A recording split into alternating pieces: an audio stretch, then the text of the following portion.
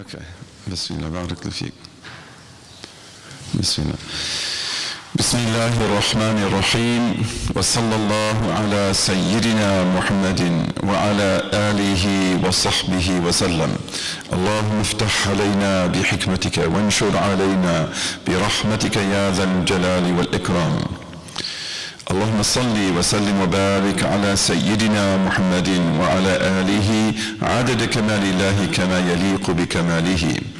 يا عليم علمنا من علمك ما ترضى به عنا ولا تؤاخذنا بما تعلمه منا. يا حليم خلقنا بخلق الحلم وحققنا بحقائق العلم. سبحانك لا علم لنا إلا ما علمتنا إنك أنت العليم الحكيم. رب اشرح لي صدري ويسر لي أمري واحلل عقدة من لساني يفقه قولي.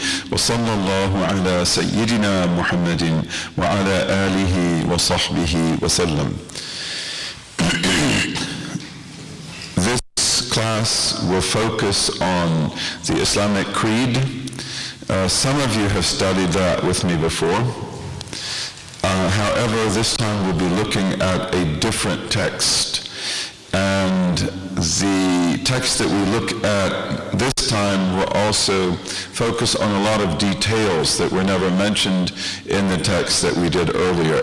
So this is a fundamental creed of Islam, and it is taken from a poem that was written by a great Egyptian scholar of the 19th century whose name was Sidi Muhammad al-Bashar. And his poem is called Ashalul Masalik. It is called the easiest of all ways of travel. And it is a poem primarily about Islamic law, but it begins with a number of verses that pertain to the creed, and he presents those in a way also that is very compatible with the view of a legal scholar, that these are the things that you need to know. And we'll see that aspect of it as we go through it. The chapter that we're going to take today is called Babu Usul-ud-Din وَمَا يَجِبُ عَلَى الْمُكَلَّفِ. How many of you know Arabic? Good. Okay, so it's called Babu Usul-ud-Din وَمَا يَجِبُ عَلَى الْمُكَلَّفِ, which we can translate as chapter on the foundational principles of the religion. Chapter on the foundational principles of the religion and what is obligatory on the mukallaf. What is obligatory on the mukallaf? So what he's teaching here then are usul-ud-din. And usul-ud-din, which we've translated as the foundational principles of the religion, are those matters that pertain to theology. How we understand God, how we understand prophecy, how we understand the structure of reality in the world around us, both in the world that we see and in the world that we do not see. Okay, so that is usul-ud-din. Those are the foundational principles. Those are the roots of the religion. And the word itself implies that everything in Islam begins with this theology. That you have to understand what you believe about God and why you believe that.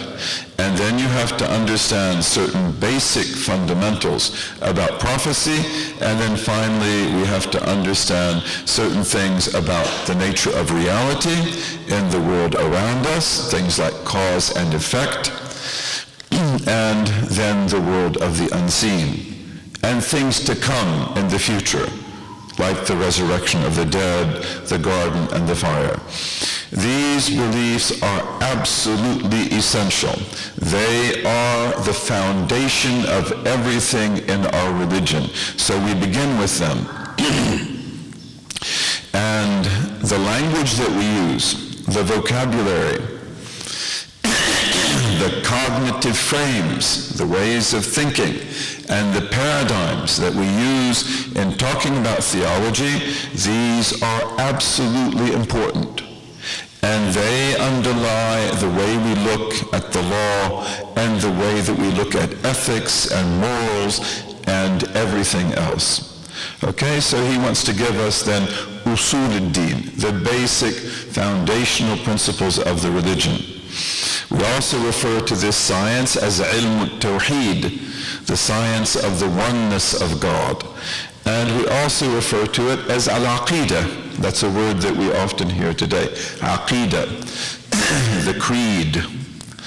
Okay, but he would use this word. So he says, Babu usul ad-dini wa ma yajibu ala al-mukallaf. So this is a chapter on the foundational principles of the religion, and then what is obligatory on the mukallaf.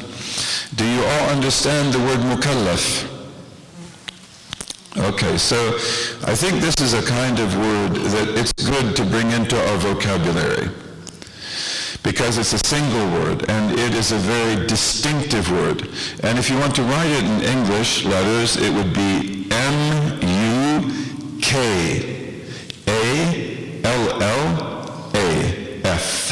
as in Frank. Okay, M-U-K-A-L-L-A-F. Mukallaf. And the mukallaf is the person who is morally and legally responsible and authorized. How do we say that in English?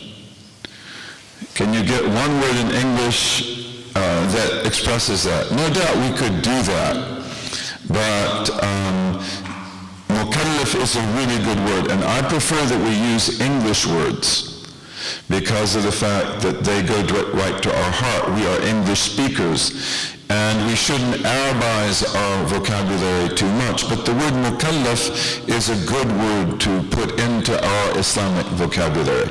What was your question? Yes. Okay, so the mukallaf is a person, male or female, who is morally and legally responsible and authorized. Okay, so that's a very important point. The mukallaf is any man or woman who is answerable before God, who will be questioned, and who will be rewarded or punished. So the mukallaf is morally and legally responsible. But in addition to that, the mukallaf is also authorized, meaning that the mukallaf has the authority to act morally and ethically and religiously and be rewarded for it. For example, you are all mukallaf. And that means that when you pray, God will accept your prayer. When you fast, God will accept your fast. You are authorized to pray. You are authorized to fast. If we don't accept taklif, which is the fact of moral and legal obligation and authorization, then everything we do is like dust. It is not legally authentic or recognized. If they are good acts, and many people who do not accept taklif do very good things, then God may reward those good acts by guiding them to Him. Okay, so the concept of taklif is very important. And taklif, which is the noun, mukallaf is the adjective. Taklif, and you can spell taklif, T-A-K-L-I, and then if you want to be academically proper, you put a long mark over the I, a macron accent, E, taklif, F, as in Firdaus. Taklif. Taklif is the act of imposing moral and legal responsibility and authorization. And taklif in Islam has 3 requirements. Okay? Do any of you know what they are? Are prerequisites of taklif. What are they? I know that you know them, Sidi Amin. What are they? Okay, number 1. Well, let's make that number 2. Sound mind. You have to have a sound mind. Our sister said sanity. And essentially it is sanity, to have a sound mind, except for the fact that we mean here a sound and mature mind, as opposed, for example, to the mind of a child. The child can be sane, but the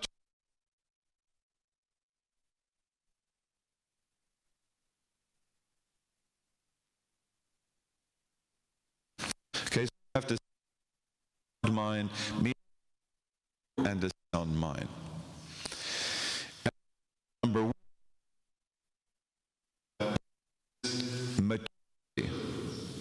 maturity. Mature.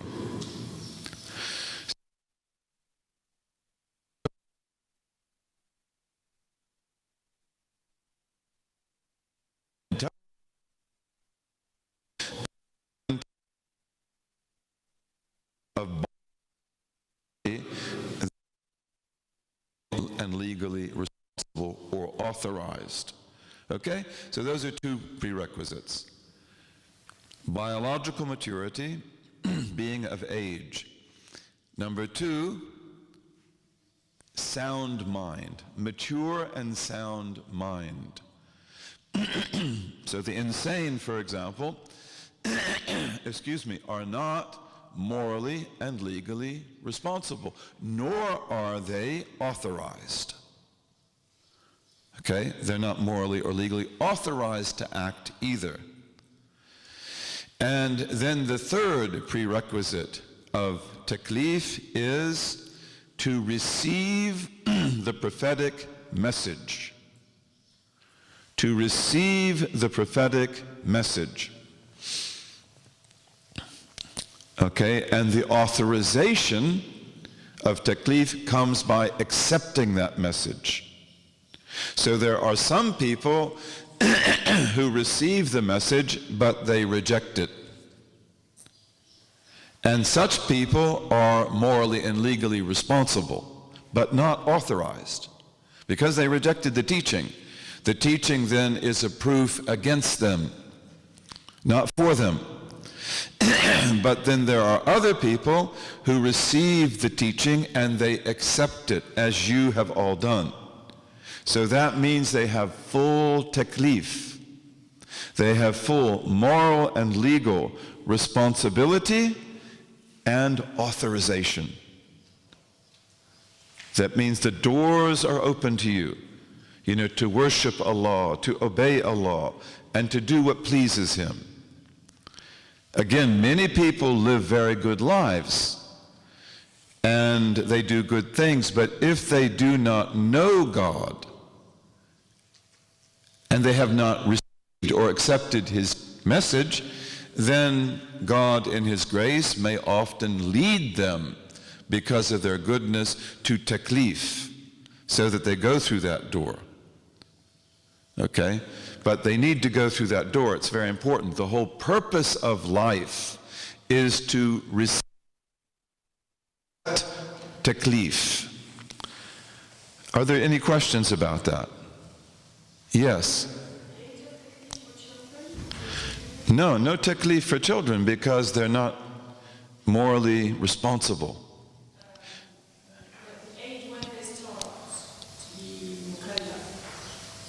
What is the age? Usually that's when the biological signs of sexual maturity appear. Okay, like the voice begins to become that of an adult and so forth.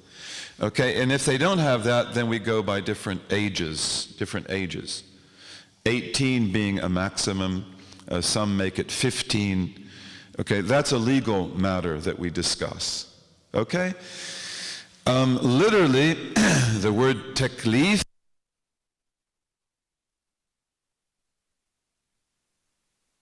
a kulfa. So God imposes upon you a burden. You carry a burden on your back. This is a kulfa. Taklif means literally in Arabic imposition of burden. We put weight on your back. Except that the word kulfa in Arabic is a very beautiful word, because it refers to the kind of burden which is a burden of love. Kalifa ash-shay in Arabic means to love a thing intensely. So kulfa is a kind of burden that comes with love. Does that make any sense? For example, a mother who bears a child and raises a child, and her family who also help her in raising that child, they bear a great burden. It is not easy to do that. But the mother has love for the child, and the family have love for the child. So they're able to take care of it day and night. They're able to wash it and to change its clothes and to feed it and to give it night. So that's a kulfa. It's a burden, but it's not just an ordinary burden. It's a burden that has in it love. The doctor, for example, who is a good doctor, who is a healer, carries a big burden. You have to pay attention to your patients. Right? Maybe you have to go visit them in the middle of the night. There are lots of things to do, but that is, or ought to be, a burden of love. And you see that in our great healers. And mashallah, in our Muslim community, we have a number of those. Our Dr. Mansour, may Allah have mercy upon him. He was a healer. He was a good doctor, but he loved what he did. Dr. Bashir and others who we have here in Spain, Hakim Archuleta, whom we have in the United States, they are healers.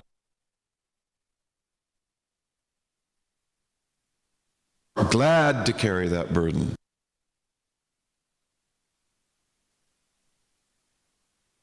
If you're going to study and you want to master your field, that's a burden. You've got to do a lot to do that. But inshallah, it's a burden of love. I knew a young man who became a Muslim when he was, I think, 15 years old. I met him and he came to Chicago to live with me. He'd never been educated. In fact, he was dyslexic.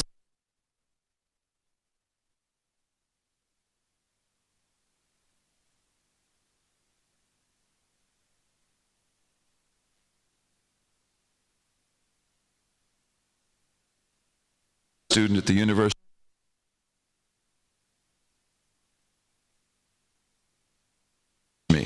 You have to teach me. And I said, okay.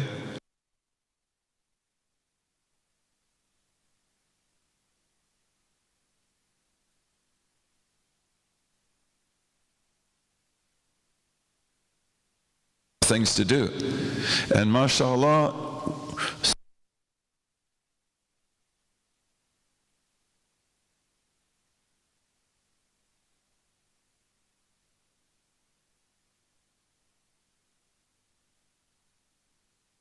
Arabic is not easy to learn.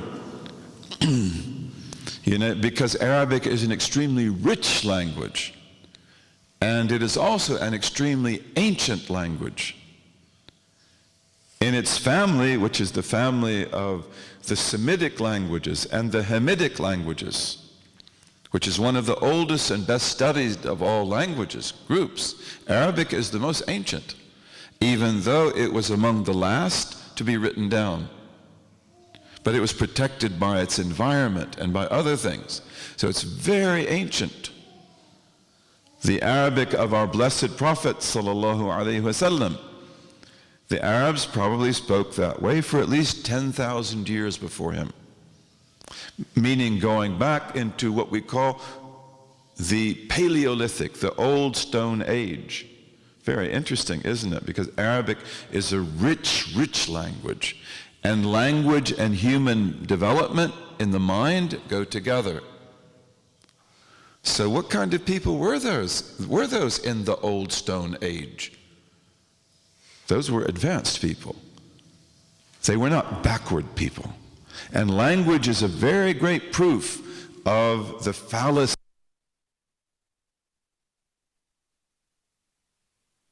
in ideology.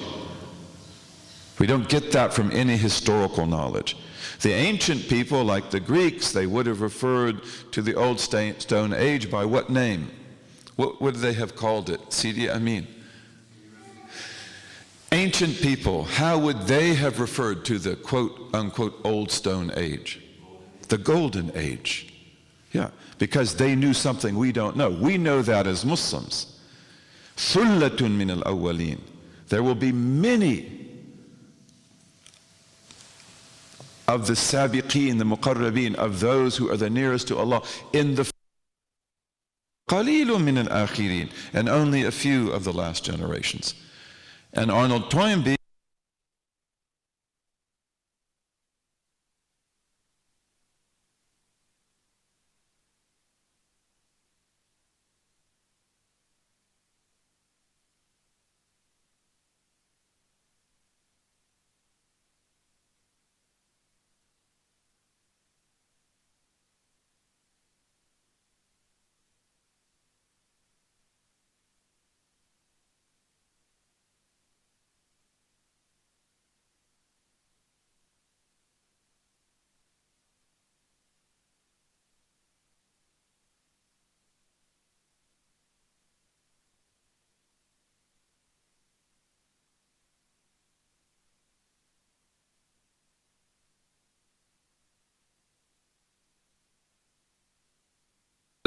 love for it.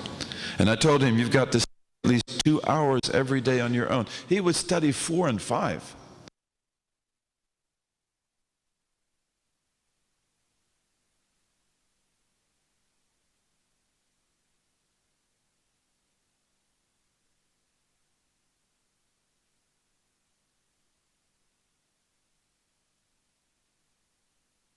Religion, which is basic theology, how we speak.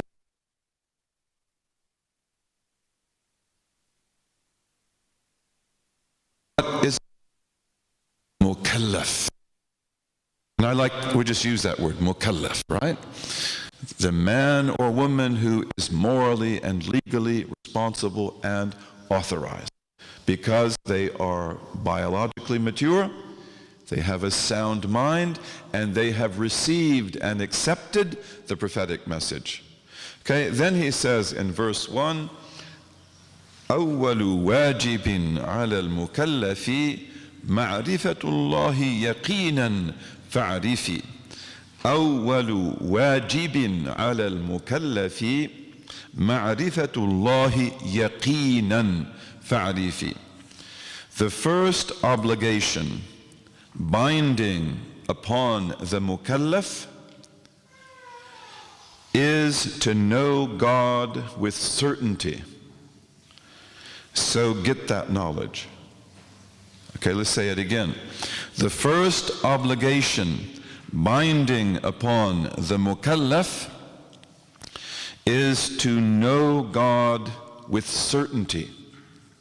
So get that knowledge. Okay, so this is really important. Islam is a religion of obligations. All prophetic religion are religions of obligations. Things you have to do and things you are not allowed to do. God commands. Okay, as Lord, he commands you to do certain things and he commands you not to do other things.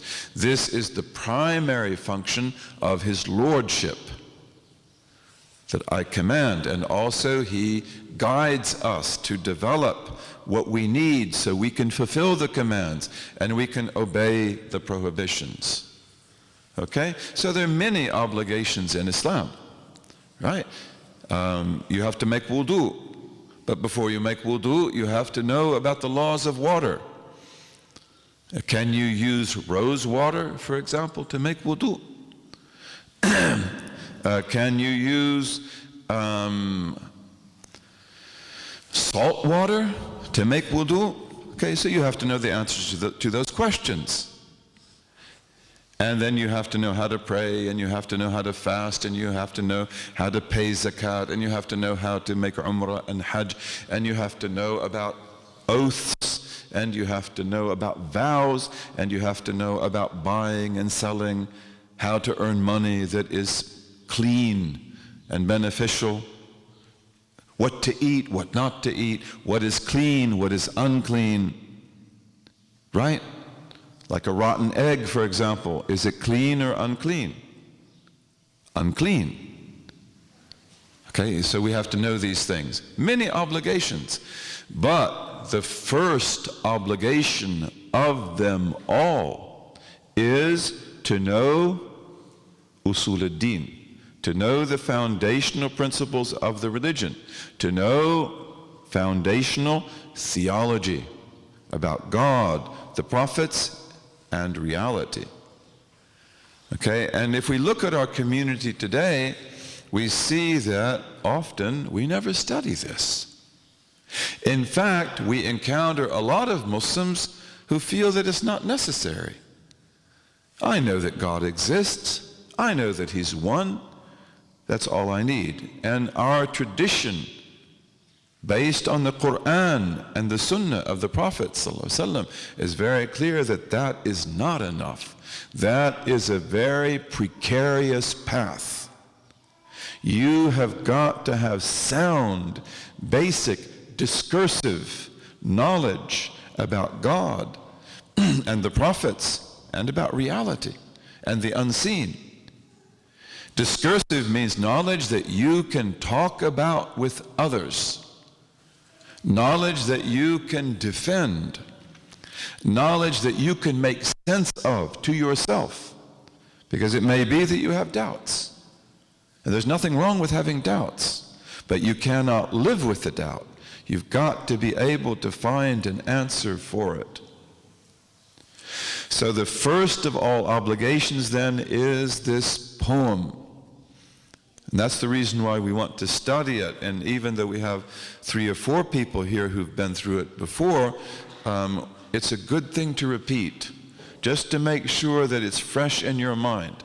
And one of the things about the theology is that you've got to understand in your heart how it works. Okay? You've got to be able to explain that in a way that is satisfactory for you. Okay, you can't just accept that because, well, my teacher told me. No, you have to understand how it works. Okay, so the first and foremost of all obligations is to get basic theological knowledge. أول واجب على المكلف. So once you become a mukallaf, you are biologically of age, you have a sound mind, and you have received and accepted the prophetic message. The first obligation is to learn about God, the prophets, and the unseen.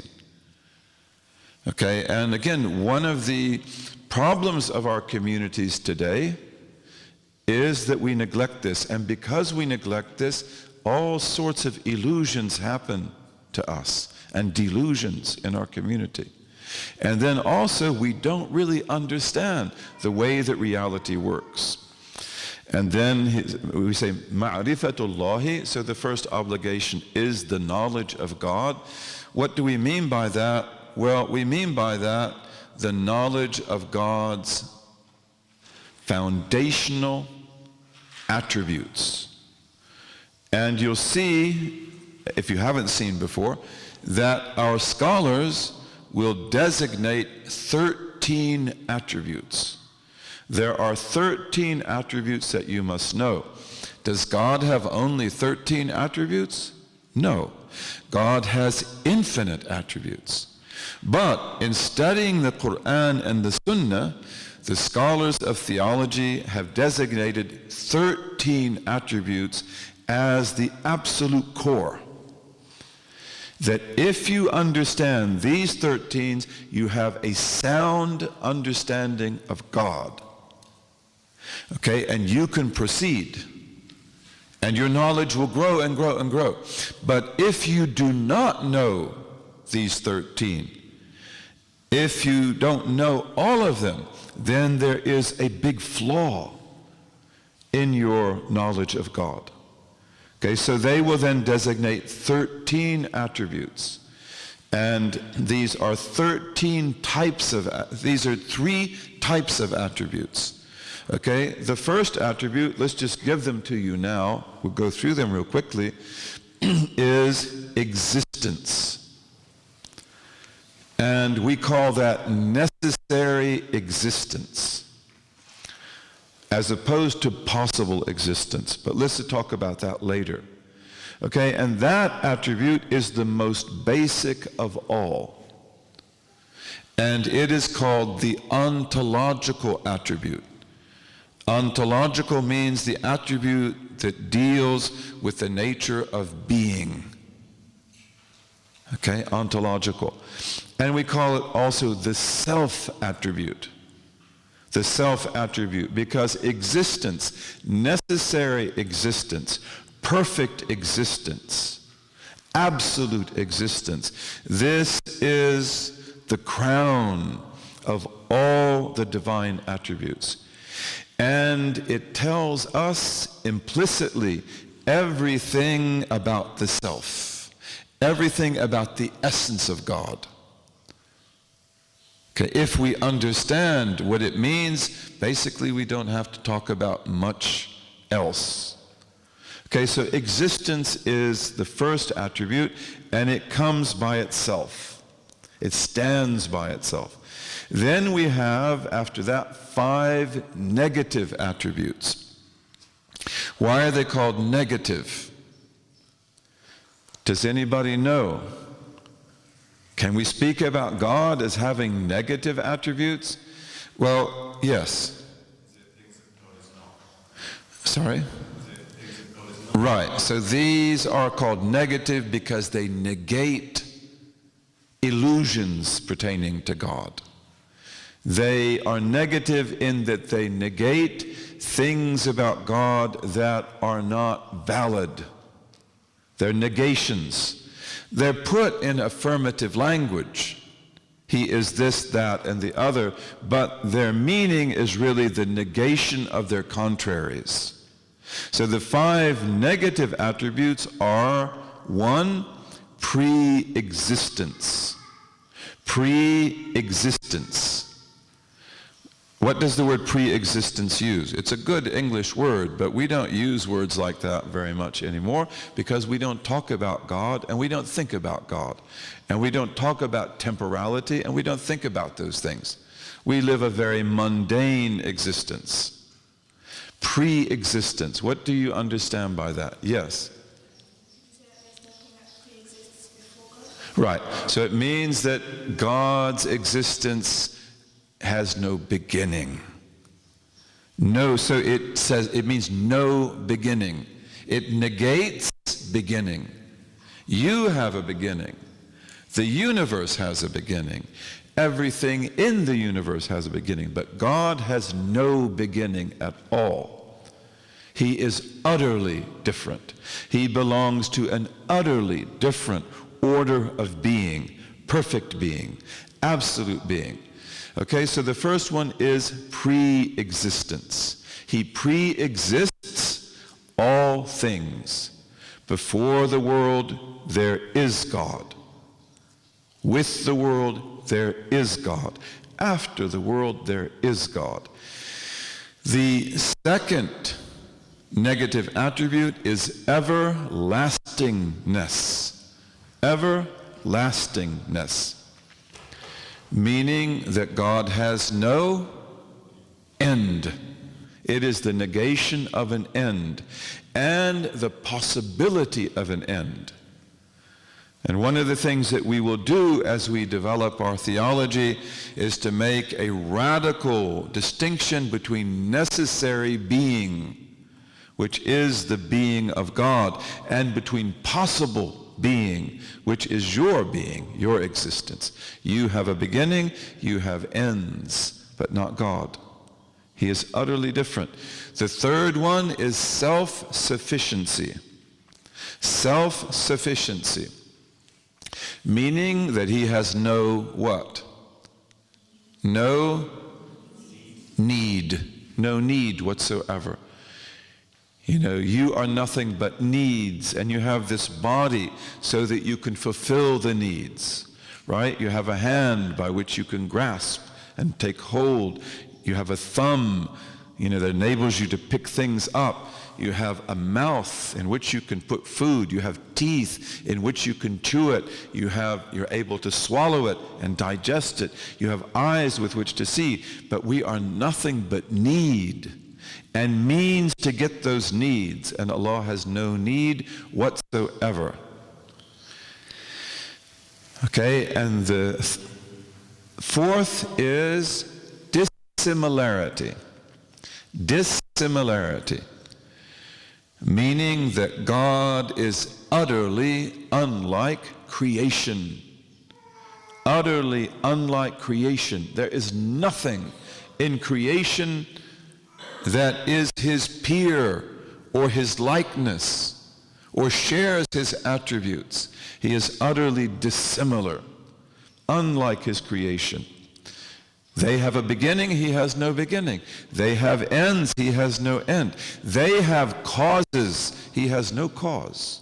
He is uncaused being. All right? And then the last of the negative attributes is oneness. Oneness. We affirm that God is one, huwa al-ahad, huwa wahid. Okay, but when we say that, we mean that there is no other. So it is the negation of any other who is like him. Just as it is also the negation of all plurality in him, or multiplicity in him. He is utterly one. So these are the negative attributes. They're extremely important. And then we have after that 7 positive or affirmative attributes. And these are affirmations about God. They're not negations of qualities he does not have, but affirmation of attributes that he does have. And those 7 are life. So God is living. He exists. But he exists as a living, personal being. Okay, those are not the same thing. Okay, and then the second is knowledge. And we mean by that omniscience. Omniscience, we mean by that infinite knowledge of all things, necessary, possible, and impossible. Everything that is, everything that was, everything that will be, and then more than that, everything that was not but could have been, everything that is not but could be, everything that shall not be but could have been. And the second category is vastly greater than the first. Because everything that exists in the world of multiplicity is a delimitation of infinite possibilities so that that thing can be as it is in its space and time. God has knowledge of all of that. Okay, then speech. And God speaks in his perfect, uncreated speech about everything he knows. Okay, knowledge, we say, makes manifest that which is known. And speech indicates that which is manifest. It points to it. So God has the attribute of life, knowledge, and speech. Then he has the attribute of will and power. And will is the attribute that designates what things will be and how they will be and where they will be and when they will be. So his will designates that you will be, and that you will be born at a particular time. You will go through certain episodes and events in your life, that you will be here at this moment, sitting in the place you're sitting in, wearing the clothes that you're wearing, in the company that you're in, thinking the things you're thinking, doing the things you're doing.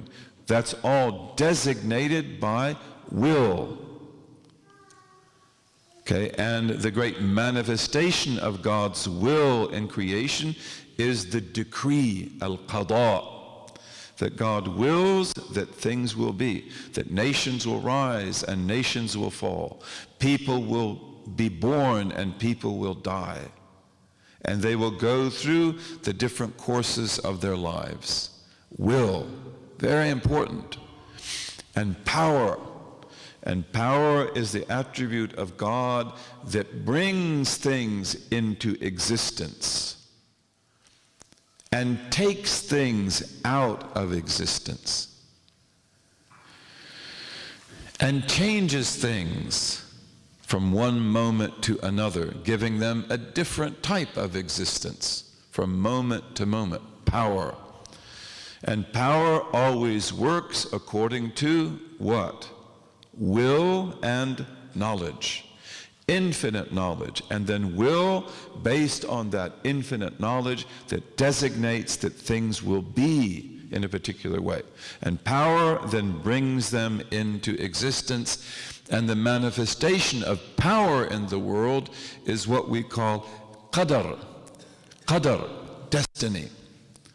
Destiny, divine destiny, that God destined that you be here at this time, sitting in this place, thinking your thoughts and doing your thing, right? Destiny.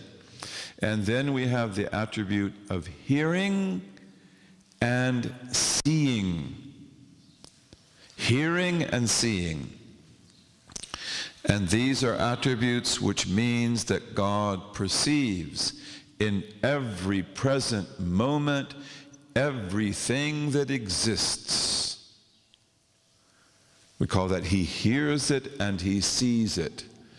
And he hears and sees the greatest of all, and that is God himself. He sees himself, he hears himself. He sees his act, he hears his act. Okay, so these are the 13 attributes. And when he says in the first verse that you must have knowledge of God, this is what he means. That you've got to understand these 13 attributes. And you have to understand how they work. And if you do that, then you have adequate knowledge to pass the test. And you can go much further, but this is the foundation. You've got to know this. Obligatory. That means that if you learn this, you get a huge reward because you are fulfilling an obligation. It also means that if we don't learn this, then we get punished, or we deserve to be punished. Whether God punishes us or not, that is his prerogative. Okay, so it's very important. And then he says, with certainty, that you know God with certainty. And this means that, you have got to be clear about this belief. You've got to think about it. You've got to articulate it. You have got to work it out in your mind so that no doubt remains. In English, we often use the word belief to mean something which is a little bit shaky or doubtful. I believe he is a good person, but maybe not. I believe that something happened, but maybe it didn't. We often use the word believe in English to indicate probability. Probably it's true. Okay, and I remember Christians, I grew up as a Christian, I became a Muslim 43 years ago, mashallah. And I remember Christians who used to tell me that when they go to church that I go to church sort of like making payments on an insurance policy. And whether I collect on the policy, I think is 50-50. In other words, maybe when I die, there will be a garden, and there will be a judgment, and I will be okay because I went to church. And maybe there won't be. Okay, well, I'm sorry, that doesn't work. That's not, you've got to know, you've got to believe, you've got to purify your heart, you've got to use your intellect, you've got to be able to look at the world and see how it works, and no doubt can remain. As long as there's doubt there, you still haven't fulfilled the obligation. Okay, it's very important. Okay, this is very important, and this is why also one of the greatest mercies of God to us is the fact that in sending us the last of all messengers and the greatest of all messengers, sallallahu alaihi wasallam, he preserved the teaching. So the Quran has come to us just the way that he recited it. No question about that. And the hadith, the sayings of the Prophet sallallahu alaihi wasallam, have been transmitted to us with great integrity. Really. Some of them are authenticated, some of them are adequately authenticated, some of them are more weakly authenticated. But we can look at the whole body of the hadith and we can say this is solid ground. Okay, we know that the Prophet taught us certain things. No question about that. Okay, and why is this a great mercy? Because this is the gate that opens up to certainty. Okay, that when I recite this Quran, قاف والقرآن المجيد بل عجبوا أن جاءهم منذر منهم فقال الكافرون هذا شيء عجيب أإذا متنا وكنا ترابا ذلك أمر عجيب. Huh? Did I get it right? ذلك أمر عجيب. Okay, so we know this is what God revealed to his prophet. This is what our prophet recited. No doubt whatsoever. And these beautiful words we can imbibe, and they bring us great barakah, so that we can have certainty. And then we use our minds so that we can have certainty. And we use our experience in the customary world so that we have certainty, so that you walk with light. This is really important. And again, coming from the Christian tradition, you know, the fact that Christianity survived even in a minimal form is a virtual miracle. The Christians underwent persecution that was absolute as a persecuted minority in a dominant and hostile Roman Empire, in which the empire sought them out and fed them to the lions. And the first things they asked for when they went to a secret Christian gathering was your books. Give us your books and we will burn them in the fire. And the second thing they asked for were your scholars. And so they turned over the scholars, men and women, and they're fed to the lions. Or they're killed by other horrendous ways. So that today, when we look at the gospel of Jesus Christ, we don't even know what language he spoke. Did he speak in Aramaic? Did he speak in Syriac? Did he speak in Hebrew? Did he speak in Greek? We don't know. And what does that tell us? That you lost the books. Then that's what that means. You don't have the books. Because if you had the book that he gave us, we would just look to see what language it's in, right? But we don't have that. And every verse in the Gospels today can be contended against on the basis of manuscript evidence. Give us this day our daily bread. You could also read it another way, because there are other transmissions. And even the word daily bread, we don't know what it means. Epousion, because it's not classical Greek. It is colloquial Greek. And we render it as daily bread, but we don't really know what it means. Okay, so where's your certainty? Where is your certainty? That's a big problem, a huge problem. And then you have the Trinity as the pivotal belief of most Christians in the world for the last how many years? And yet it has no authorization in the Bible whatsoever. It is not a biblical belief. It is not a gospel belief.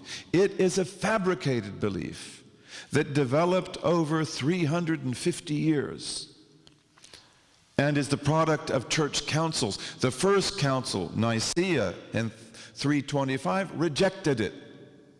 But then the emperor, then there was fighting among the emperors, and then you have another council at the end of the century, the 300s, in which they affirmed the Trinity as obligatory belief. On what basis? See, so this means there is no foundation for certainty, and that is extremely harmful. Extremely harmful. And if you go to Judaism, you have the same thing. How many are the Psalms of David? Well, there are 150 Psalms in the Bible, but the Dead Sea Scrolls tell us that the Psalms of David, which were revelation, were more than 4,000. Then how many were left? 150 out of 4,000? It means you lost almost everything. And we know very clearly that the earliest Jews did not believe the same thing that the later Jews believed in. The Dead Sea Scroll community is very much like us. The Dead Sea Scroll community, which lived just before the coming of Jesus Christ, one of their most important beliefs was that they believed in the oneness of God. They believed in the resurrection of the dead. They believed in the garden and the fire, the angels, and so forth, as you do too. But they also believed that the Messiah was about to come. And he was about to come. Jesus, the Son of Mary. But they did not believe that he would be crucified. No indication whatsoever that they expected that he would be crucified.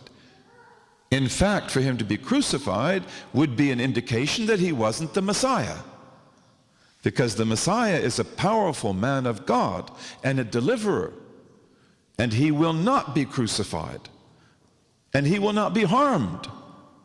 You will either believe in him or not. And if you don't believe in him, God will take him away. And he'll come back. And then they believed that after the Messiah would come the great prophet of the end of days, who is the Deuteronomy 18:18 prophet. A prophet, a great prophet, a special prophet will I establish for them, who will be like unto you, Moses, and him they must obey. And this is our prophet, sallallahu alaihi wasallam. And this was a major belief of the Dead Sea Scrolls community. And they made it very clear that it was also an unpopular and an unacceptable belief. So that if they did not keep it as a secret, the other Jews would kill them, because they don't like that belief. What? A prophet comes to you from your brothers, by the way. I didn't give you a great prophet God will establish to you from your brothers like unto you, Moses. Okay, so this is very important. Our religion is based on certainty. Our books are certain. Our transmissions are certain. Our tradition is certain. And then also we use the rational mind. And on that basis, we know God exists. Okay? This is what we have to study. And also in Islam, we have in the Quran and we have in the Hadith two types of verses. We have verses of absolute certainty, and we call those qat'iyat, verses of or hadith of definitive meaning.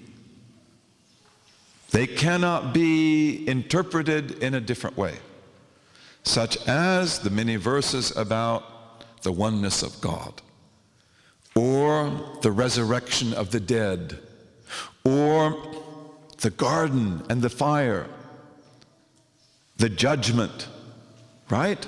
Those verses are absolutely clear. If you believe in the Quran, you have to believe in them. You can't say they're a metaphor. You can't say they're a figure of speech. To do that is to reject the book itself.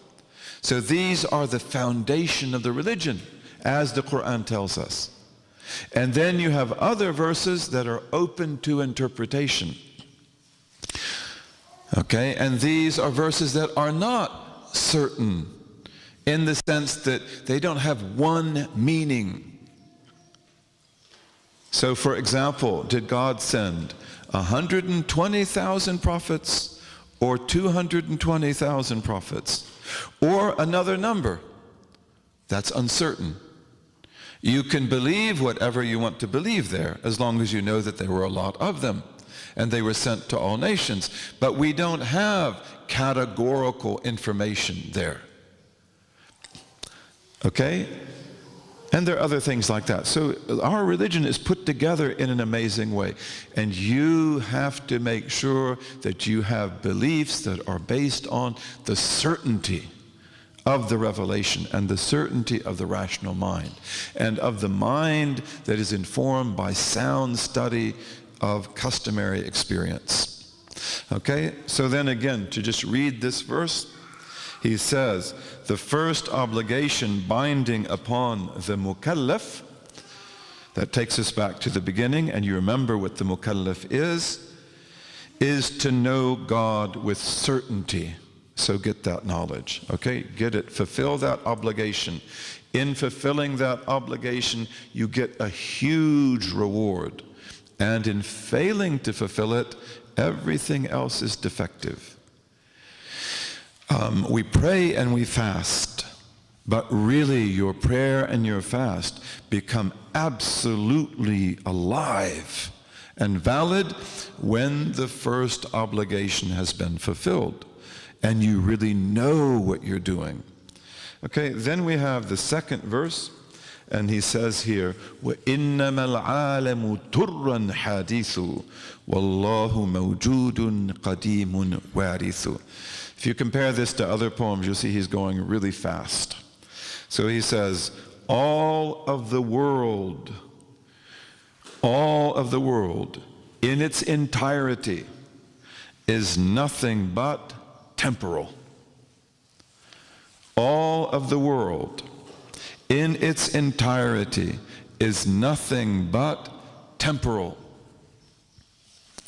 And then he says, and God is existent, pre-existent, and he is creation's everlasting heir. H-E-I-R. Heir. He is the one who inherits the heavens and the earth. Let's just focus now on the first half of the verse. وَإِنَّمَا الْعَالَمُ تُرًّا حَادِثُ. So here he says that the world and everything in it is completely temporal. Okay, now here again we use our language carefully.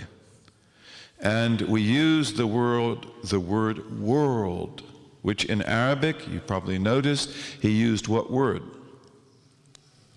Al-alam. Al-alam. And the world is defined as everything other than God. If we use the word world in just ordinary English discourse, we might think of the earth, right? We might think of this world we're in. We might think of a certain dimension of the world, but here the word world means everything other than God. So the world is what we can see and what we cannot see. It is the angels. It is the throne of God, which is the greatest of all created things. It is the garden, because the garden exists now, but it is not close. And it is the fire. The fire exists now, but it has not been fanned to be intensely hot. It's hot, but it's not been su'irat. It's not been heated up the way that it will be on the day of judgment. But it's there. Okay, so this is all the world. The stars, the planets, the earth, the mountains, the seas, the fishes, the birds, everything. It's all world. And it's the universe. And then it's also all possible universes that might exist, but we don't know about. Those are all the world. The world. Okay, and we call it alam. Alam here is a very meaningful Arabic word, and it means that it is a sign. It is a standing sign of God. This is what the word, in English, our word world, I'm not actually sure what it comes from. My guess would be that it comes from destiny, that which is destined to be, but I'm not sure about that. But in Arabic, the word alam, it means that which is a sign of something else. So the world is an alama. It is a sign, a standing sign. And this means that we want you to use your language in an attentive way and be aware of the fact that everything in this world is a sign of the existence of God. Everything that is finite points to the infinite. Everything that is temporal, which means time limited, time based, points to the non-temporal. Okay? This is what we have to know. We have to understand, how does that work? So the world and everything in the world is a sign of God's existence. وَالْعَالَمُ تُرًّا حَادِثُ. And all of the world is temporal. The word for temporal here in Arabic is hadith. Hadith. In English, our word temporal means time-bound. Time-bound. Existing in time. Limited to time. Having a past, present, and future. And it also implies that those things are space-bound. In other words, they are located in times and therefore also located in places. So the pillar is here at this moment. It wasn't here 40 years ago. It has a beginning. It's time-bound. It was made, and it was made in this place, in this structure. That's what temporal means. Temporal means that the world exists in time and space. In Arabic, the word hadith is a little bit different in that it emphasizes a quality that all time-bound and space-bound things must have. And that is a beginning.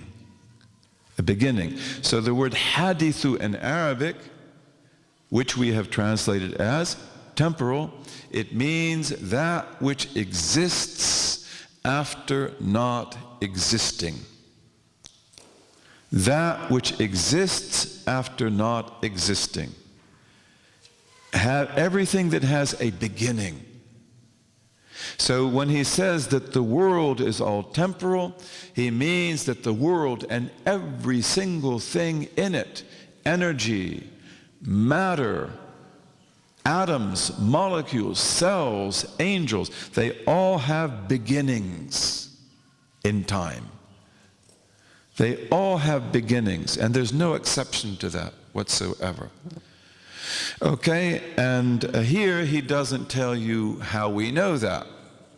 He expects you to get that from me, or from the commentary, or the teacher. And this is because, again, the poem is meant to go really fast. So he doesn't get into a lot of details like you might get in other books or in other poems. But here you have to understand why we know that the world is temporal. How do you know that? Like, this is a big statement, that the world, which is everything other than God, the angels, the throne, the garden, the fire, the birds, the mountains, they all are temporal. They all have beginnings. How do you know that? And here, our scholars say it is sufficient for you. It is enough for you to understand one proof. There are others, but there's one proof that is enough for you, and that is that change necessarily indicates beginning. That change necessarily indicates beginning. That when things change, those things must be temporal. Anything that changes must have a beginning. And this is a Quranic proof. Allah tells us over and over again about change in the world.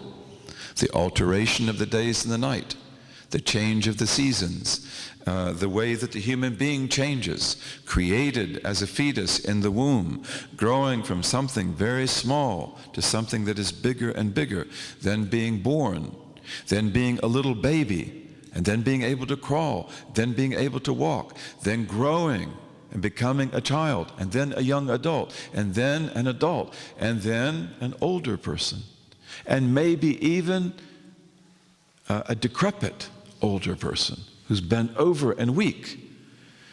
Allah tells us about the change of things. Okay, so this is one of the most common of all Quranic themes. Look at the world and look at how the world changes. And when Abraham is a little boy and he lives in Babylon, and his people are a people who have lost the knowledge of God, his people will call him to worship the Babylonian Semitic Trinity. The Babylonians had two trinities. Trinities are very common in pagan religion. And the Trinity of Christianity is essentially a pagan belief. It's not a biblical belief at all, not a prophetic belief at all. But the people of Babylon had two trinities. One of them was a Sumerian trinity. The Sumerians were the people who were in Babylon before the Semites. And they believed in a trinity which was the heavens, the earth, and the waters. Heaven, earth, and waters. But the Semites, who came from Arabia, they had a Semitic trinity, which they got probably from the Yemen. The Yemen is probably the homeland of the Semites and of the Arabs. Beautiful land, the Yemen, beautiful. And Abraham's people, the Chaldeans, they came from what is today Qatar, and the Emirates. That's where they came from. They were camel nomads, and they invaded Sumeria. They were very powerful, but they were also pagans. And they brought with them a Yemeni Semitic trinity, which was Venus the kawkab, the planet, the shining planet, and the moon, seen, they called the moon seen, and the sun, shemesh, the sun, shams. Okay, and so Abraham, as a young boy, he's called upon, like all of his peers, to worship one of the persons of the Trinity. You can pick Venus, and she's so beautiful. And you can see Venus even before sunset, right? Right here on the horizon. The evening star or the morning star. That's a planet. It's the planet Venus. You can see Venus this evening if you want. You probably saw Venus yesterday. Beautiful. One of the most bright objects in the night sky. And if you don't like that, you can worship the moon. And if you don't like that, you can worship the sun. And this is in the Quran, right? Surah Al-An'am. And Abraham says, but I do not like that which sets. I do not like that which changes, not as a god.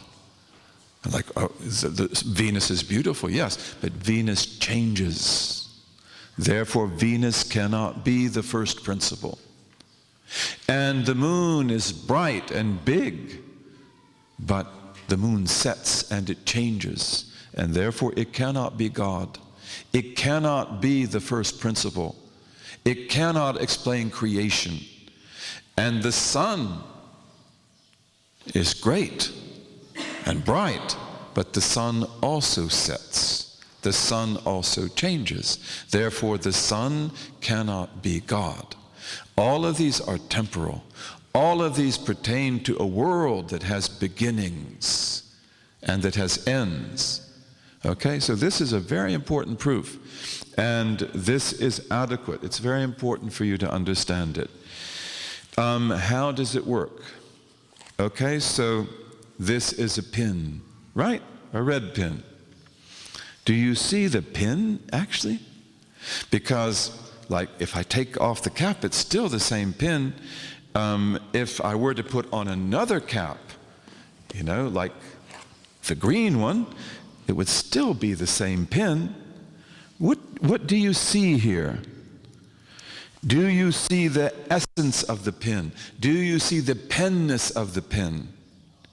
What you see are outward attributes. Right? You see the pin is red. You see that the cap is off. You see that the cap is on. You could look through and you could see that it's still full of ink. You can see that this little clip here is a silver color.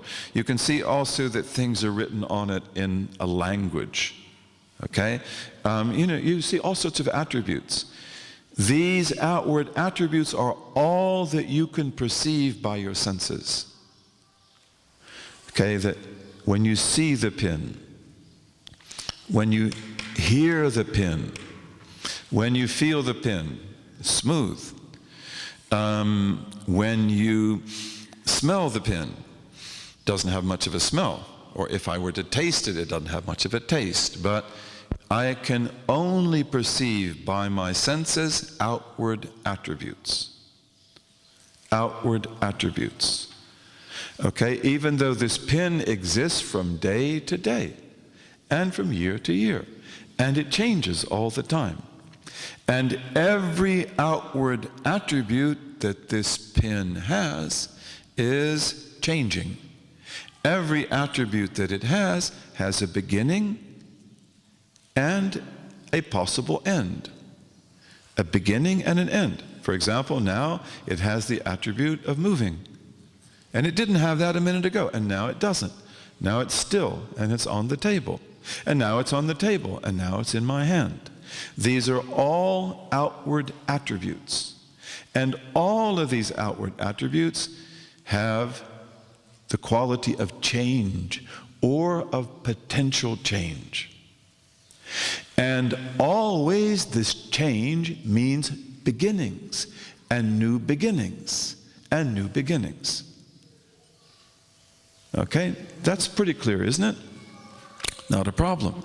But I also see in my rational mind that I cannot coherently, intelligently speak speak about this pin without its having outward attributes. Right? Can you imagine this pin being a pin if it had no color? If it had no substance? If it wasn't made of plastic? It's made of plastic, I presume. But it's not made of plastic, not of wood, not of metal, not of anything else, not of a reed. If it didn't have ink, if it didn't have any outward attribute. If it didn't have any outward attribute, then we would say about it that it doesn't exist. Do you follow that? We would say about it that it doesn't exist. Therefore, we see in our mind's eye, and this is what the Quran wants you to see, that this pen has the same quality as its outward attributes. They have beginnings, they have ends, therefore it has a beginning and it has a potential end. This is really, really important, and this is something that you need to go through. And maybe this afternoon when we come back, we'll talk about it again. And maybe I'll ask you questions about it first. So we see, if you can get this. But this is what you have to understand. And our scholars would say that this is the most important thing. This is the first step. That you must be able to understand in your mind's eye why and how the quality of change indicates that things have beginnings. When was the pen made? Was it made in 2001, 2007, 2010? I don't know. My mind cannot answer that question without exploring other things. Like maybe the pen will say that it was made in Japan in such and such a year. And that's just a probability. Maybe they were lying when they wrote it. Okay, so I don't know when this pen began, but I know that it did begin. And I know that if the stars move and they change, and they have the potential of change, that they must have a beginning. Just like every attribute they have has a beginning. And just like we cannot conceive of that star as existing without outward attributes that also have the potential of change. Okay, so therefore, the fact that the stars move, the fact that the stars set, the fact that the stars change, and the earth changes, we have day and night, and you change, you're not the same this year as you were last year. And you won't be exactly the same next year. Then that indicates that you have a beginning. Okay, so this is really important, that the world and everything in it is nothing but temporal.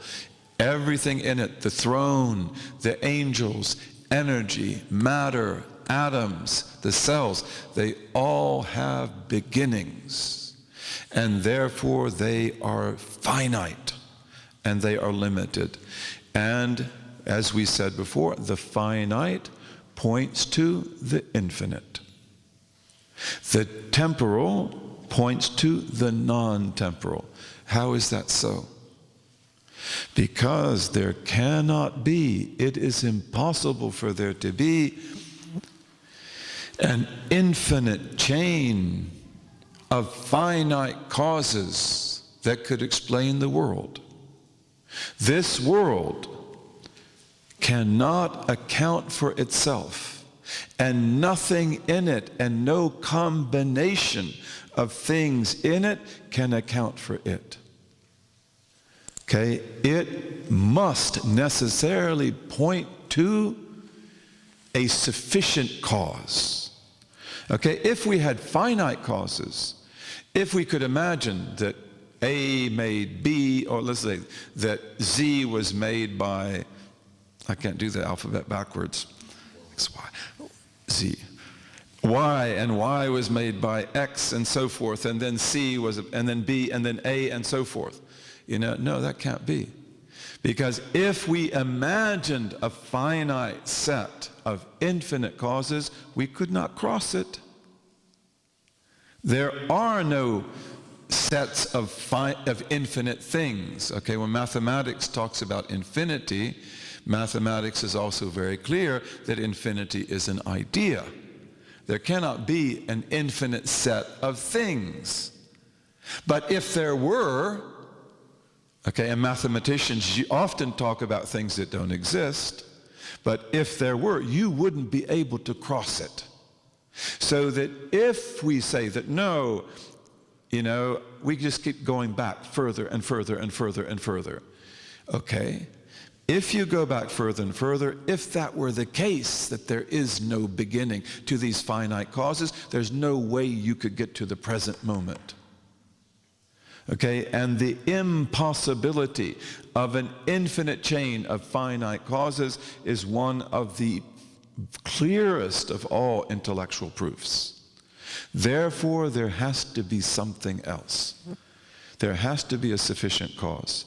And that means that the temporal world is a sign that indicates to us categorically that its cause belongs to another order of existence. And that's what we will call necessary being. Okay, so in Islam, then, when we talk about the world, we affirm that the world is temporal. It has beginnings, and everything in it has a beginning. How do we know that? Change. How do we know change indicates that? Because of the necessary connection between changing outward attributes and things. Okay? And there cannot be an infinite chain of these finite causes. Therefore, they indicate another order of reality, and that is the existence of God. The finite indicates the infinite. The dependent indicates the independent. The temporal indicates the non-temporal. This is really, really important. And this is something that you need to work with. You need to try to go through it on your own. Do you think you can do that? It's not that complicated, but you have to make sure you get the steps right. And this is what is implicit in what the Quran is telling us about all the time when it tells us about change in God's world. Okay? And so for that, so we say the world is contingent. Contingent, that all of this world is dependent on something else, which alone can explain it, which alone can account for it. And that other that the world is contingent upon cannot be like the world in any way. That must be necessary existence. It must have the quality of necessary existence. It must have no beginning. It must have no end. It must be self-sufficient. It must be dissimilar, and it must be one. Okay, so we will suffice with that now. Inshallah, we'll come back, let's say around 6:30. We will pray Asr, and then we will meet for another hour and a half. Inshallah, we will begin with this, and I'm sorry that we don't have time for questions now because we need to get ready for Jumu'ah. Otherwise, I'd be happy to have questions for an hour, but we need to get ready for Jumu'ah today. And Jumu'ah will be at 2:30. That's 2 hours from now. You need to wash and get ready. You may want to take a nap. And inshallah, we'll come back for Jumu'ah. Then after that, we have a rest. And at 6:30, inshallah, we have Asr, and then we'll have another class. And that class, I think, could go on. I don't want to tire you, but it's important for us to go over what we talked about now. And it's important for you to be comfortable with it. A lot of words, right? And a lot of concepts. And all of this is dealing with getting sound vocabulary and sound cognitive frames and paradigms. And that's a huge shift If you've never thought like this before, then it's a miracle that you can get it all in one class. Okay, but also help yourself with your pen and then think about it. And we'll come back to talk about it next time, inshallah. So now I'll excuse myself because I'm supposed to be the khatib. And we give a 3-language khutbah, right? Because we have people here, we speak in Arabic. This is, the khutbah should be in Arabic. And then, of course, we have lots of Spaniards here, and we have to honor them. I do honor them, I love them. And we have to honor their language, which is an old Islamic language anyway. When Dr. Jackson heard us giving the khutbah in Arabic and Spanish, he said it really hit a note with me, because he said, I felt like that's the way it must have been here. And it was that way. The Spanish was, Arabic and Spanish were like mother and daughter. They go together very nicely. And then, for the sake of the Anglophones, right? We'll try to put in a good word. Bi-idhnillahi ta'ala. Okay?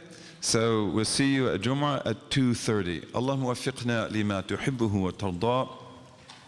وجعلنا من عبيدك السعداء وأمتنا على كلمة الهدى علمنا ما ينفعنا ووفقنا للعمل بما علمتنا به واجعل ما نحن فيه خالصا مخلصا لوجهك الكريم يا رب العالمين اللهم اجعل تجمعنا هذا تجمعا مرحوما وتفرقنا بعده تفرقا معصوما لا شقيا منا ولا محروما آمين آمين آمين يا رب العالمين. Islam is a really beautiful religion, and it cultivates your heart, it cultivates your mind, and it cultivates your senses. And we believe in God through all of these. We believe in God, through all of these, through His book, through His messenger, through His messenger's beautiful teachings, sallallahu alaihi wasallam, and through the rational mind. And this is also something which is very difficult for us in modern times, because in modern times, for the last 200 years, most advanced and progressive people who build empires and weapons and markets and control the world, they accept only one source of knowledge, which is what? The senses, not the rational mind.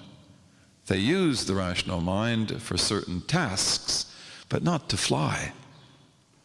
Don't let the bird out of the cage.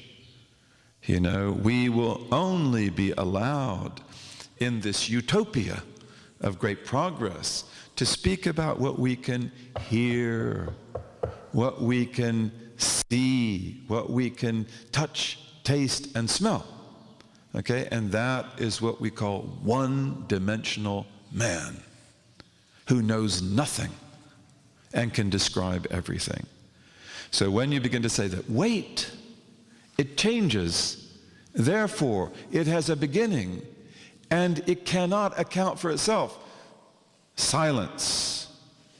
Do your homework, work on your computer, play your video games, go out and buy something, right? But don't think about that, because that's flying.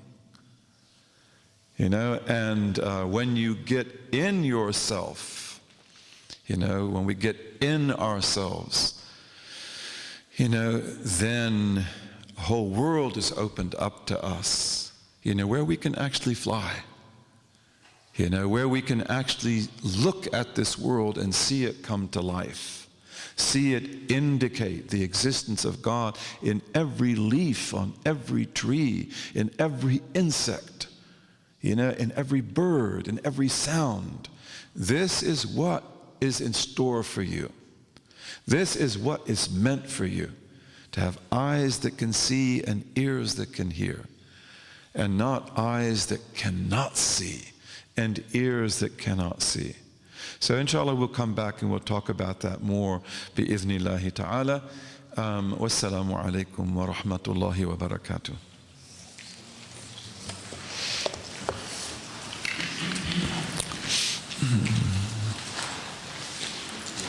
بارك الله فيكم بارك الله فيكم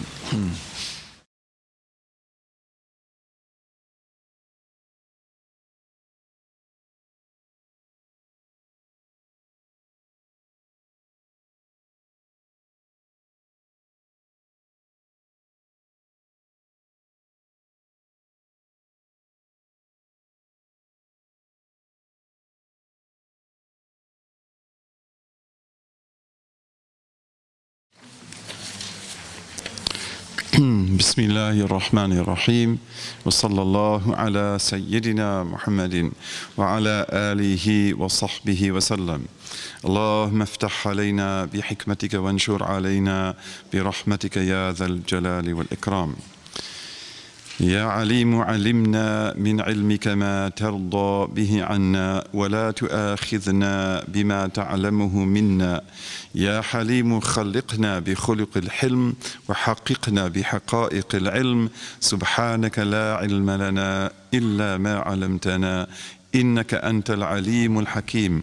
رب اشرح لي صدري ويسر لي أمري واحلل عقدة من لساني يفقه قولي. وصلى الله على سيدنا محمد وعلى آله وصحبه وسلم. The temporality which is of the second verse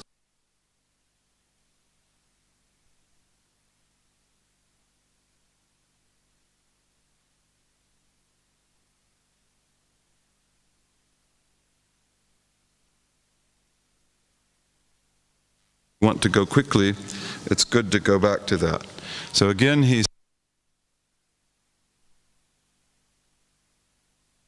wujudun qadim. Entirety is nothing but temporal. It's only temporal. And God, and He is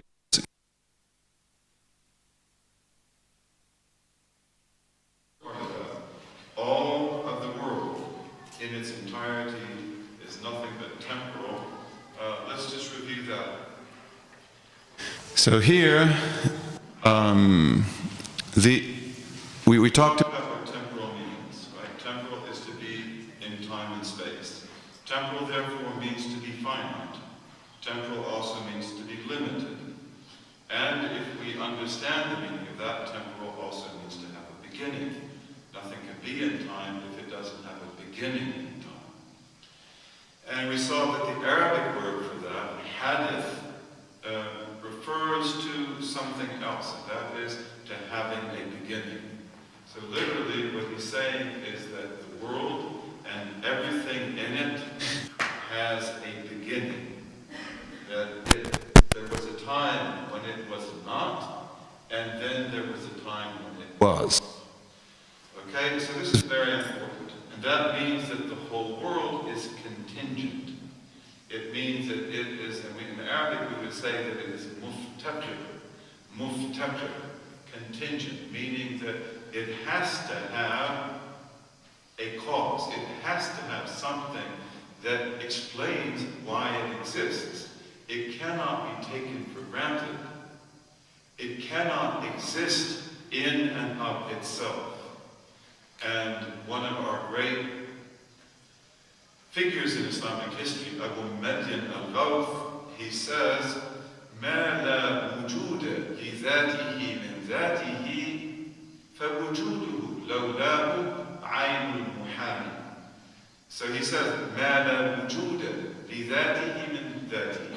That which has no existence for its essence from its essence. Does that make any sense? In other words, everything that exists in this world, it doesn't make itself exist. It doesn't cause its own existence. Something else has to do that. Something outside of it. So he says that that which has no existence of itself from itself, its existence, were it not for him, were it not for God, who necessarily exists, would be the very epitome of impossibility. It would be totally impossible. So in a world in which everything is finite, everything is delimited in space and time, it always points to its Lord. It necessarily points to its Lord. It is utterly contingent on its Lord. Okay, this is the point that he's making. And what we saw is that one of the main arguments that the theologians rely on in explaining this is the fact that when you look at the world and everything in the world, these things that you see, that you perceive with your senses, they are the thing in itself. Like, for example, these are a pair of glasses. The thing in itself is my glasses. Okay? And then these glasses, which are a thing in itself, has outward attributes. Right? They have a particular size. They have a particular type of glass. They happen to be black in color. They have a particular shape, and so forth. Okay? These outward attributes are not the same as the glasses themselves. If, for example, one of these were to break, I might not be able to, if, for example, one of these arms were to break, I could still probably wear the glasses like this, and you still say, that's my glasses. Those are my glasses. But they wouldn't be the same, right? So when we look at things in the world, all that we can see are not the things in themselves, but we see what? Their outward attributes. We see, if you want to say that, you could say they're secondary qualities. They're secondary qualities. You know, the pillar is white. The pillar has a particular shape. The pillar has a particular position. All right, that's what you see. But the pillar itself, you don't really see. The thing in itself, if you want the essence of the thing, you don't see. So therefore, we live in a world in which there is a necessary connection between the things in the world and their secondary qualities, their outward qualities. Do you follow that? In other words, if these glasses don't have color, if they don't have substance, if they don't have weight, if they don't have these particular qualities that they have at all, then they don't exist. All right? So there is a necessary relationship between the glasses and between their outward attributes. These outward attributes are changing all the time. These outward attributes are capable of infinite change. We can break the glasses. We can paint the glasses. We can change the glass in the glasses. There's no limit to the things that can happen to these glasses or that we can do to them. All right? So, and every one of these outward qualities, it has a beginning, right?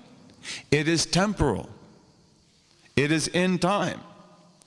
And therefore, we can say, not only can we say, but we must say that the glasses themselves are temporal. Just like their outward attributes. Just like their outward attributes. So that is a very important proof. And as we said, it is a proof that Allah Azza wa Jal repeatedly states in the Quran. Okay, and when we understand the nature of change in the world, and then we look at the world around us, we see that it has a beginning. Okay, and then it has to have, there has to be a being that can account for its existence. And that being cannot be like it.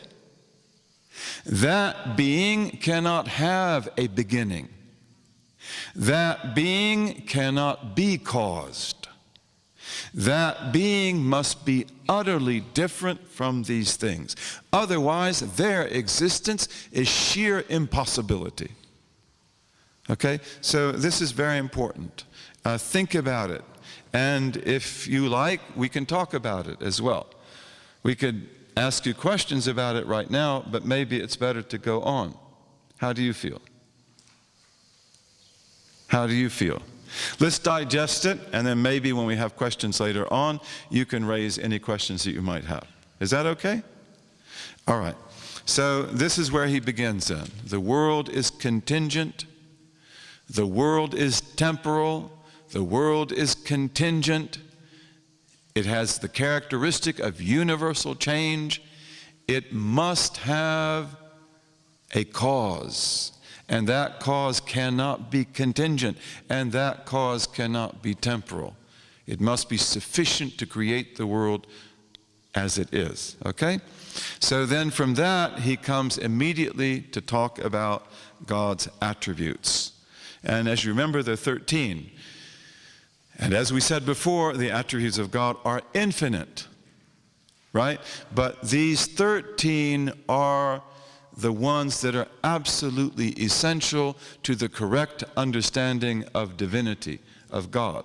So he says, Wallahu mawjudun qadimun warithu. And God is existent. And by that he means to say that God has the attribute of necessary existence. This is his first attribute that we've got to know. He has the attribute of existence. And we refer to that as necessary existence. And when we say that God's existence is necessary, then we're using the logic of the rational mind. Okay, so if we talk about this case that I have for my glasses, we don't say that its existence is necessary. We say its existence is what? Can you say it louder? Possible. Okay, possible. Very important distinction. Now, when I say that this case is characterized by possible existence, do I mean that possibly it's not here in my hand? No, I don't mean that at all. Here it is. But its existence is of the order of possible existence. What does that mean? That means that existence is possible for it, and so is non-existence. That's what that means. It's a very, very fine distinction. And this existence that it has got to be caused. It cannot just have happened. That's not at all possible. Utterly impossible. Right? So, therefore, God's existence is necessary existence. And when we say that God's existence is necessary, then we mean that its contraries, such as non-existence, are impossible. It is not caused. It is not sustained by anything outside of itself. There are no qualities that if they cease to exist, God would cease to exist. Whereas with this, its existence must be sustained at every moment. Otherwise, it ceases to exist.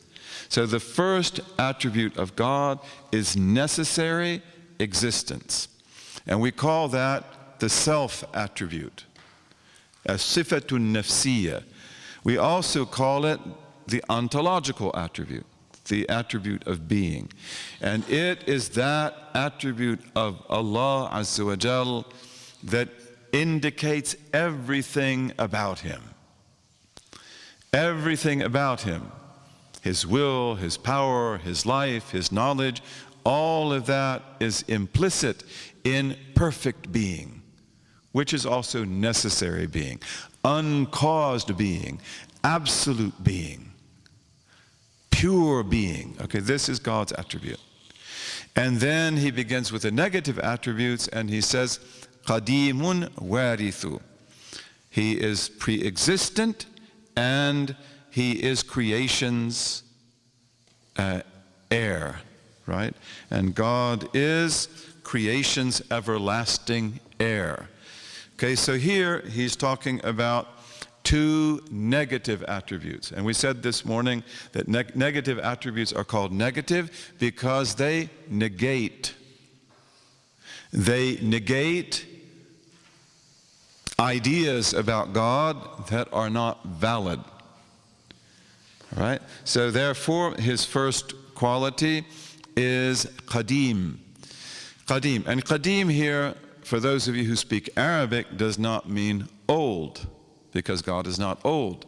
If he were old, then it would mean that he is time-bound. And it would mean that he has a beginning, but it was a long time ago. In Arabic we say, هذا قديم, this is old. But literally, the word qadim in Arabic does not mean old, but it means pre-existence. It means that the existence of which is before يتقدم على قدم على is before anything else. This is what qidam, pre-existence, means. It means that his existence is before the existence of everything else. He pre-exists everything. So his existence has no beginning, it has no middle, it has no end. It is totally outside of time and space. He is the Lord of time and space. He is the one who creates time and space. And you understand time very well because you're limited in it, right? You understand space because you're located in it. But that's not his quality, and that cannot be his quality. Okay, so these are all qualities of God that enable us to glorify him and to worship him as he deserves to be glorified and as he deserves to be worshipped. And the next attribute is that he is, as he says here, warith, meaning that he is the heir of the heavens and the earth. But we refer to that as everlastingness. And in fact, the Arabic word we use is al-baqa, everlastingness. But he doesn't use that here because it's a poem and he can't make it rhyme, right? So he's got to get his words tucked in. He's saying a great deal in a few words. Have you ever learned anything from a poem?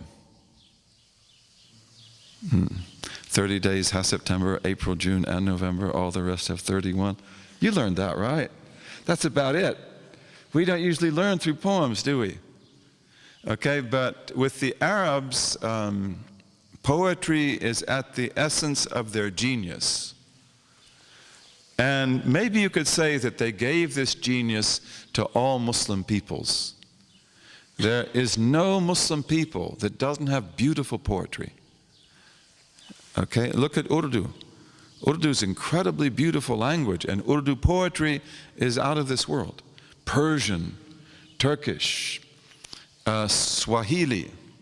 We have some Swahili speakers here, right? Or no?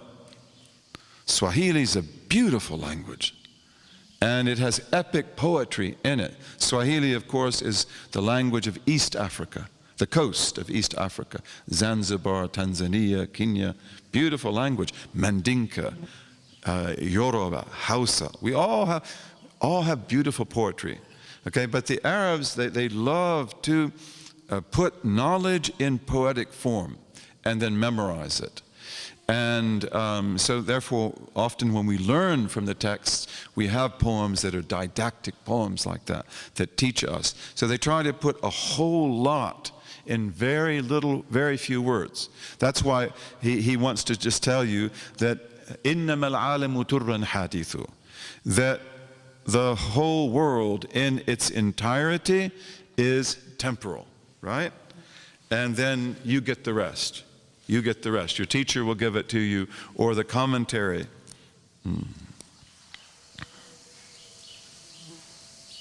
The commentary will give it to you, or whatever. Okay? Okay? Wallahu mawjudun qadimun warithu. And God is existent. He has the attribute of existence necessarily. And he is pre-existence, no beginning in time. And he is also everlasting, no end, no end. His existence does not depend on anything. His existence is utterly incontingent. Therefore, there's nothing that could happen that could make him cease to exist. Whereas with me, there's 1,000 things that could happen that could make me cease to exist.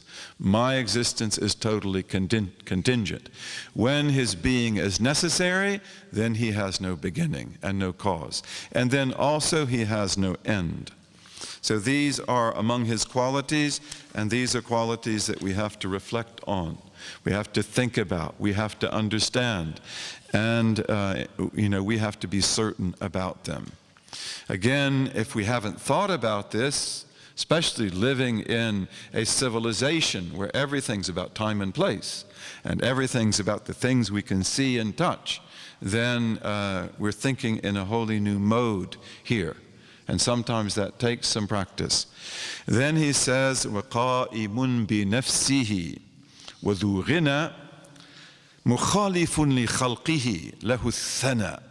So he says, subsistent in himself, with absolute self-sufficiency. Okay, so all of this is about one negative attribute, which is self-sufficiency. Subsistent in himself with absolute self-sufficiency. That God is self-sufficient, meaning, as we pointed out this morning, that he has utterly no need, no needs. He is without need. And being without need, then he can create at will. These two things go together.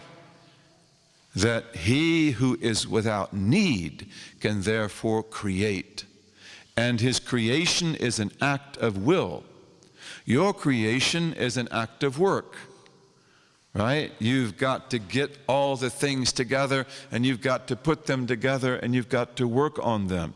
But for him, creation is merely a movement of the will.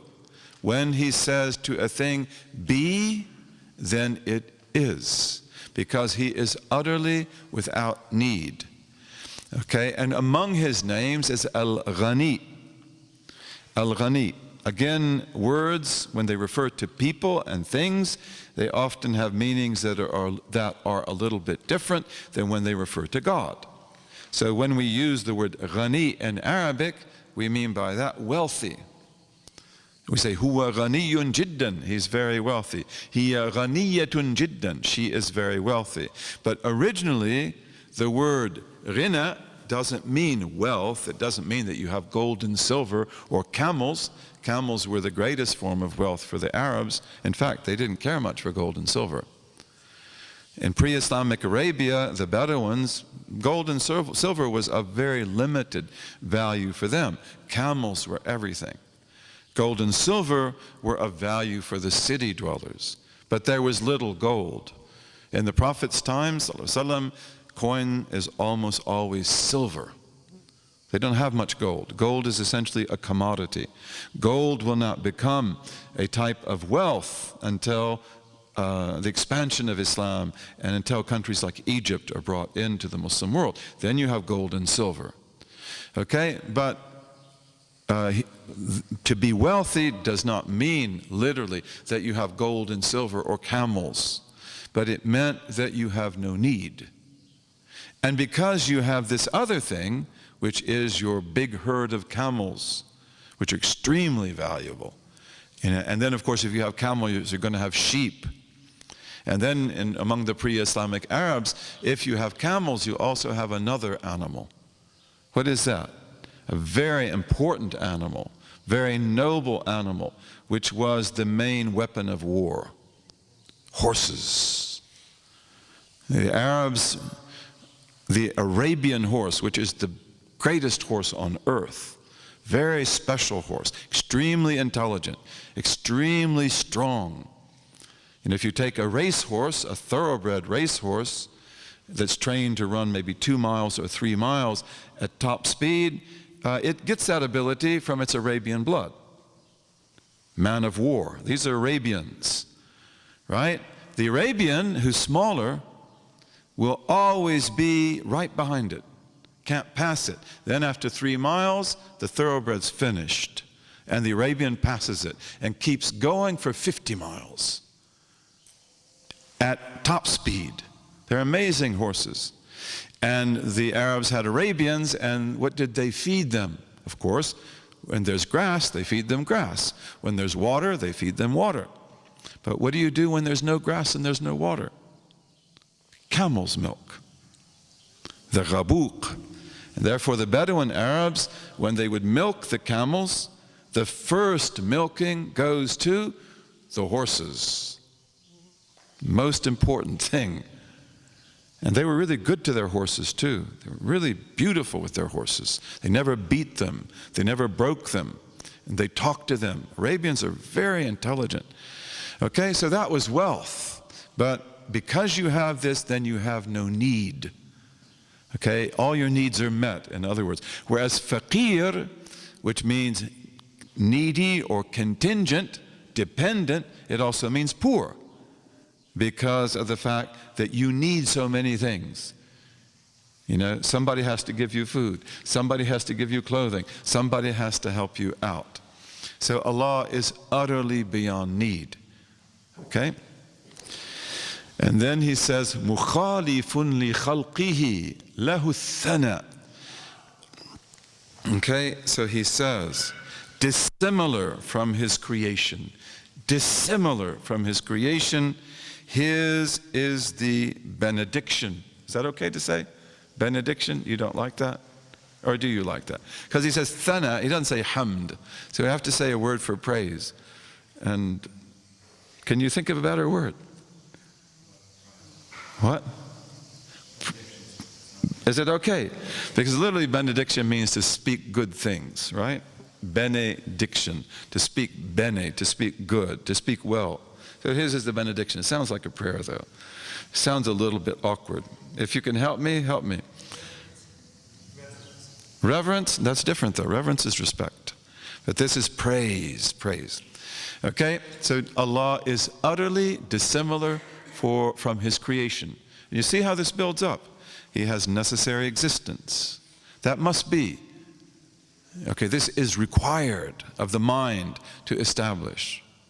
And then he has no beginning, no end, totally no need, no cause, and then he is totally different. It's a different kind of a statement. He is utterly dissimilar from his creation, and his is the praise. He deserves the praise. Glorify him, praise him, declare his greatness, worship him. You can understand everything in the created world. Right? You can understand the atom, you can learn about it, you can manipulate it, you can learn about the molecule, you can learn about the cell, you can learn about the DNA that is in the cell. You can look at the stars and you can see how they move, and here you can see the signs of the zodiac move across the sky in the night, Libra and the different signs. Beautiful. Really beautiful. You can see that. You can understand it. You can understand about the speed of light. You can understand about gravity. Okay? And none of this is worthy of worship for you. But Allah, this is where we put our foreheads to the ground. And he is the one that we worship, because we can never fathom his glory. Never. Not in this world, not in the next. We can never know his essence. Although we can know these attributes, and we hold on to these attributes in order to hold on to him. All right? So he is utterly unlike his creation. Okay? This is really, really important. Okay? So when we look at creation, for example, things in creation are either connected to other things or disconnected. Like right now, we could say that my pen is connected to my hand. It's touching my hand. Now it's not. Allah is not connected to anything and not disconnected from anything. Okay, it's not just that he's not like a big man. No, he does not have these attributes of things that are delimited in space and time. He is not connected, he is not disconnected. Allah is not in you, and he is not outside of you. To speak of him that way is to speak of him as a created thing. He is the Lord of time and space. He is closer to you. وَنَحْنُ أَقْرَبُ إِلَيْهِ مِنْ حَبْلِ الْوَرِيدِ. We are closer to him. وَلَقَدْ خَلَقْنَا الْإِنسَانَ وَنَعْلَمُ مَا تُوَسْوِسُ بِهِ نَفْسُهُ وَنَحْنُ أَقْرَبُ إِلَيْهِ مِنْ حَبْلِ الْوَرِيدِ. Verily, we created the human being, knowing what his soul will insinuate to him. And we are closer to him than the jugular vein. We are closer to the human being than himself or herself, but not in physical terms. In the terms of a creator who knows everything about you and who is utterly independent in time and space. Okay? And he is not in the world and he is not above the world. These are all very important things. He is utterly dissimilar. He is not. The pen is either still or it is moving. He is neither moving nor is he still. He cannot be described in these terms. He is utterly dissimilar, utterly different. Okay? And this is very important. So we have to then, this helps us to understand the worthiness of our Lord to be our object of worship. And at the same time, in all of this, we are learning about ourselves. We are learning about the nature of possible being. And you are of the greatest of all things that are created in the realm of possible being. So we are all similar to each other. We all have beginnings. We all have potential ends. We all have needs, and our needs are infinite. And we all, we have multiplicity and so forth. And Allah is totally unlike that. We are near each other, just like you are physically close, or we are far away. We are maybe touching each other, like when we shake hands, or we are not. We are moving, or we are still. These are the necessary attributes of possible being, and they do not apply to Allah at all. One of the things that we see when we look at the world today is that one-dimensional man creates illusions about himself and about his world. Now, one-dimensional man is called that because one-dimensional man only acknowledges one source of knowledge, which is what? The senses. Right, thank you. That's what you were going to say.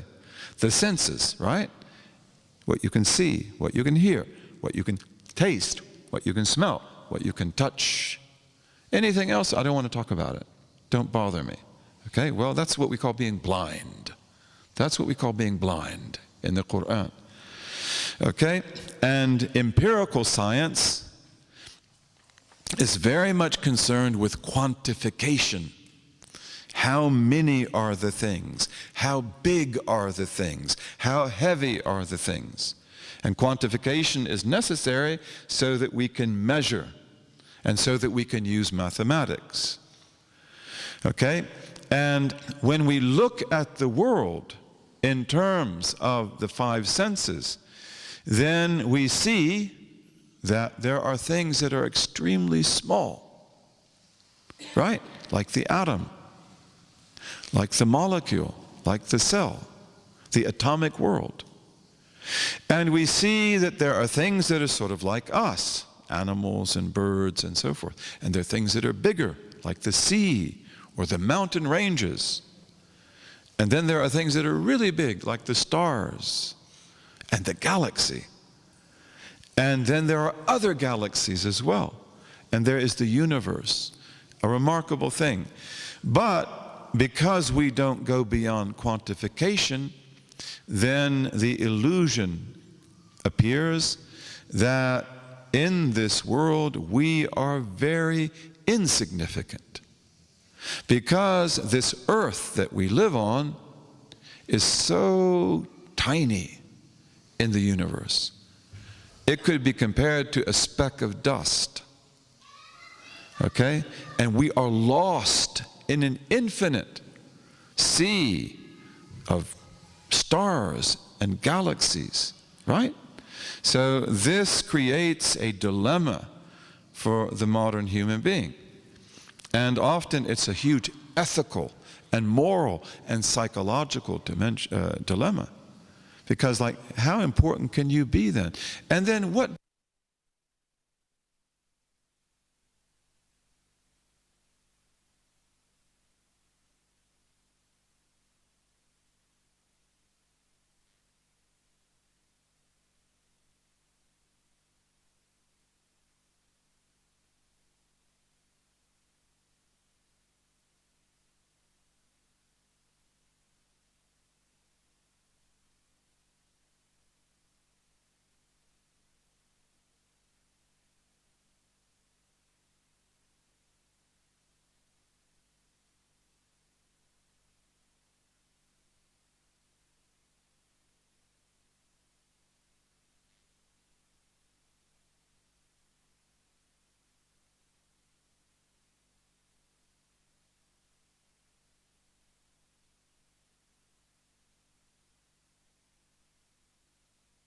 And for me, the galaxy is huge, beyond comprehension. You know, astronomy's mind in terms of the kind of distances and sizes that it tells us about.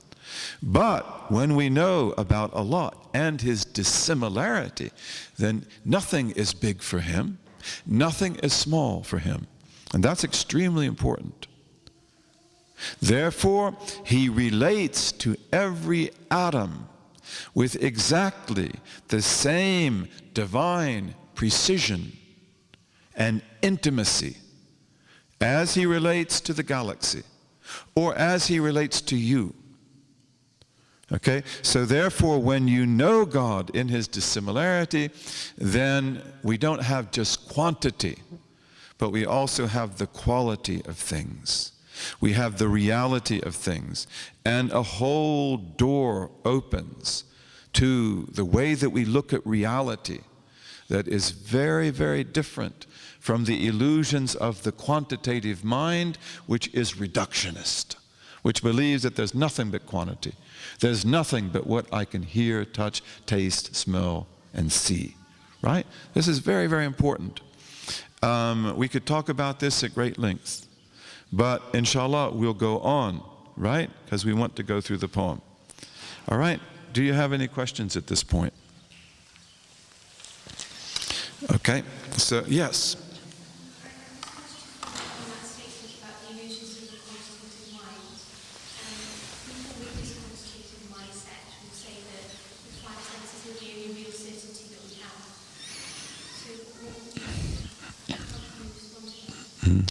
Could you say that louder?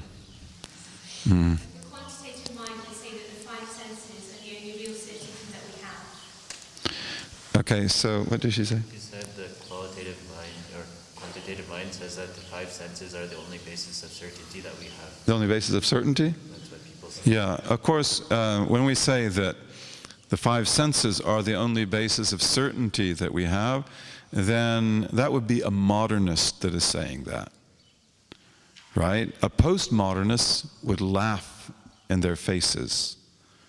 Right? And the postmodernist here is the one who is more accurate.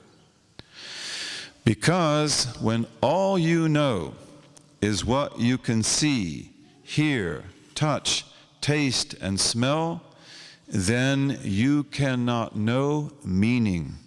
You cannot know certainty. You cannot know beauty. You cannot know design. You cannot know good and evil. And this is the dilemma of the modernist. And the post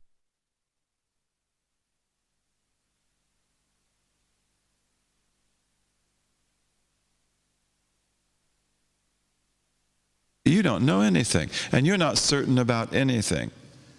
And they are right insofar as if the five senses are the only source of knowledge we have, then we cannot make any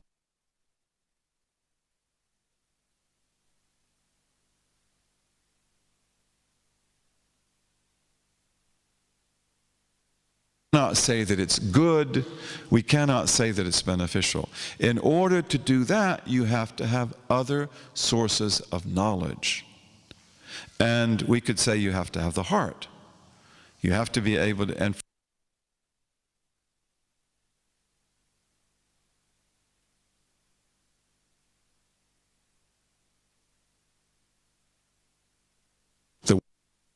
talk about the same things that we can agree, like this.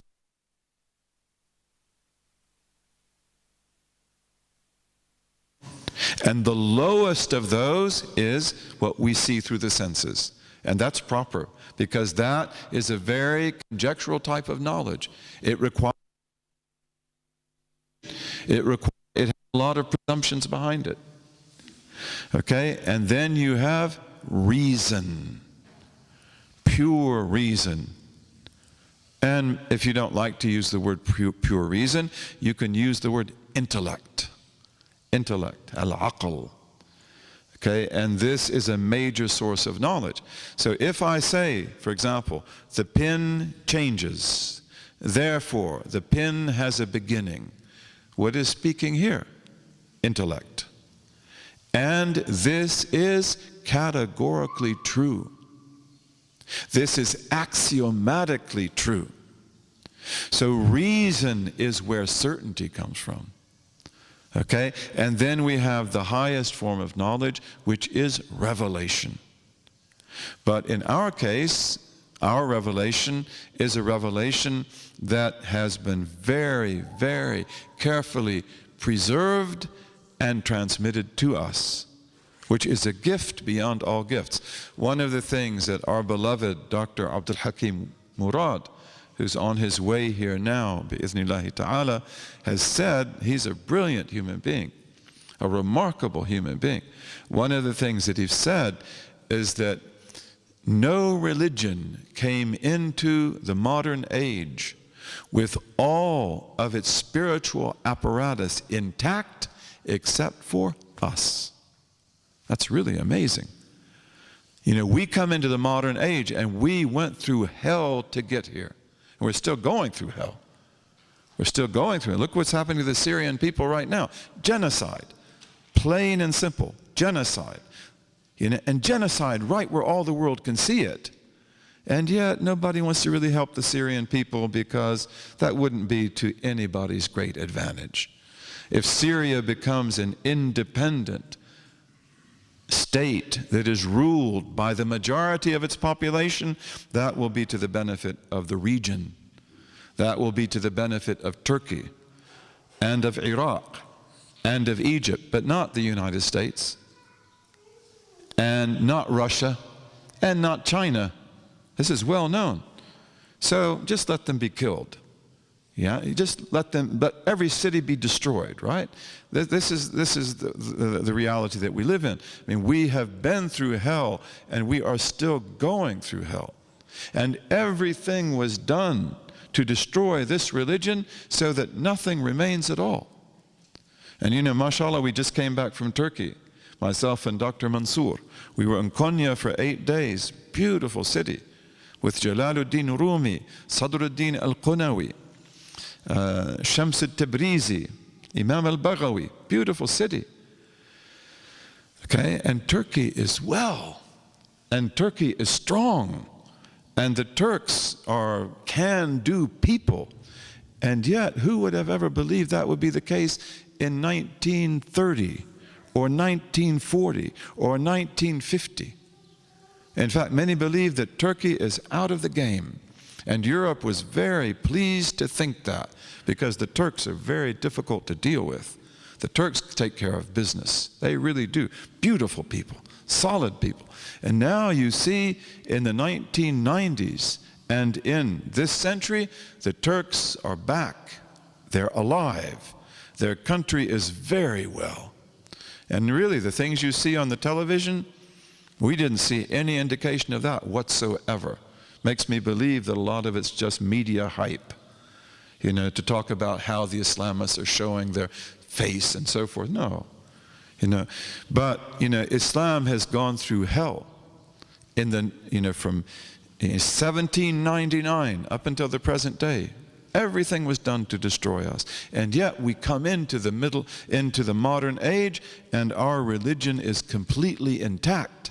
Our book is completely intact. We love to recite it. We know how to recite it. We know exactly what it means.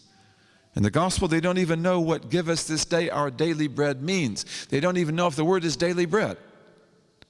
Okay, we don't have any problems like that. And all of our teaching is here. You know, we still pray the way that the Prophet prayed, sallallahu alaihi wasallam. We still fast the way the Prophet fasted. We still make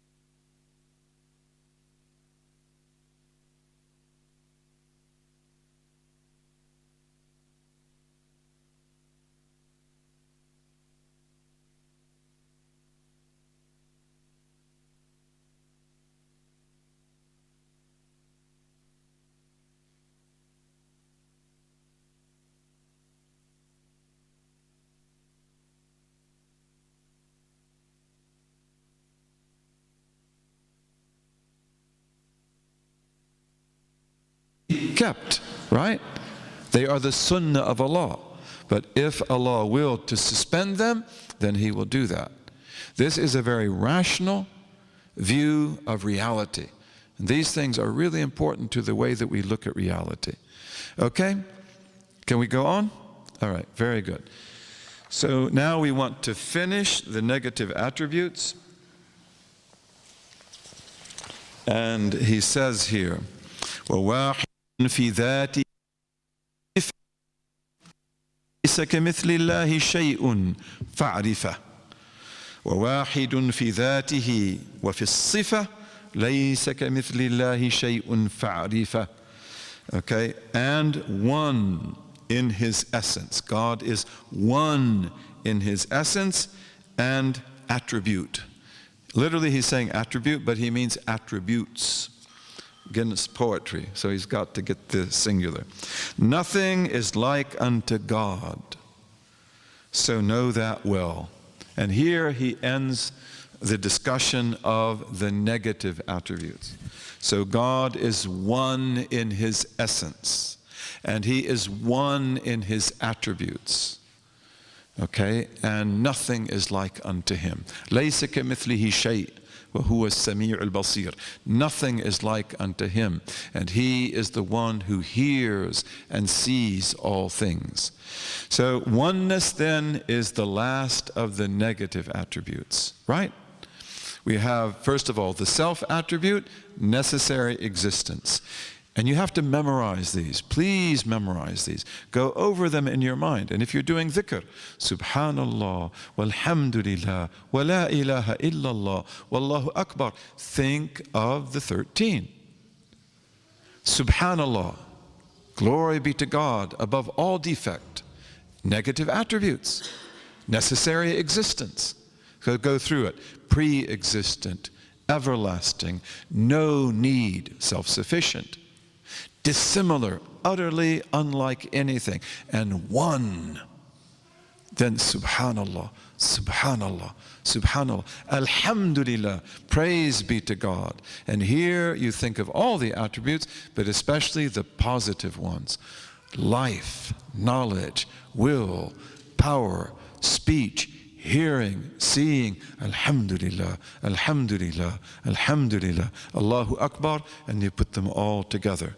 Okay, do that. Then your dhikr becomes really transformative because it is connected to thought and it is connected to knowledge.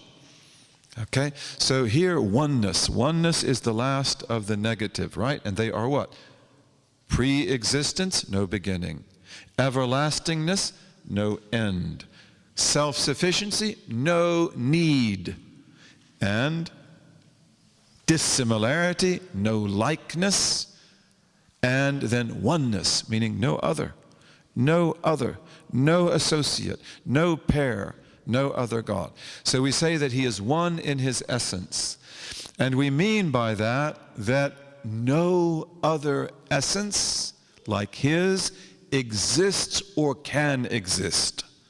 Okay, and that's something that we probably won't go into in this poem.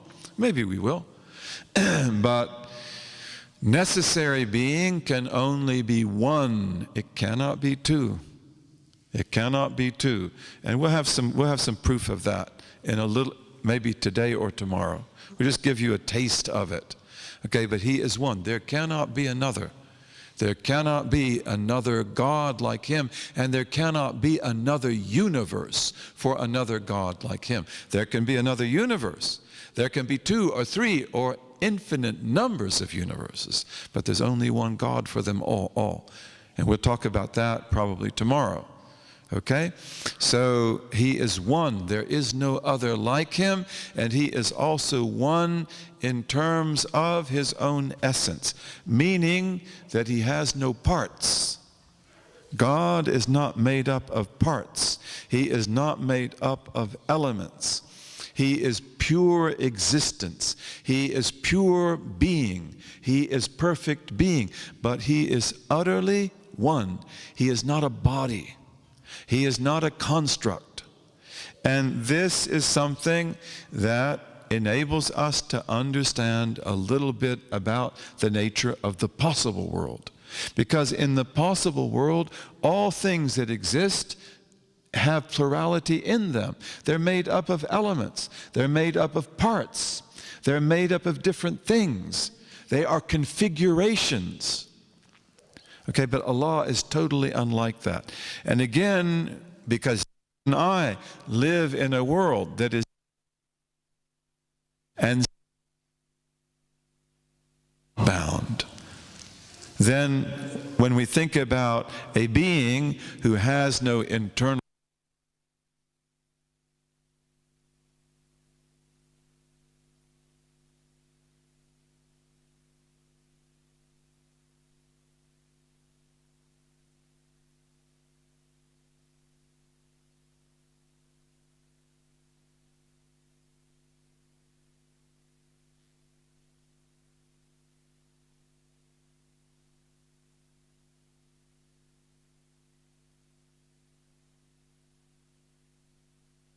attributes. So every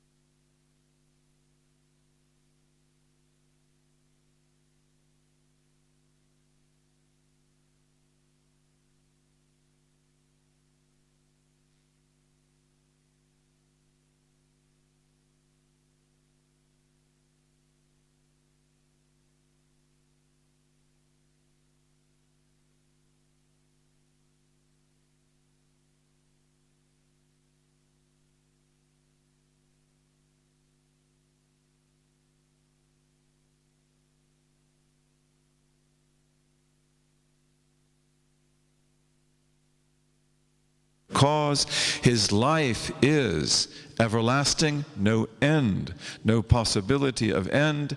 His life is self-sufficient, with no need.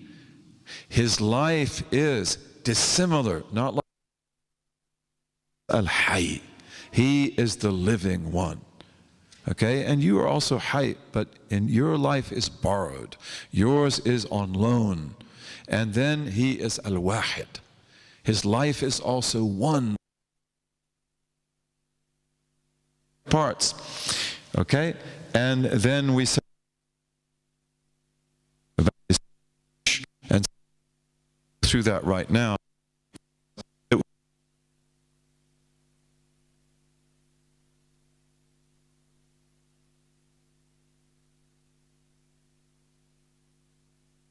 It would be really amazing.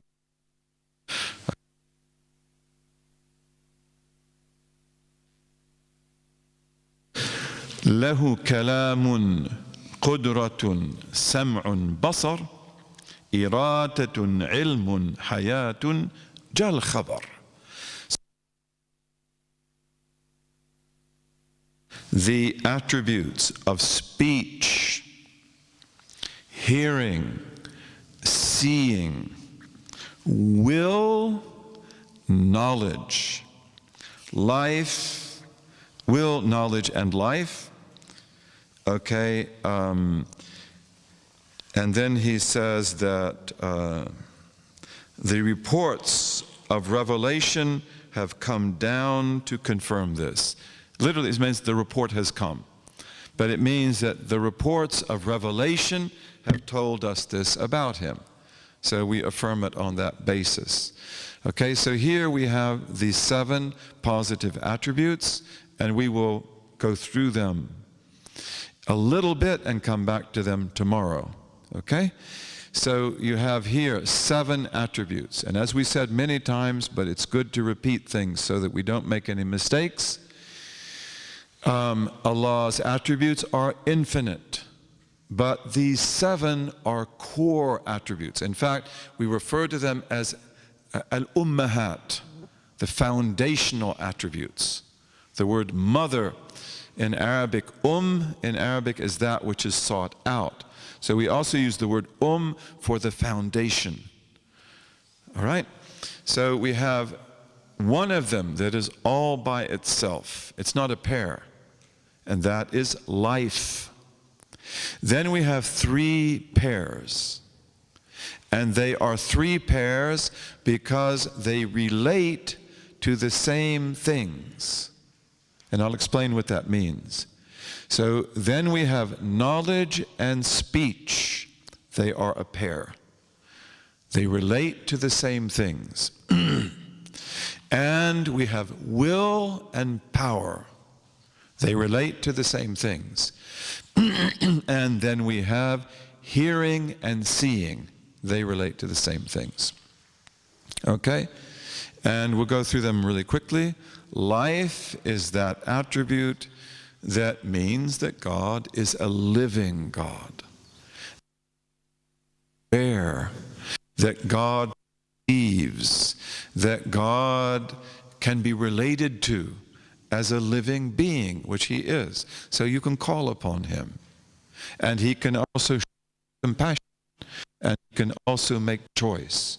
And all of his attributes, his positive attributes, would be incoherent if he were not a living God. Okay, and then we have knowledge. And knowledge here means, as we said this morning, omniscient knowledge. Knowledge that knows everything. And in order to define that, we say that God knows in his knowledge all that is necessary, all that is possible, all that is impossible. And that's everything. Nothing is left out. Okay, so God knows all that is necessary.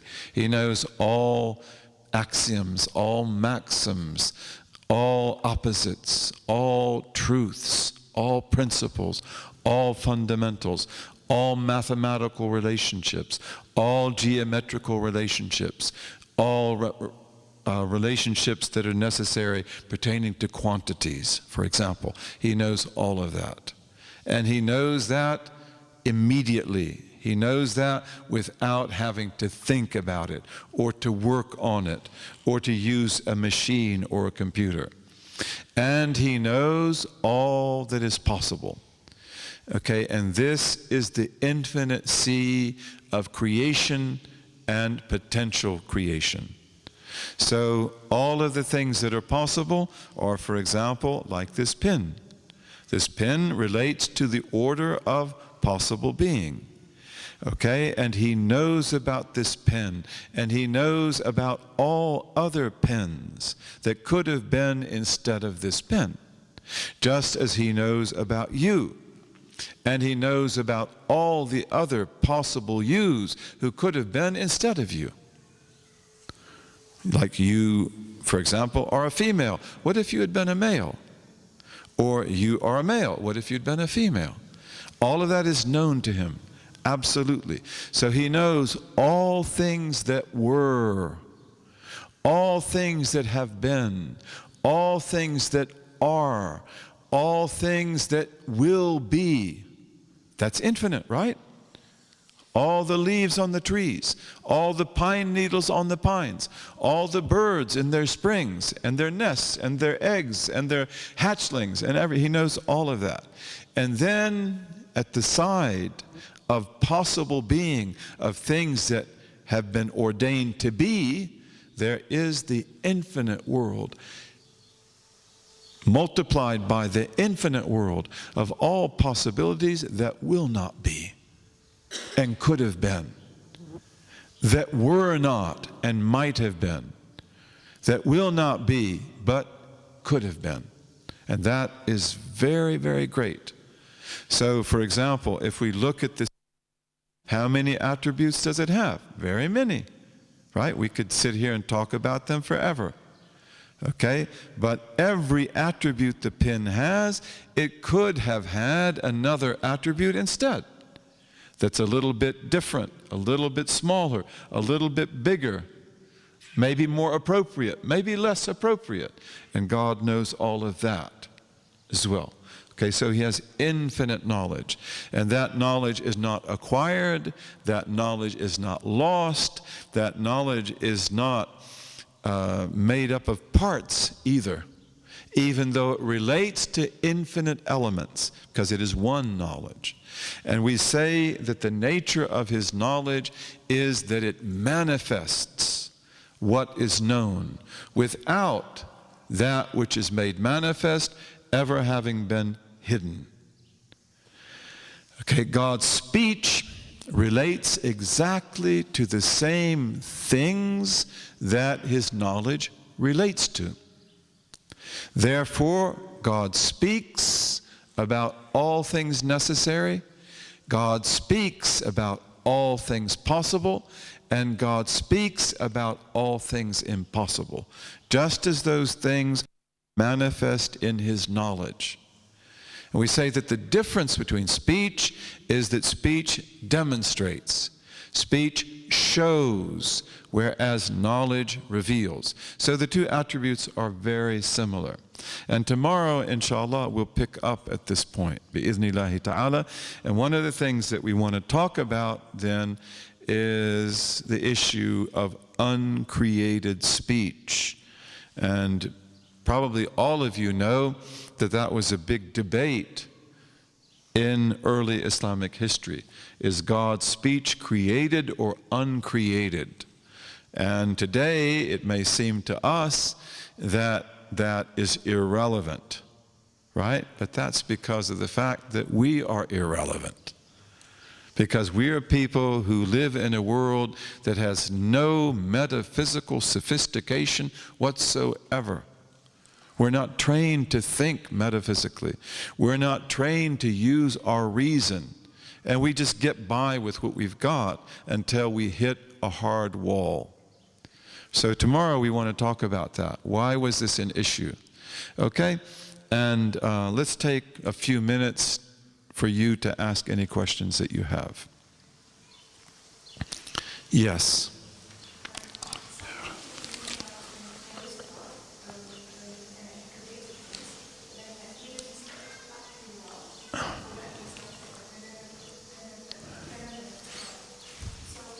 Okay, well, wait. Okay, so I know that it's not polite to raise your voice, right? But if you don't raise your voice, I can't hear you. And also, you people have very beautiful English accents. You know, if you go to the United States and you have an English accent, people are impressed. You know, they think, wow, he's got an English accent. Okay? The thing is, we don't understand English accents very well. Okay? Because the rhythm is all so different. So you have to speak loud so I can hear. They get it, right? Because they're all English, you know, but not me, unfortunately. I was going to ask that some people believe that there is a being who created things, but then afterwards, either that he stepped back from being an participation, or that he's not a benevolent God. Shouldn't benevolence and be part of one of those 13 essential attributes? Very good question. Okay, so there are people who believe in God. Maybe they don't call him by that name. They might call him the necessary being, or they might call him the One. The One is a very popular word in the history of human thought. Just as for the history of metaphysical and mystical thought, al-haq, the real, is a very popular word. And many believe that God is the prime mover. He gets things moving. He sets up the things and then he just steps back. So for us, that is disbelief. And we will discuss that as we go through the verses. Because that's very important. And we believe that God is intimately connected to the world, and the world is intimately connected to him, and everything that transpires by his will and his power from moment to moment. Okay, so creation has no nature in it. It has no illah, it has no effective causes outside of God's will. So we'll talk about that, inshallah, maybe tomorrow. If not tomorrow, then after that, the next day. And then your second question, I hope I did justice to that one, is what about benevolence? Because some people say that God is not benevolent. That God is majestic, and God is beautiful, and God is perfect, and he does in creation whatever he wills. So there are beautiful times, there are beautiful people. Maybe there was a golden age. Thullatun min al-awwalin. Very many of us believe early human beings lived in the golden age, even though they didn't make cities. And they didn't leave many artifacts that we can see, but they must have been the best of human beings. Okay, and they base that on the history of language, and they base it on the history of primitive religion. Those are their main proofs for that, because all primitive religions believe in the oneness of God. They're not animistic. That's what the anthropologist Taylor and certain anthropologists said in the 19th and 20th century, that primitive people are always animistic. That's before you did any study of primitive people. You based it on Darwinian ideology. But in the 20th century, great studies were made of primitive people. And primitive people, you know, they're really just micro societies. They're little societies where you have no government, but everything is based on kinship. So they're little kinship groups. And that is a more accurate description of them. To say they're primitive, well, you don't go to visit them in a time machine, do you? If you want to go to Borneo to visit primitive people, you take an airplane. And maybe you go to Indonesia and you take a bus or a boat or whatever to go to Borneo, but they happen to exist in 2013 just like you. But they are small kinship groups. And in studying these, he found that all of them, certain people, like a German named Schmidt, Wilhelm Schmidt, he found that all of them believe in the one God. And Toynbee was he took very seriously those studies. Okay, so, you know, there are good times and there are bad times, but God put us here in this world for a special task. And that task we call the unknown wisdom, hikmatun majhula, and it is to be tested. And to be tested with good and to be tested with evil. To be tested with benevolence and to be tested with malevolence. Look what's happening in Syria right now. You know, look what's happening in Egypt right now also. Really difficult times. Really heartbreaking times. So we will talk about this as well. And benevolence is not a word that we use. Because, and there were Muslims that did use something like that. They say that God must be benevolent. He must do what is good for you. He must do, and if there are 2 things or 3 things that could be done, he must do the best. And we say that's absurd. Because first of all, reality is not set up that way. You know, how many innocent people live lives under oppression? And how many oppressors ever pay in this world, you know, for what they do to others? So we have a different view of reality, but we do. Okay, he is not good. God, the good, creates.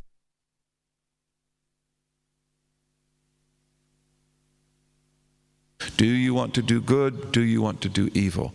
And then things happen in life so that civilizations fall and they are destroyed. Sometimes they're destroyed by other people. Sometimes they're destroyed by disease. Sometimes they're destroyed by earthquakes and volcanoes and so tidal waves. Okay? In Islamic history, there was a great civilization that was ours, and also it was our neighbors. And it was destroyed by disease. Anybody know what that is? Anybody have any idea? And what that disease was? The Black Death. The Black Death. In the 1200s, the Muslims put together in cooperation with the Chinese an amazing economy. An amazing world economy. And it was the precursor of what would become European capitalism. They had banking, they had ways of sending money thousands of miles without taking the money with you, checks. They controlled and rationalized markets, and they were extremely effective. And they're very wealthy. They produce huge wealth.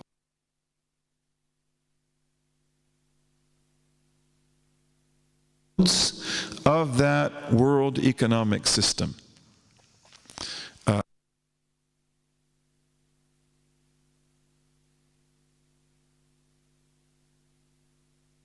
So Barcelona, Catalonia, Provence, southern France, Paris, Brussels, London. Okay, they were all part of that. And then in the 1300s, the Black Death is spread all over the world. And it was spread, this is what historians say, maybe they'll change it, but it was spread by the very efficient postal system of the Muslim and the Chinese world, which used horses. It was like the Pony Express. And Muslims had had that before. And these horses picked up the fleas of the infected rats that carried the bubonic plague. And they think that the place where the plague began, where the rats were found and the fleas, was in Swat, in Pakistan. Okay? But, you know, it wasn't a big problem because the people there had immunity. But the fleas were then picked up, the fleas were spread across Central Asia and into China, and they devastated the world. It's a very, very important lesson because, again, it ought to ring a bell in your mind and show you something about the myopic vision of our European brothers and sisters. They talk about the Black Death too, right? And for them, the Black Death is like, it happened just in Europe. This was such a terrible thing. What about us? The Black Death was an urban plague. And the great urban centers were Granada, Seville, Malaga, Cordoba, Barcelona, true. And then also other cities, Paris, London, yes, Brussels. But then the whole Muslim world, all of its cities, and China, they were wiped out. Eastern China was wiped out, which is where the silk trade was based. And silk was the basis of that wealth. Okay, so this is disease. It's a very interesting story.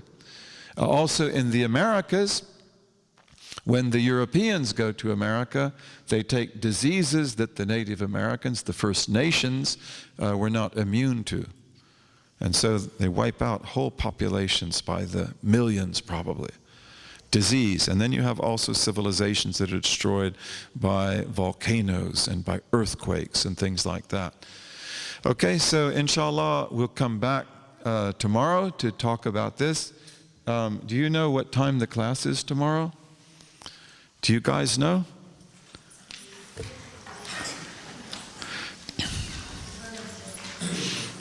Dawood, is he out? He stepped out, right? Oh, wait, you read it for me. You read it for me. That's 6 a.m. you have a class? Okay. Alhamdulillah. Okay, now who's at 1 o'clock? Alhamdulillah. I'm so happy. And when am I on? Oh, that's beautiful. I'm going to sleep and sleep and sleep. Today they rang me at 9:30. I don't know who did that. You know, I mean, these brothers were going to get me at 10, and they did, but somebody rang my phone at 9:30. So I got up, you know, but it's like, didn't get a whole lot of sleep. So, inshallah, we'll see you tomorrow at 6:30, and hopefully we'll have questions. And of course, as long as we're here together, if you have questions about temporality, time-bound, and so forth, he always asks difficult questions. Yeah, no, so we will put him off till tomorrow. Okay, because we want to end now. It's beyond time. Okay, is that okay? اللهم وفقنا لما تحبه وترضى وجعلنا من عبيدك السعداء وأمتنا على كلمة الهدى علمنا ما ينفعنا ووفقنا للعمل بما علمتنا به واجعل ما نحن فيه خالصا مخلصا لوجهك الكريم يا رب العالمين اللهم اجعل تجمعنا هذا تجمعا مرحوما وتفرقنا بعده تفرقا معصوما لا شقيا منا ولا محروما آمين آمين آمين يا رب العالمين. May Allah illuminate our intellects. And may He, and this is really, you know, keep this in mind. Just like our sister's question about, you know, sense perception. That's the way we've been brought up. Since kindergarten, you just use your senses. You don't use your intellect. We need to have educational programs in which we tap into revelation and we tap into intellect and we tap into also customary experience. And we develop the sophistication to be three-dimensional, not one-dimensional. One-dimensional man. That's a Marxist term, by the way. Any of you remember that? Herbert Marcuse. Do you know Marcuse? Does that name ring a bell anymore? In the 1960s it did, you know, but Marcuse talked about one-dimensional man. And so he meant this modern human being who is deprived of roots and culture and meaning and alienated from himself. So inshallah, you have a wonderful day here. This is a beautiful place. We are honored to have you here, and pray for us when you break your fast. Ramadan is a great gift, and in Ramadan there are two basic elements: fasting in the day and prayer at night. And alhamdulillah, we do the Taraweeh here, and all of you do it with us. We have our beloved brother Hafiz Mustafa Ghani, and inshallah we will do khatam of the Quran. We did khatam last year, and we will do khatam this year as well. And even if you can't understand the Quran, but still be patient with it, because this is one of the fundamental elements of the month of Ramadan, that you fast in the daytime and that at night you stand in prayer. Okay, and 23 rakats, 20 rakats, and then the witr, that's enough. If you want to do more, that's great. But may Allah give us the strength to worship Allah properly in this month and to get the full reward of it. Wassalamu alaikum.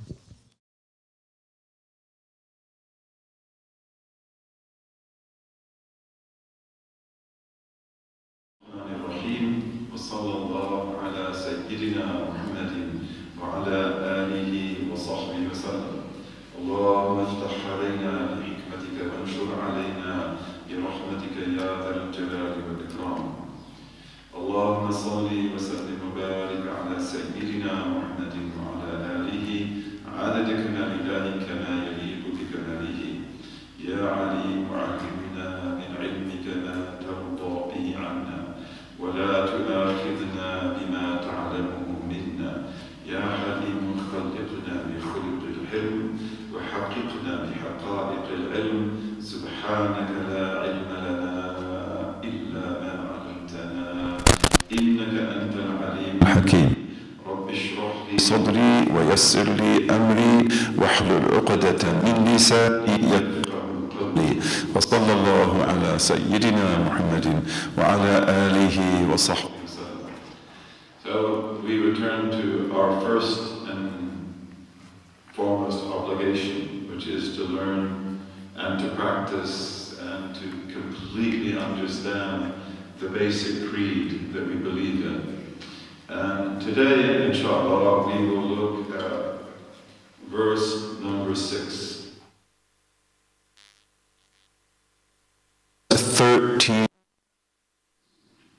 Now he wants to add 7 more.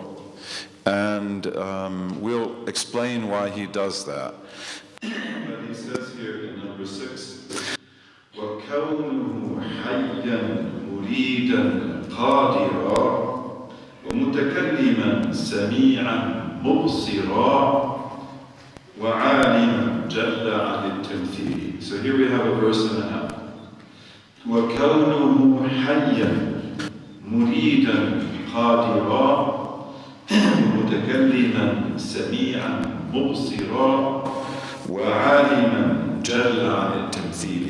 So he says, and his being, or God's being, eternally living, exercising will and power, his speaking, hearing, seeing. Then the next verse, and his knowing. Exalted be he above having any likeness.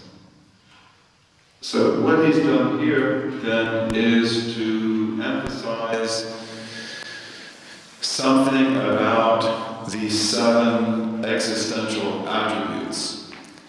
Namely, that Allah always has those qualities. Okay, so we say he has life. Therefore, he is always living. We say that he has knowledge. Therefore, he is always knowing, eternally knowing. And you could say that, well, it's not really necessary to say this because it is understood by the attribute. But he wants to emphasize this point. And we know that Allah is speaking, that he has speech, but he said he's always speaking. Meaning by that he's always speaking with self-speech. Self-speech, which is essential speech, which, as you remember, is not words or sounds, but it is that aspect of Allah that points to what is manifest in his knowledge. So he never ceases to speak sense. And he is always exercising will. And he always exercises power, not at one moment and not at another. And he doesn't exercise his will from just the beginning and then never again. And he also exercises hearing and seeing. He continually and at every moment is perceiving all that exists in its intimacy and its entirety.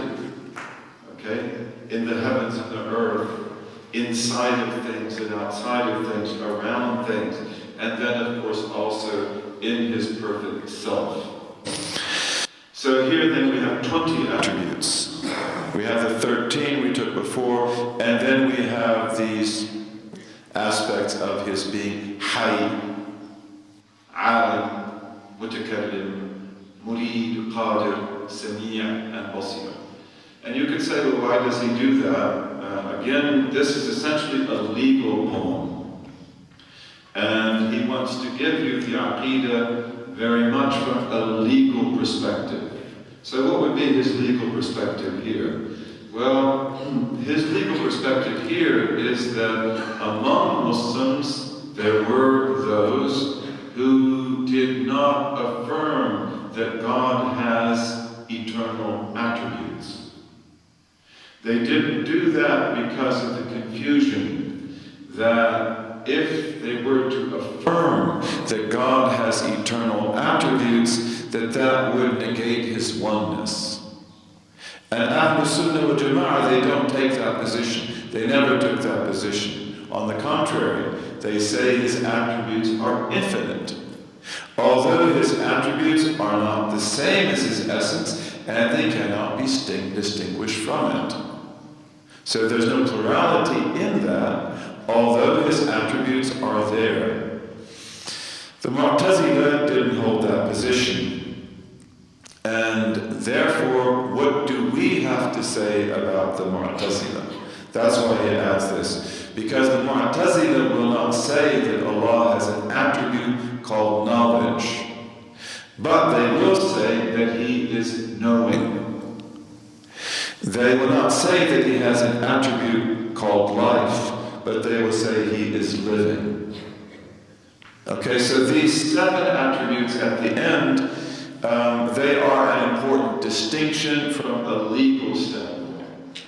And that is that should anyone have an issue with the attributes and say that, well, I don't understand how God can be one and have these attributes, then as long as they affirm that still he is living, knowing, speaking, hearing, seeing, willing, and powerful, then they will be accepted as believers.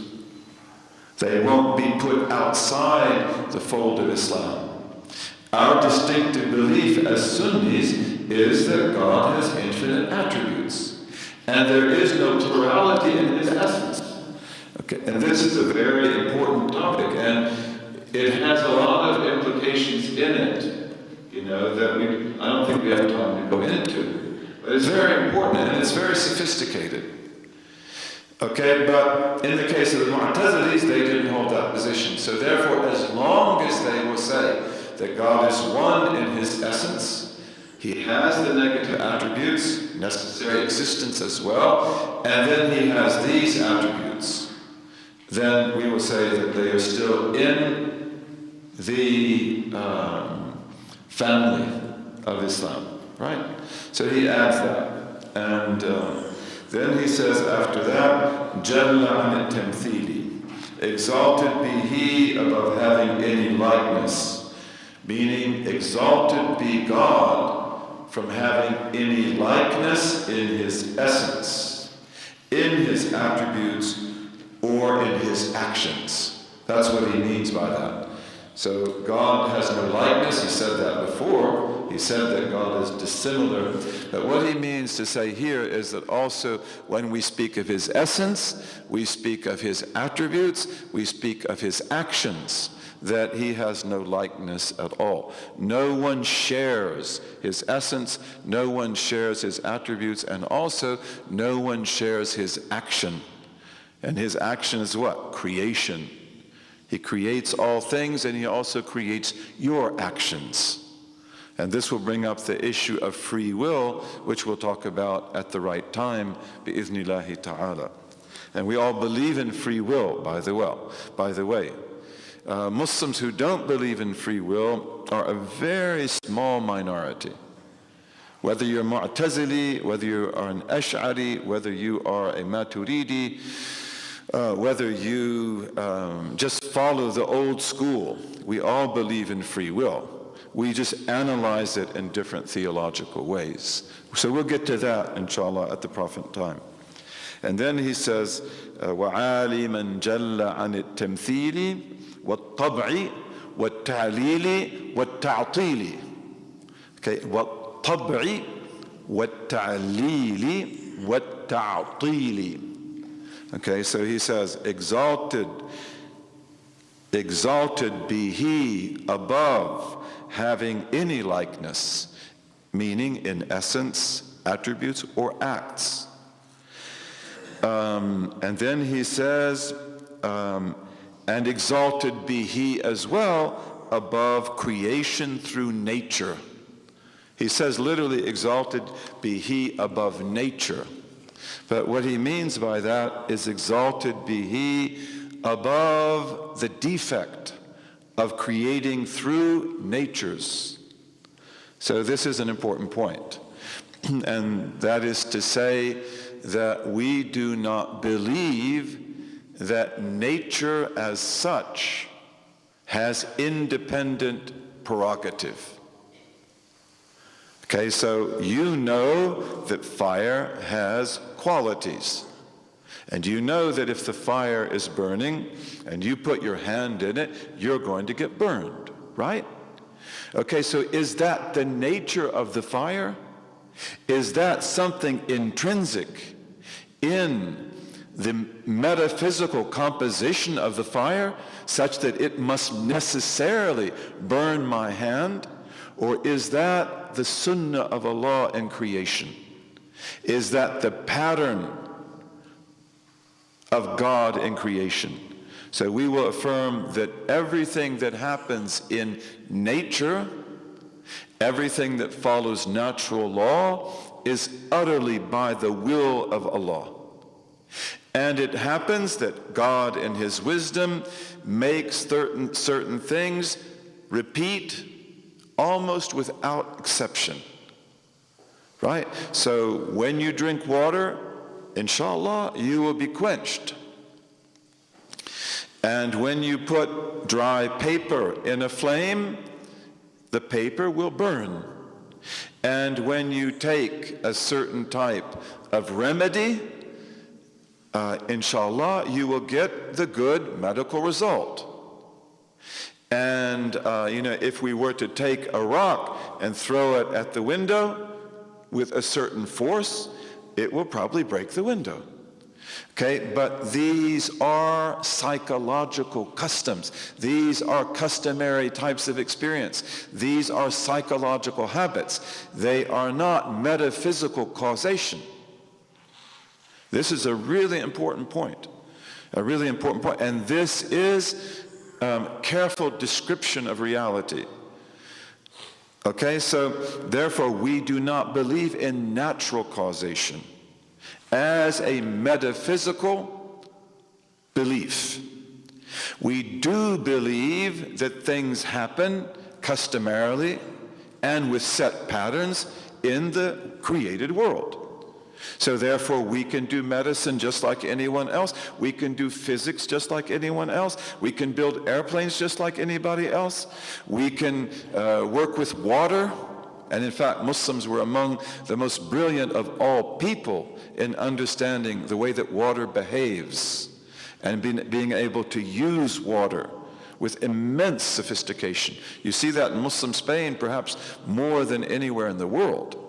They were able to do amazing things. We do science, but we keep our metaphysics pure. Okay, so we don't believe in natural causation. And therefore, it is true that the custom of Allah, sunnah of Allah, is that the fire will burn. However, if Allah wills to make the fire not burn, it will not burn. Is that impossible? No. That is simply a break with the standard pattern. And it is causation, just like the other was causation. So the fire burns now, and it burns the paper that you put in it. And that is because of the will of God and the power of God. He is the one who makes the fire burn the paper. The fire does not burn the paper of its own accord, even though it may look that way to you as a psychological habit, because you've never seen the opposite happen. But we know that when Abraham stood up to Nimrod and he destroyed the idols of his people, and then Nimrod, who was one of the most powerful rulers on earth and a tyrant, built the huge fire for him, which was as tall as the ceiling of this mosque. And it was stoked and it was hot, and he was even thrown into it with a catapult. That when he went into the fire received him, and the fire embraced him, and the fire was cool to him, and the fire was peaceful to him. Is that irrational? No, absolutely not. Because again, reason is to know the possibility of the possible. And it is to know the necessity of the necessary. And it is to know the impossibility of the impossible. And we do not confuse nature's and customary experience with causality. Nature's function by the will of Allah, by the sunnah of Allah. If ever Allah wills to suspend that, He does.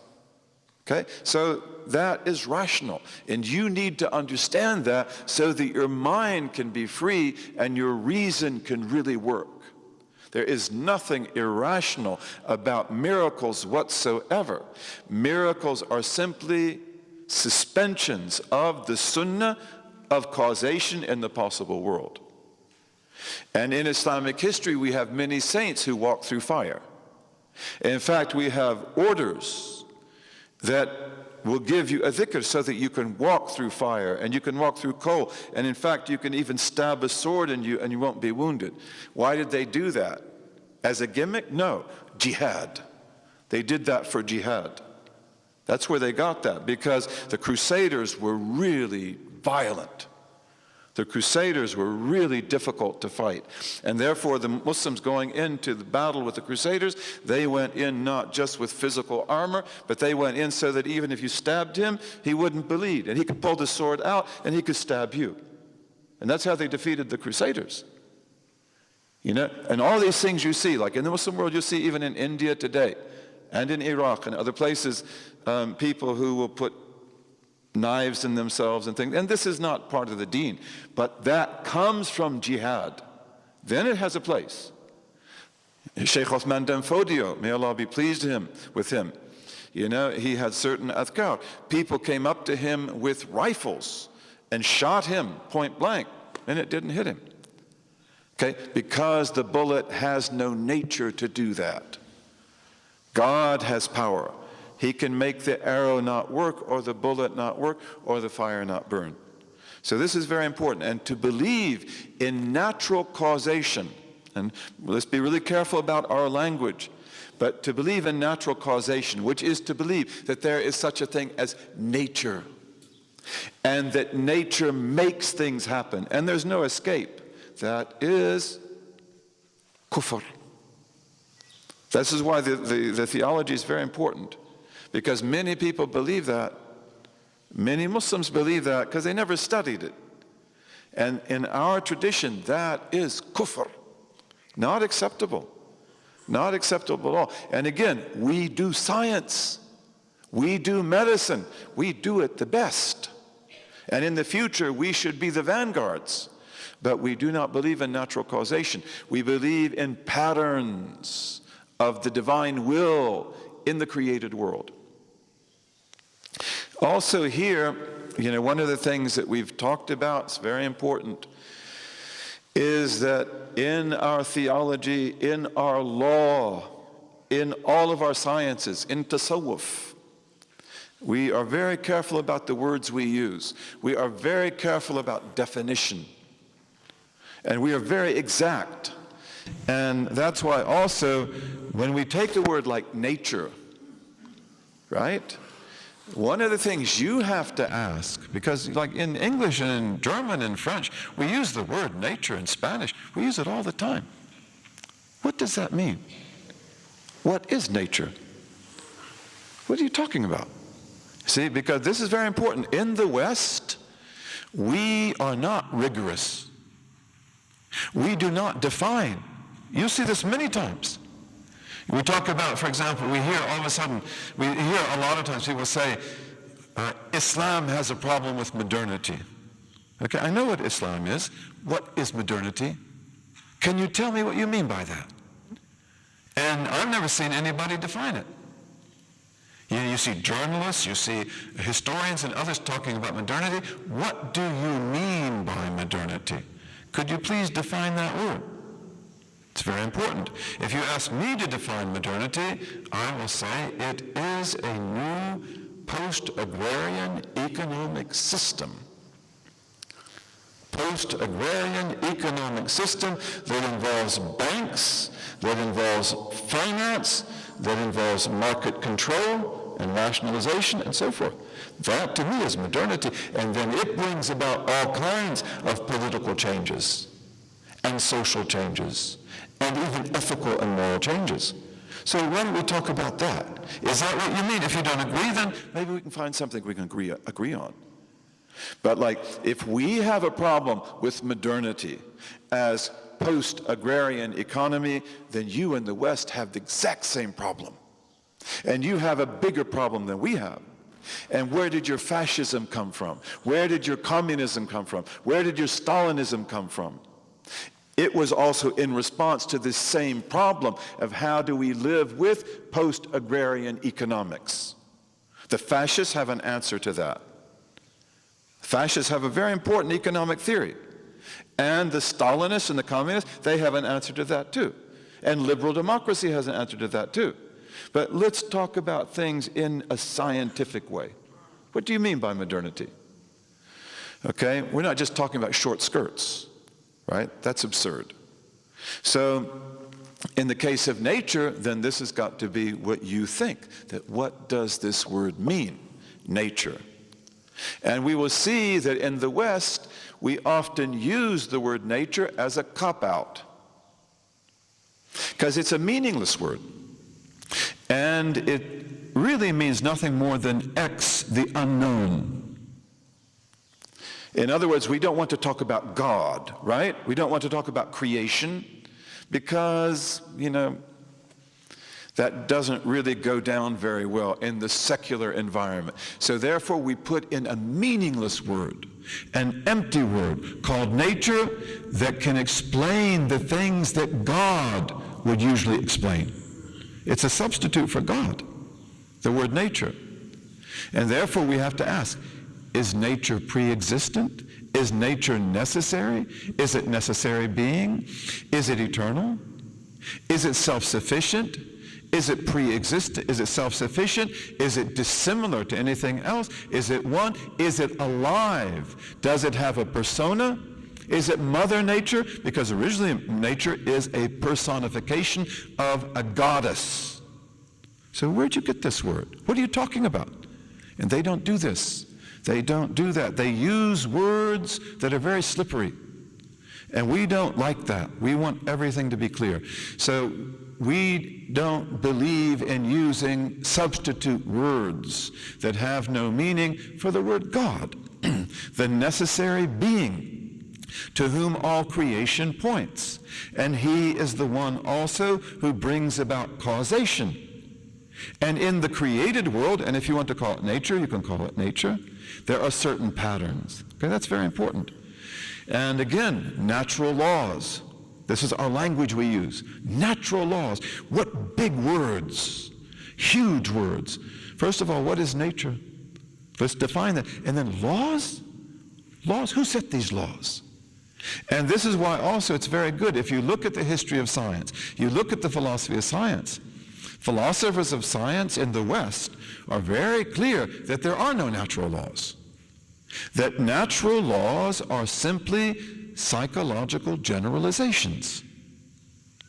They are habits of our mind. We impose the laws on nature. Nature does not impose on us. This is sound thinking, sound methodology. Okay, so we don't believe in nature. Sorry, we don't believe in that. We do believe in the marvelous created world around us. And we study it, and we build buildings, and we build technologies and so forth, and we build civilization. Okay, but we're not deluded by what we see. We understand what we see. وَالطَّبْعِ وَالتَّعْلِيلِ. And ta'leel is a different kind of causation. So nature is a metaphysics of causation. Well, we don't accept that metaphysics. We believe that God is the cause. He is the one who makes the medicine work. He is the one who makes the water quench. He is the one who makes the fire burn. And therefore he can also make it not burn. Okay, and we know that happened to the prophet Abraham, and we know that it happened to other saints in history. In fact, some of us have even seen that, right? Okay, so ta'leel is a different type of causation. I call it mechanistic causation. Mechanistic causation. So ta'leel is a kind of causation that, for example, if I hold this pin in my hand and I move my hand, the pin will move exactly the same way my hand moves, right? So that's what we call ta'leel. In other words, the pin is attached to the hand, therefore, as long as that's the case, it will move exactly like the hand. And ta'leel would also be in many other things, like, for example, really like the rock hitting the window and breaking it, or like, let's say, the gears of a machine, of a watch, or of a car. If they mesh and they move, the other gears have got to move the same way. So it's a mechanistic type of causation, and we believe that that is also totally under the will of God. We do not expect your car not to be able to turn its gears. And we do not expect the screwdriver to be unable to turn the screw. That's mechanistic causation. And we do not expect the pin to move any other way than the way that my hand moves. But the mechanism of my hand holding the pin is not the cause. It is not the cause. It is the link. And God has power over that as well. So this is a custom of God creating in his world. And if he willed, I could move my hand and the pin could stay still. And if I willed, I could move the ring on my finger, and in fact the ring would come off and it wouldn't move. That's not impossible. It is simply not customary. So we don't believe in this kind of causation. And one of the most important types of mechanistic causation is the belief of certain people. It was referred to in our first lecture, that God is the first cause of the world. That's all he is. He is the first cause. He sets everything in motion, and then everything takes care of itself after that. Okay, so that particular philosophy is also called by us ta'leel, as if God were the mechanistic cause of creation. You know, and this was very common in the 18th century, in the so-called Enlightenment. They would say that creation is like a clock. God is like the clockmaker. He made the clock, he turned it on, and then he steps away. And that, in the view of Newtonian physics, made a lot of sense, because Newtonian physics seemed to explain everything in the physical world in very clear and predictable terms. Okay, but we don't believe in that. We believe that God is the first cause, and he is the eternal cause, and his will is always functioning, and his power is always active, and he is intimately and directly related to the movement of every electron in the atom and every molecule in the cell at all times. God never steps away from creation. Creation is absolutely and intimately connected to him from one moment to another moment. As we said before, we believe that creation is recreation. That I am here in this moment, and now you see me in the second moment, and now you see me in the third moment. I have been created and recreated and recreated. It's just that, like the frames of a movie, they come together so quickly you can't see the gap. Okay? So this is very important. And we believe that God is intimately, as a personal living God, involved with his creation. Then he says, at-ta'til, ta'til. And ta'til is, he also is, that he is not stripped of his attributes. Abd-Allah means to render something void, to make it not work. And this is the word that we use. We use very interesting words for people who believe that God has no attributes. They stripped him bare of his attributes. So we say he is exalted above that quality of being stripped bare of attributes. God has infinite attributes. They are corollaries of his essence. They relate to it in oneness and dissimilarity, and there is no plurality in God, but he has attributes. He has the attribute of life, knowledge, speech, will, power, hearing, seeing, and then, as you've heard many times, infinite attributes. So this is our position, right? Then we go on to verse 8, bi'idhnillahi ta'ala. وَاللَّوْنِ وَالطَّعْمِ وَجِسْمِنَا وَعَرَضٍ وَاللَّوْنِ وَالطَّعْمِ وَجِسْمِنَا. جِسْمِنَا. He has what we call here darj. So he doesn't say جِسْمِنَا, he says جِسْمِنَا. جِسْمِنَا. جِسْمِنَا وَعَرَضٍ وَمَا عَلَى اللَّهِ أُمُورٌ تُفْتَرَضْ. وَمَا عَلَى اللَّهِ أُمُورٌ تُفْتَرَضْ. So God is also exalted above the defect of having color.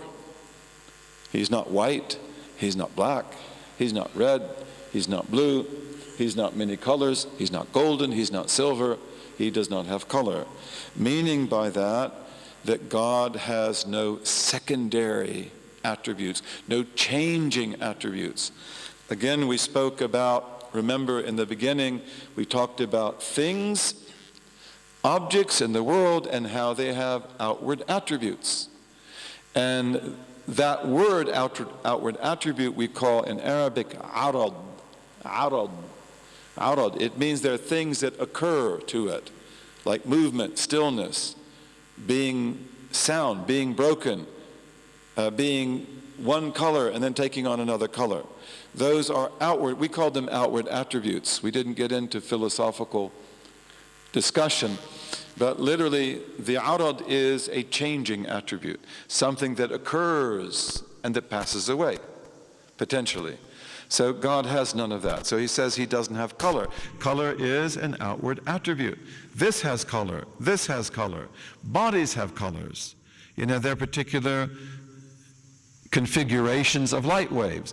But Allah does not have that. So he is exalted above the defect of having a color, any color, or of eating. He doesn't have to eat or drink, right? And you know that. In fact, that even makes you smile. And also of having a body. So God has no body. He is not a physical form. Bodies are always occupying space.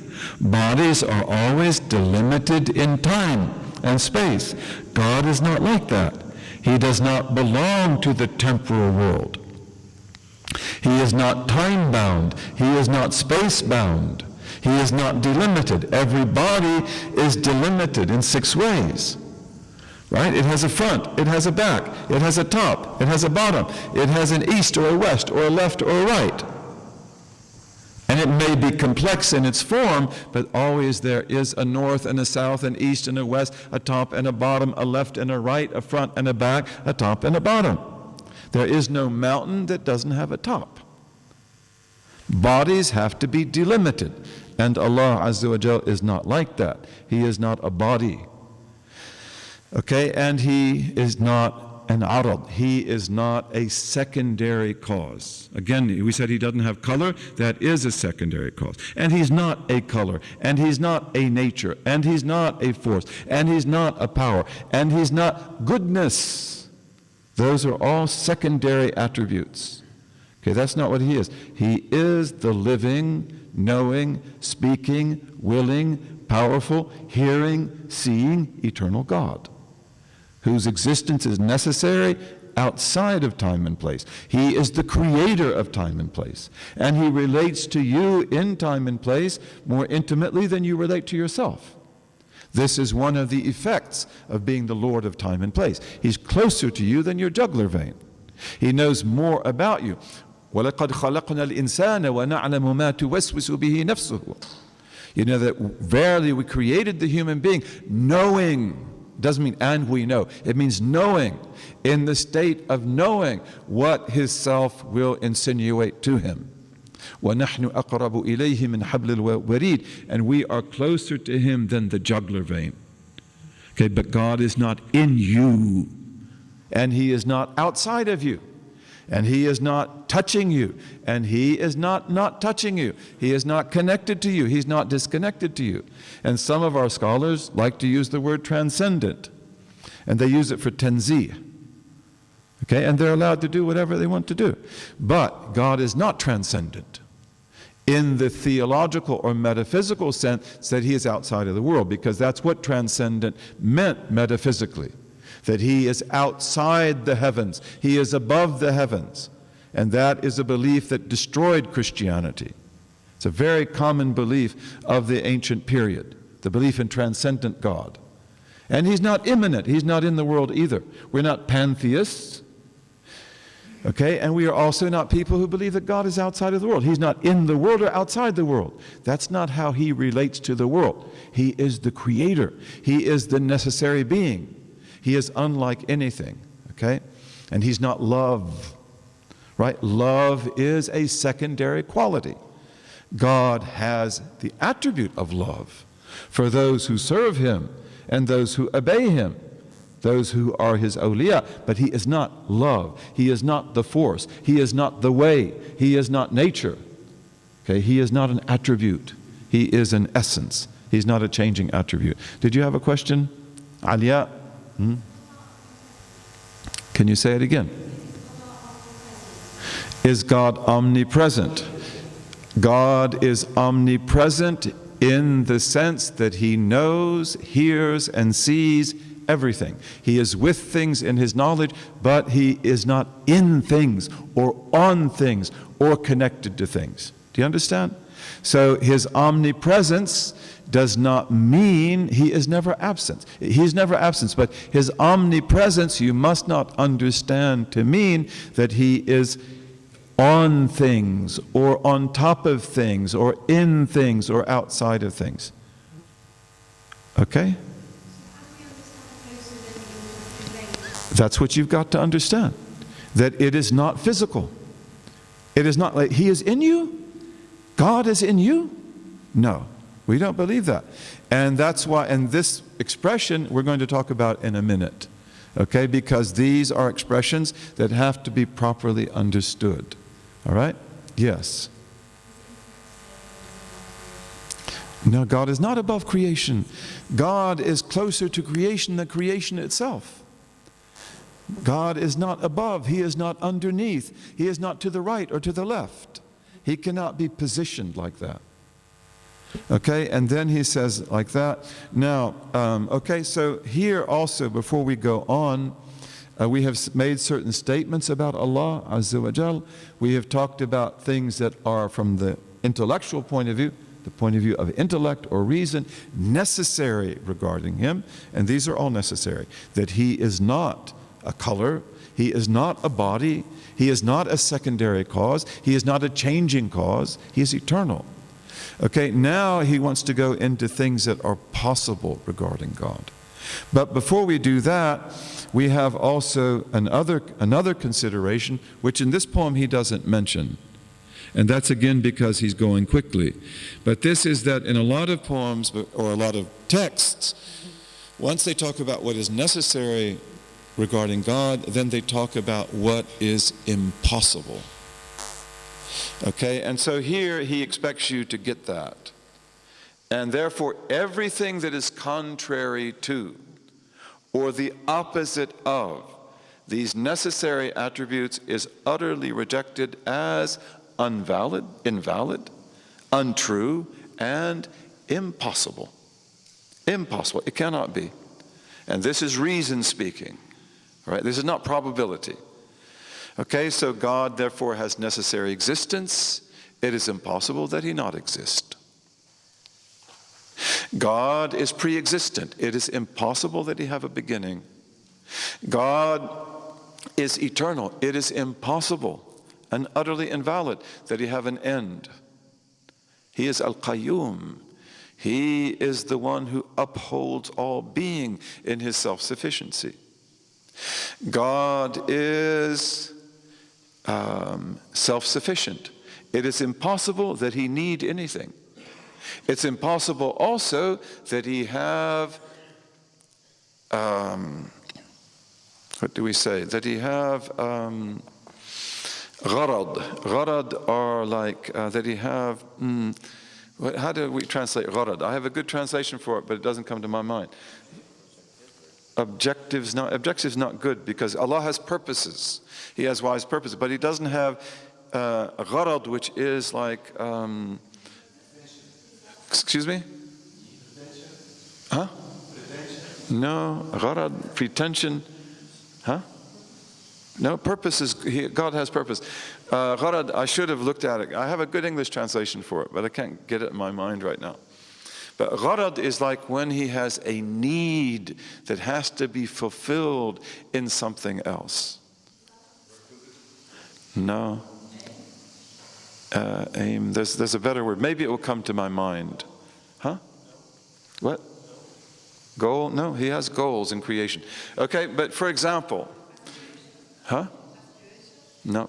Okay, so gharad is, for example, that in the history of the Jews, okay, and by the way, Judaism is not a very old religion. Historically, Judaism grows up after Christianity, not before Christianity. It's important to get that clear, because Judaism as rabbinic religion, based on the Mishnah, the Gemara, the Talmud, the Midrashim, this is a religion that grows up after Jesus Christ. And in fact, it grows up in particular rabbinical circles that did not believe in him and that were opposed to him and who were very concerned about the spread of the belief in Jesus Christ, peace be upon him, among the Jews. They didn't care what the non-Jews do. And therefore the rabbis, when you talk about the development of Greek Christianity and the development of the Trinity, they could care less. It's like those people never knew anything anyway. They were pagans and they stay pagans. You know, but what they were very much concerned with was the spread of the belief in the Messiah, Jesus Christ, the Son of the Virgin Mary, among the children of Israel. And in the first century of Christianity and the second century of Christianity, most all Christians are from the children of Israel. Our scholars today call them Judeo-Christians. I don't like that word because, again, Judeo is after Christianity. It's not a good term. You can call them Israelite Christians. Yes, Israelite Christians. And these were Christians who were Jews. I shouldn't say that, should I? But they were Christians who practiced the law of Moses. They prayed in a way that's similar to the way we pray, except they prayed 3 times a day. And they would get up for night vigils.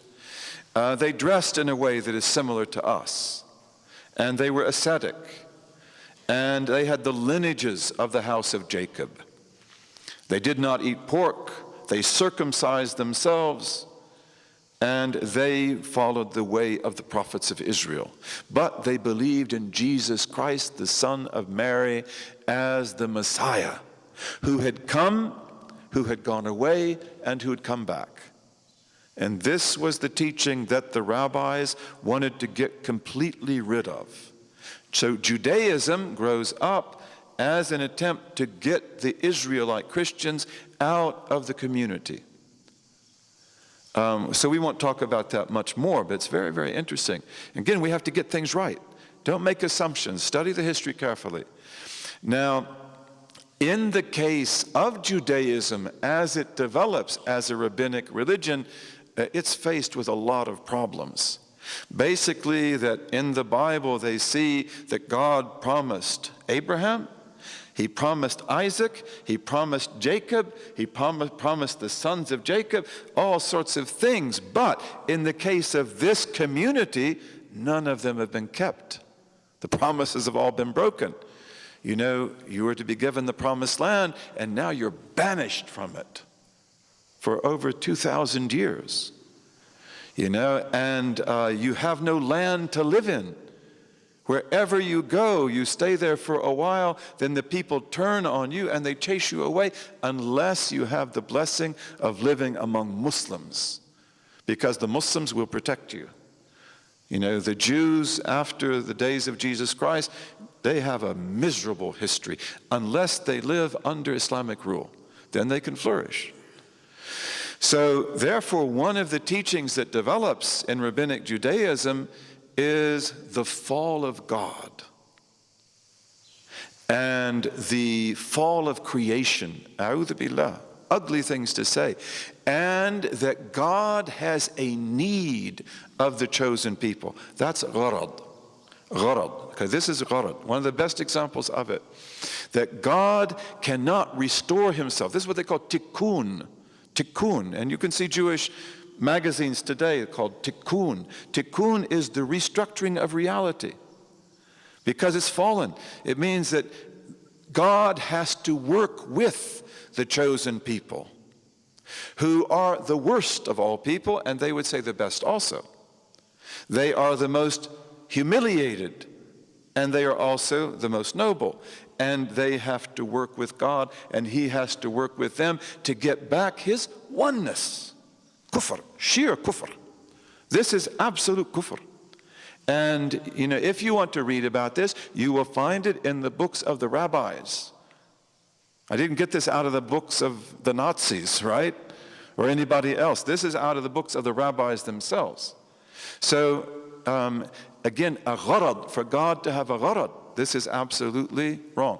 Also, Christians, when they talk about God's only begotten Son who was crucified for your sins, a lot of times they're teaching about the Son who was crucified is like that of a gharad.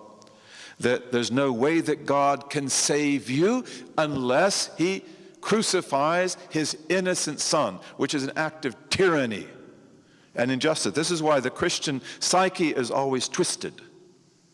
That's why Nietzsche used to say that if the Germans are to be a decent people, they need to get rid of 2 things, Christianity and beer. Right? And Christianity is very problematic. It's like you believe in God, you say God is a God of love, you say that God loves us, and yet Adam falls and he was never forgiven, and we inherit his original sin, and that can only be forgiven by an innocent Son of God who is crucified on a cross. Like, give me a break. This is a horror story. This is injustice. And it is injustice. And that's why the Christian psyche has a lot of problems with things like justice. And it has a lot of contradictions in its history. In a religion where Jesus tells the Christian that if someone slaps you on the one cheek, turn it and give him the other so he can slap you back. And yet Christians in history are the most violent community that ever existed. Nobody holds a candle to them. Christians are very violent in their history and extremely intolerant. And after them come who?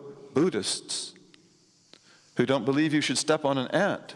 But Buddhists, and they're being violent to Muslims right now. Look at what's happening in Burma. Look what's happening in Sri Lanka. And this is not the first time that's happened. So, in any case, God has no need, and he does not have to have a son that he sends into the world, whom he crucifies. And again, a lot of Christians understood that as gharad, as a need that God has, a personal need that God has. And this is because in the belief of transcendence, God is transcended. He's above the seventh heaven. He's perfect. The world is fallen. The world is dank. It is dark. It is a place of death. And you have to have a Savior who is divine, who goes up above the heavens and connects with God, and then comes down and gets you and takes you up there. That's their belief. Okay, this is what wrecked Christianity, the dualism of transcendence. Okay, and therefore Athanasius, who's called one of the fathers of the church, one of the fathers of the Trinity, he says, if the Son, meaning by that Jesus Christ, if the Son were not pure God, he could not be Savior. What? If the Son were not pure God, if Jesus Christ were not completely God, he could not be a Savior for you. What? You see, this is cognitive frames. Like, you're talking about a reality that is completely different than the reality that we live in. And that's because that is a dualistic view of the world. It is a dualistic view of the world. And he means that salvation has got to be metaphysical. And you've got to have a Savior who is a God who can take you out of this fallen physical world and take you up to heaven. And then you'll be saved. We don't believe in that at all.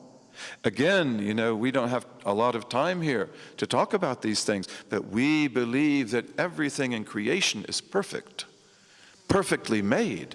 You know, from the atom to the cell, to the tree, to the lakes, to the rivers, everything in it. There's no fallen world at all. In fact, all that world out there is good. It all glorifies God. We have a very different point of view. And salvation for you and me is what? Ethical, moral. You believe in God. You accept the prophets. You live a good life. You do good deeds, and God will forgive you. And he will guide you. And he will not punish you. And this is what the Bible taught. This is what the prophets taught, but the church has a big problem with that. And for that reason, the early church too had a big problem with something else, which was physical resurrection of the dead. Right? Because of the fact that, wait, I'm supposed to get out of this body. This body is putrid. This body is dank. This body is sinful. I need a Savior to get my soul out of my body and to take it up like a bird above heaven to the one God. Okay? And then you're going to tell me that God is going to resurrect me with a physical body that I got rid of? This was a big problem for the early church. For Athanasius, for Origen, you know, for the Basils, and so forth. Big problem for the church. And this brings us to what? Surah Al-Kahf, which our brother recited from yesterday. And that is the sleepers of the cave, who sleep in the cave for 300 solar years, 309 lunar years.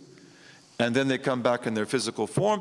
And one of the reasons why God showed that miracle, which is it's the most famous of all Christian miracles in the early church, was to show them that there is a physical resurrection.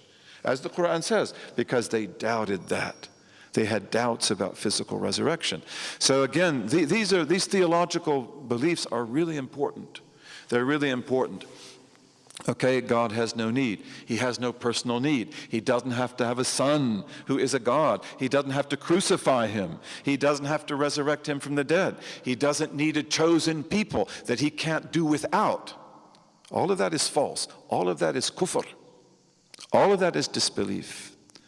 Okay, and then also God is utterly dissimilar. So he's not a man, you know, and like where is Michelangelo now? In what hell is he? who draws God as this big old man with a white beard, with little baby angels flying around, and then his touching the finger of probably Michelangelo's beloved, right? Because he was a homosexual, touching his fingers, and then that man's becoming Adam. Kufr, pure kufr. God is not like anything in creation.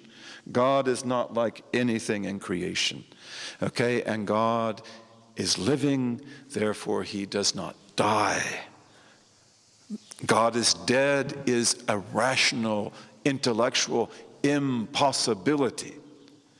And God has knowledge, he doesn't lose knowledge, he doesn't forget, he doesn't make a mistake. All those contraries are wrong, and all those contraries are impossible. God speaks, and his speech is a perfect speech, and it reveals his knowledge. All contraries to that are impossible. God has will, he has power. Nothing happens in creation but by the will and the power of God. So therefore, the fire appears to have a nature to burn, but it does not. It burns at every moment by the will and the power of God. And if he willed, he could protect you from that. He could suspend that. All right? And then God hears and sees all things. There's nothing in his creation which he does not perceive. Okay, so we just add that now. Now we want to go on to things that are possible regarding God. And here he begins with the general principle. And he says, وَمَا عَلَى اللَّهِ أُمُورٌ تُفْتَرَضْ وَمَا عَلَى اللَّهِ أُمُورٌ تُفْتَرَضْ. Okay, there are no, we could say ethical, moral. There are no ethical matters that are binding upon God. Okay, so this brings up the question that our sister, was it you? Benevolence. Okay, that our sister raised about benevolence. And that was a really good question. Again, we believe that God is good.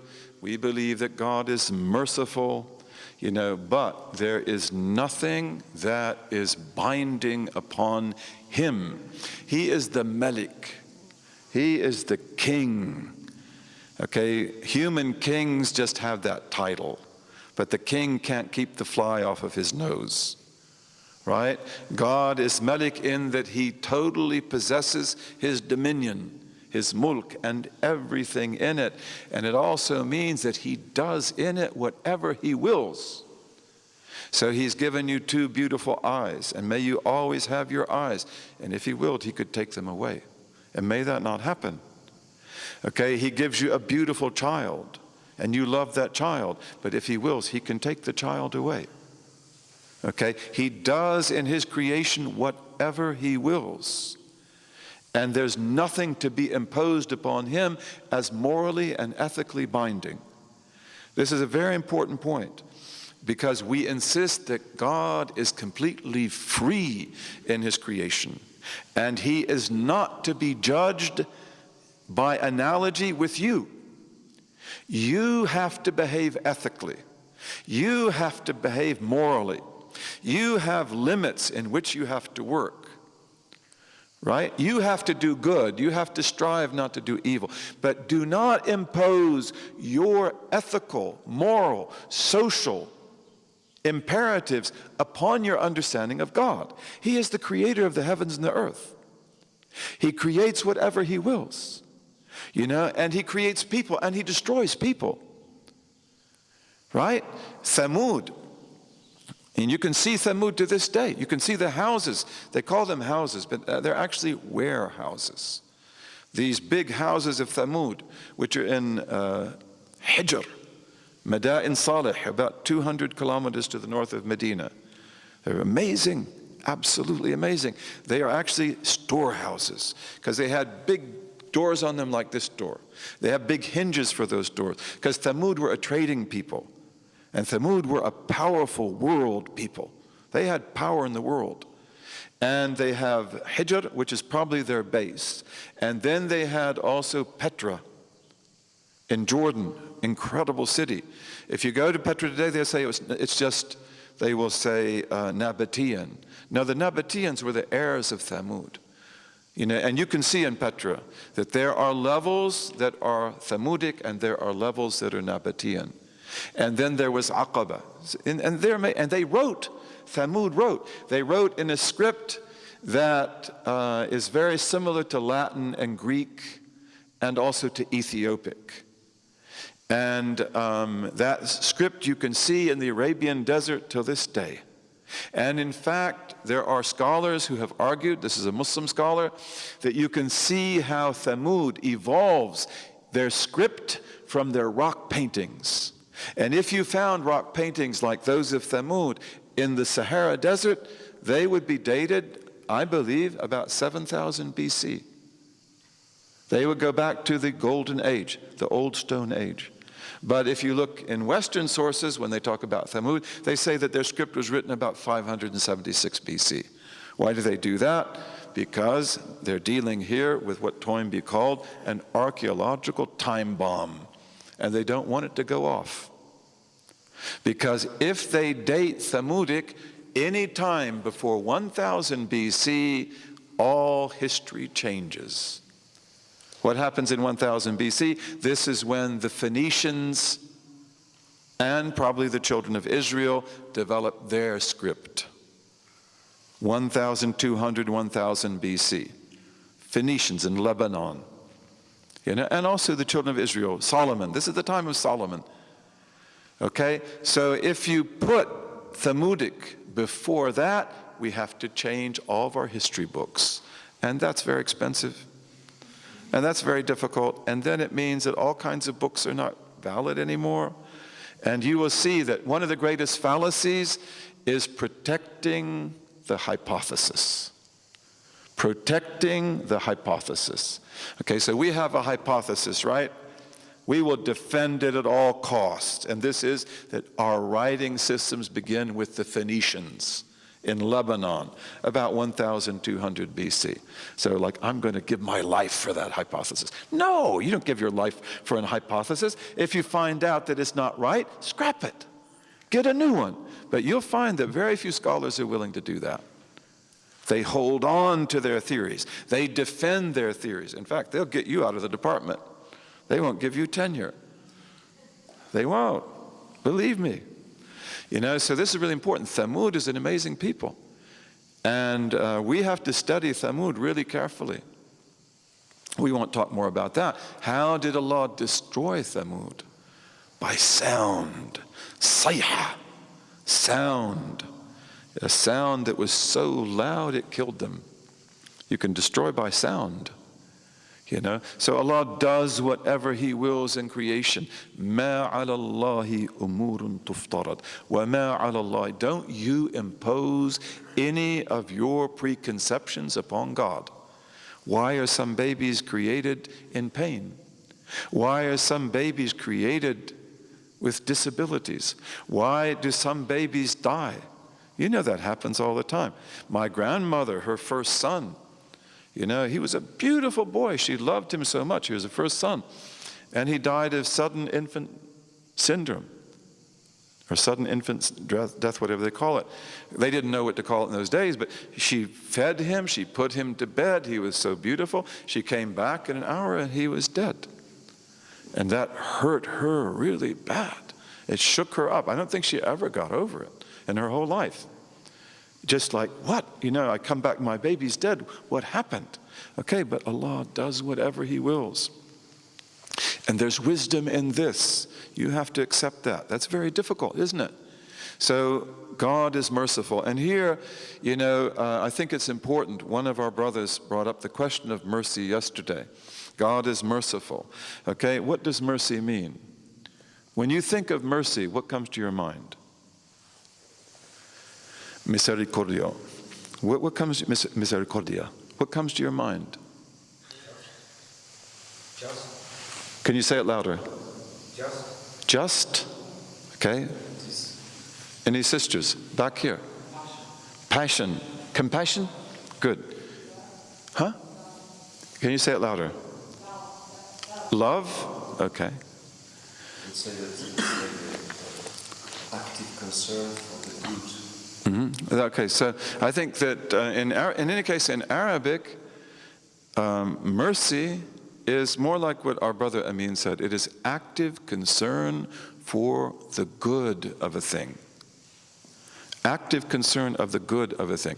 The womb of any animal with ears, Arabic is really interesting. They say every animal that has ears has a womb, and it gives birth. Every animal that has a hole, doesn't have ears, has eggs. In Arabic, that's a fundamental part of the Arabic conception of language, that anything that has ears gives birth. It has a womb. And anything that has a hole, like a turtle, like a snake, like a bird, it has eggs. Okay, so the womb in Arabic is called the raham, right? It is the place, the receptacle of mercy. Why is it called that? Because in the womb, Allah gives the creature that is created there everything that it needs to be itself. So if it's a baby lion, He gives it claws. He gives it little teeth that will become fangs. He gives it a special type of muscular structure and bone structure so that it can be a beast of prey, a lion. Okay, and if He creates a rabbit, He creates it so that it has all the things that rabbits need. Rabbit ears that go forward so they can hear, and then they turn back so they can hear behind them, and they go to the side so they can hear to the side. And if it's a cottontail, it's going to have a little white tail so that when the fox tries to catch it, it usually goes for the tail. And it might get the tail, but it won't get the rabbit. It's amazing. So the rahim is the womb where God gives you everything you need to be what you are supposed to be. So a cat can be a cat, a dog can be a dog, a human can be a human, a lion can be a lion, and so forth. Okay, and this is mercy. And this is why also one of the signs of blessed marriage, a blessed prophetic marriage is one of the signs of God on earth. May Allah give us that blessing. And if our marriages are not the way that they ought to be, may He make them that way. You can always set it right. You've got to believe that.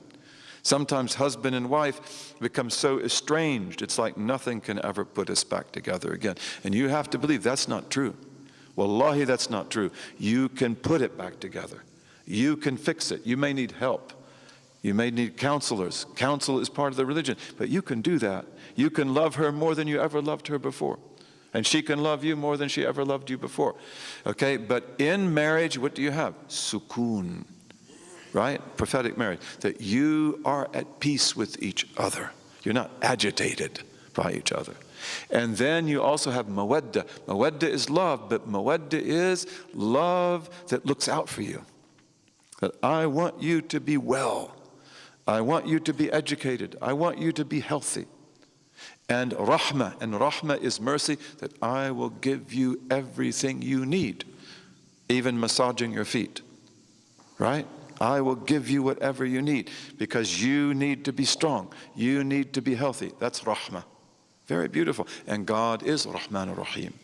He is a God who creates creation the way it is supposed to be. He makes cats the way cats are supposed to be, dogs the way dogs are supposed to be, wolves the way wolves are supposed to be, and human beings the way they're supposed to be tested.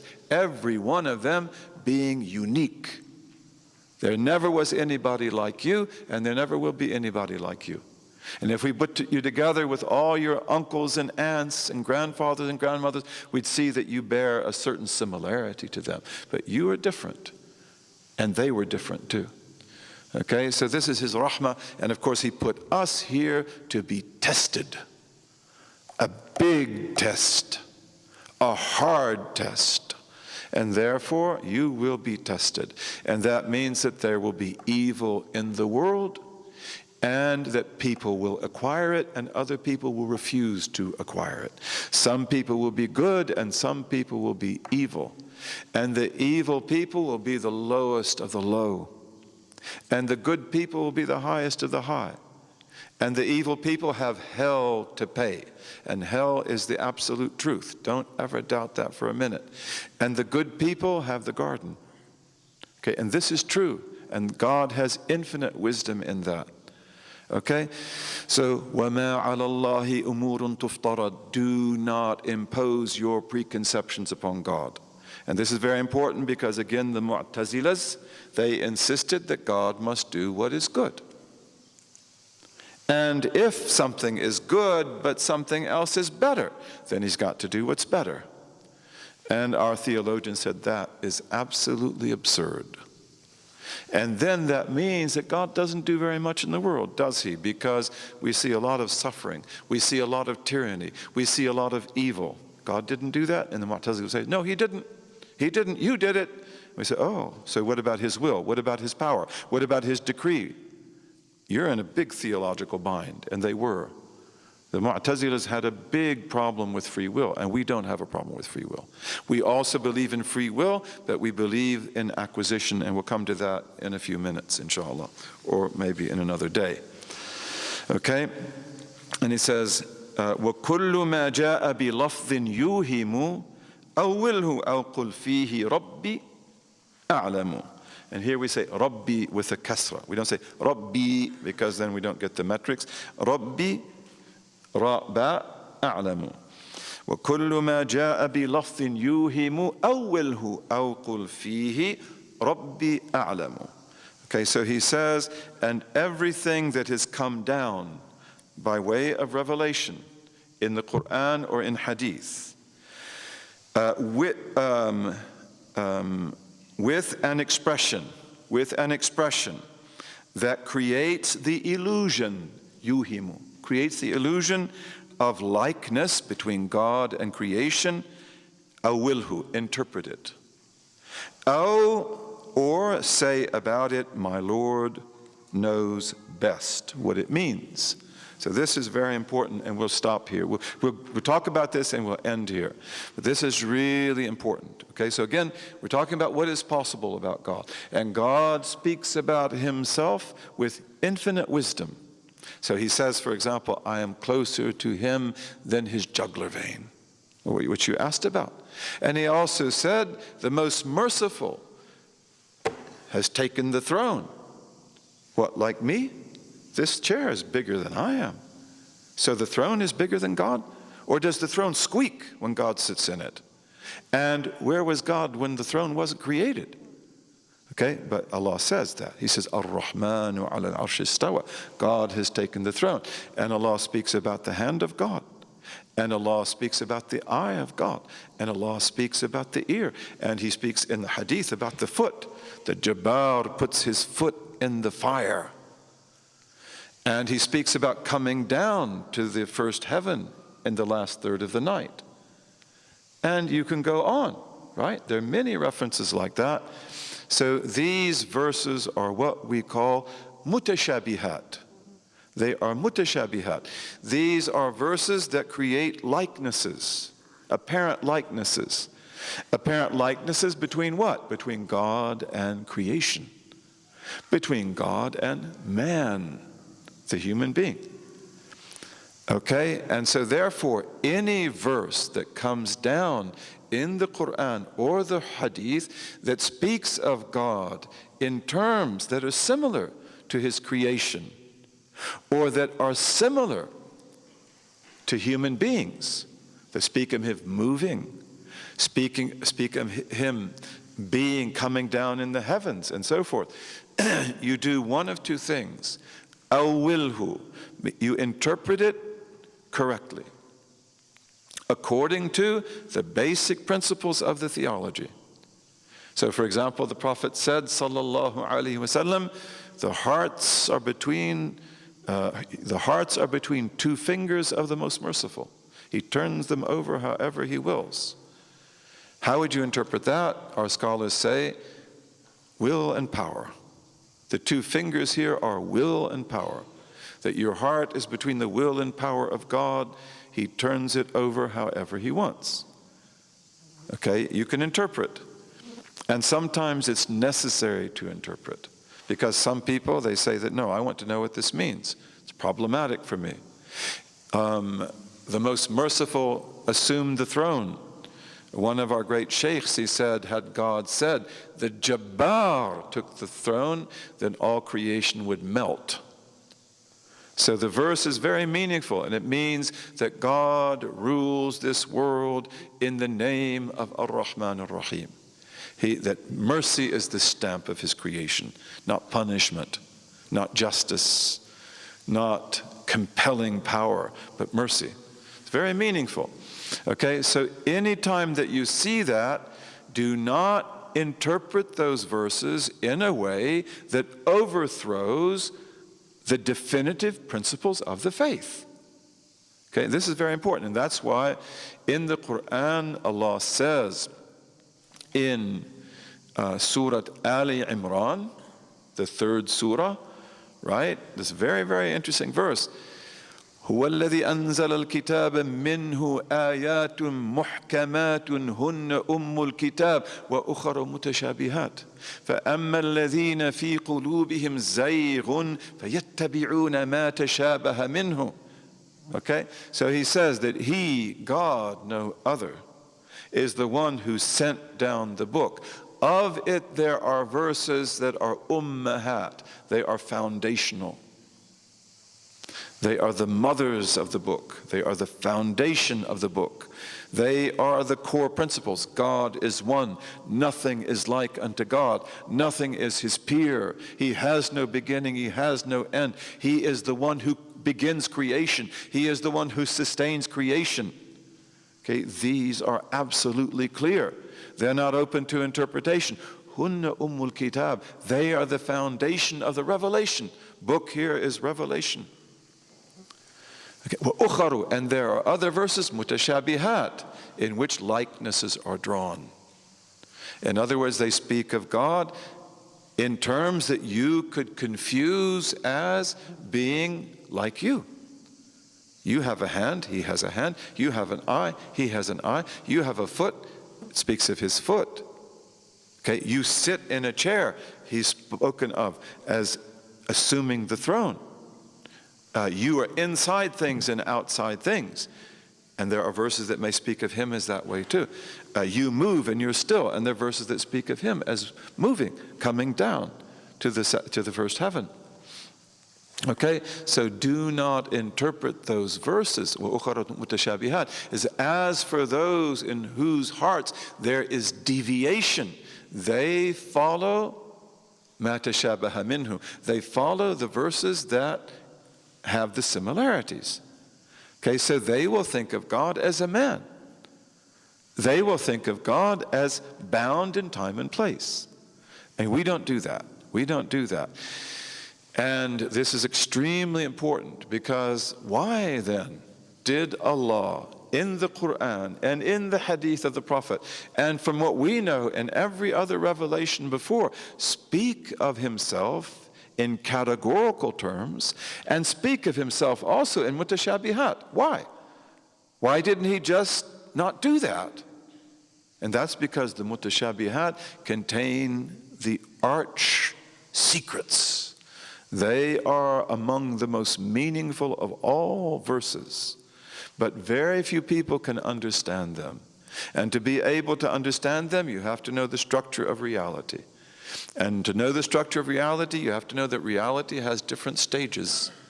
And to know that, you have to also be able to see things upside down and inside out. Can you do that? I have a hard time doing that.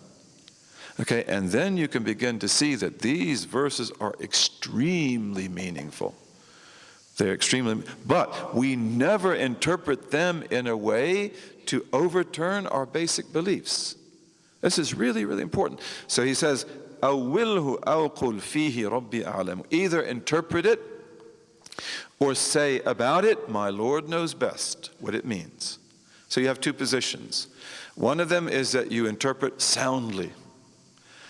You say that Ar-Rahmanu ala al-Arsh istawa. This means that God has dominion over creation, like a king in a throne, metaphorically, and that he rules creation as a merciful Lord.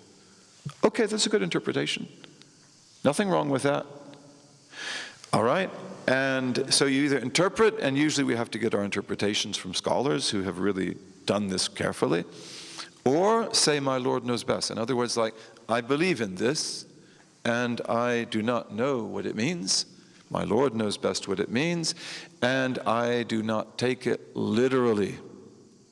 Okay, because if you took it literally, you interpreted, and you interpreted it in a way that overturns the basic structure of belief. So we don't believe that God is a man. We don't believe that he has sideburns. We don't believe that he has a beard. We don't believe that he has a certain distance between in his face. And like a lot of Jews believe that for sure. They have a book called Shi'ur Qoma. Shi'ur Qoma. You know, Shi'ur Qoma means Miqyas al-Qama. Shi'ur, Shi'ar al-Qama. Shi'ur Qoma means Miqyas al-Qama. That how tall is God? And what is the distance between his eyes? And how long are his sideburns? Because, you know, Jews, they have to wear the sideburns, right? So God has sideburns too. He looks like a rabbi. They portray him that way. A'udhu billah, that's kufr. How long are his sideburns? How big are his ears? How big are his hands? Kufr, kufr, kufr. Okay, we don't do that. We don't do that. And so here we have two schools. Okay, we have one school, they're both Sunni schools, but one of them is the school of interpretation. And this is the school of Imam al-Ash'ari and Imam al-Maturidi. And it is called Madhhabul Khalaf. It's called the school of the moderns, because they lived about 300 years, 400 years after the Prophet. So they're modern people, right? They lived 1,000 some years ago, but we call them the moderns. And they interpreted because it was an imperative to do so. Because many people were taking this literally, and many people were interpreting it in far out ways. So they said that we've got to interpret. And then you have the other school, which is called Madhhabus Salaf. And this is the school of the early generations, the companions, the successors of the successors, and they did not interpret. But they knew what it meant, just as the great masters of the way know what it means. And they will give you secrets out of these verses that you could not imagine. And this is fath, this is an opening. And you have to understand this, the companions were not Bedouins. The companions were not simple people. The companions were people who were the greatest knowers of Allah who ever lived. They took the light of the Prophet from him. They understood things from him by the mere sounds of his speech and looking at him and touching him and smelling his fragrance. So they understood these things. And it's not like that, well, we don't know what this means. No, no. They knew what it meant. But what it means cannot be said in words. What it means cannot be said in words. And Imam Malik was like that. He follows the way of the Salaf. That's why when a man came to Medina, he stood up and he said, Ar-Rahmanu ala al-Arsh istawa. Like, what does this mean? Like, this is absurd. How can that be? Allah is not like anything. You mean to say he's like a king? He's sitting in his throne? So he says, Ar-Rahmanu ala al-Arsh istawa. Tell me about that, Imam Malik. Imam Malik said, Al-istiwa'u ghayru majhul. He said, taking the position on the throne, the word is not unknown. We know what that word means. You do too. وَالْكَيْفُ غَيْرُ مَعْقُولٍ. But the how of it is not to be perceived by the intellect. Okay, don't think that he is a human being sitting on a throne. وَالْكَيْفُ غَيْرُ مَعْقُولٍ. That's powerful. See, the kayf, the how of this is not to be perceived by the intellect alone. وَالْإِيمَانُ بِهِ wajib, and to believe in it is obligatory. وَالسُّؤَالُ عَنْهُ bid'ah, and asking about it is an innovation. He said, وَأَنَا أَرَاكَ مُبْتَدِعًا, and I see you, I believe you're an innovator. Imam Malik is very tough, very strong. Most people couldn't speak in his presence. You know, one of the great Egyptian scholars who came to Medina, Ibn Wahab, Ibn al-Qasim, I think it's one or the other. Ibn Wahab was the greatest scholar of Egypt. He came to Imam Malik, he stayed with him for 30 years until he died. Ibn al-Qasim came to him and stayed for 20 years until Imam Malik died. They were the greatest scholars of Egypt. Ibn al-Qasim came in the Egyptian delegation, as did Ibn Wahab 10 years before. And the Egyptian delegation told him, you have to ask certain questions, and one of them is about a hermaphrodite. Is the hermaphrodite a male or a female? Okay, very important because it affects inheritance, for example, and other things as well. Okay, so, and he said, I could never ask Imam Malik that question. I never, in 20 years, he could never ask that question. And in the Mudawwana, which, is one of the great books, you can see Ibn al-Qasim even says that there. He says, we never asked Imam Malik that question, and nobody ever dared ask it, even though it's a standard fiqh question. But he said, I believe that you should consider how the hermaphrodite urinates. So if the hermaphrodite urinates as a female, it's a female. And if the hermaphrodite urinates like a male, it's a male. He said, that's my answer. That's how I work it out. But he said, none of us ever asked Imam Malik that. Because Imam Malik was he looked like Umar ibn al-Khattab. And he sat in the place of Umar ibn al-Khattab. And he inspired great awe. But again, this was their position, that these things, okay, anytime that Allah speaks of himself in a way that is similar to creation, then we either interpret it soundly on the basis of our principles of theology, or we turn it over to Allah. We say, I believe in this, and I don't know fully what it means, but you don't take it literally. That's very important. You don't take it literally. Before we finish, maybe we can take your question in a minute, but before we finish, this is a really important issue. In our religion, we have certain hadith, certain verses which are absolutely clear. They are the foundation of the religion. We don't ever disagree on those. And then we have many other verses and hadith that are open to interpretation. Among them are the mutashabihat, those verses in hadith that speak of God in ways that are similar to the way we speak of creation. Okay, so never, and then you have other verses. You have legal hadith. Most legal hadith can be interpreted 2 or 3 or more different ways, validly. That's why we have schools of law, because schools of law have methodologies for soundly interpreting these hadith and verses. They don't do it arbitrarily. It's like, I have a particular way I interpret these hadith or these verses. This is really important. We don't ever spill the cart. Okay, so in these verses, هو الذي أنزل الكتاب منه آيات محكمات. He, God, is the one who sent down the book. In it there are verses of clear, concise, undebatable meaning. Hunna ummul kitab. They are the foundation of the book. When was that verse revealed? It was revealed in Medina. And it was revealed, according to some transmissions, some sound transmissions, when the delegation of Najran came to Medina. The delegation of Najran was the biggest delegation that ever came to Medina. And the delegation of Najran was a Christian delegation coming from southern Western Arabia, Najran. And they had among them Trinitarians, and they had Unitarians. They had different Christians. Okay, and they came to see the Prophet, and the Trinitarians tried to use the Quran and its mutashabihat to show that God is 3 in 1. That why does Allah say we? Isn't that 3? Isn't that the Trinity? So they would do that. And when they did that, Allah revealed the first 70 verses of Ali Imran. And in them are this pivotal verse. He is the one who sent down the book, the revelation. In it there are verses of definite meaning.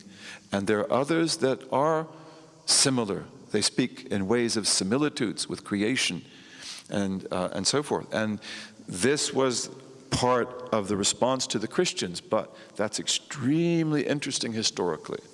Because again, in the history of the Christian church, the great debates in the 1st, 2nd, 3rd, and 4th century are about the sonship of Jesus Christ.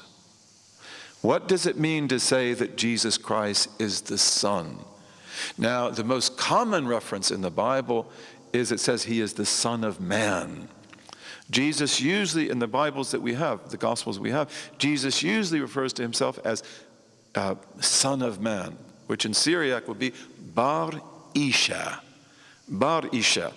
Ibn al-Ins. Isha is al-Insa, Son of Man. Bar Isha. He will say, I am the Son of Man. The Son of Man comes. The Son of Man. He usually refers to himself as Son of Man. He never refers to himself as Son of God. But then you do have that expression also, Son of God. Okay? And so people like Athanasius, whom we talked about before, and the so-called church fathers, who fathered the Trinity upon the church, these fathers, they say that Son of God can only mean one thing, and that is that he is divine. And again, as Athanasius says, if Jesus is not divine, he cannot be Savior. And we say, wait, time out. Let's check our cognitive frames, right? What are you talking about? What are you talking about?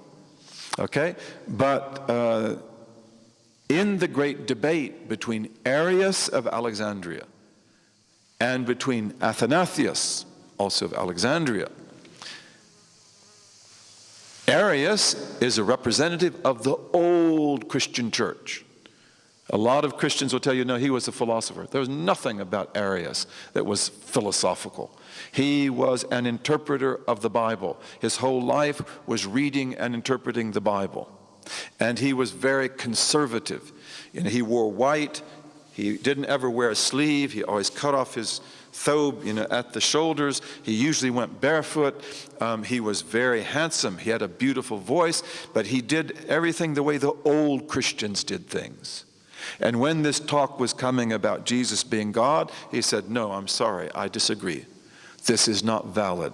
And one of the main things Arius said, that look, in the Bible, in the gospel, you have statements that are very clear, that God is one, that God has no beginning, that God has no partner, that he has no associate, that he's not like anything in creation.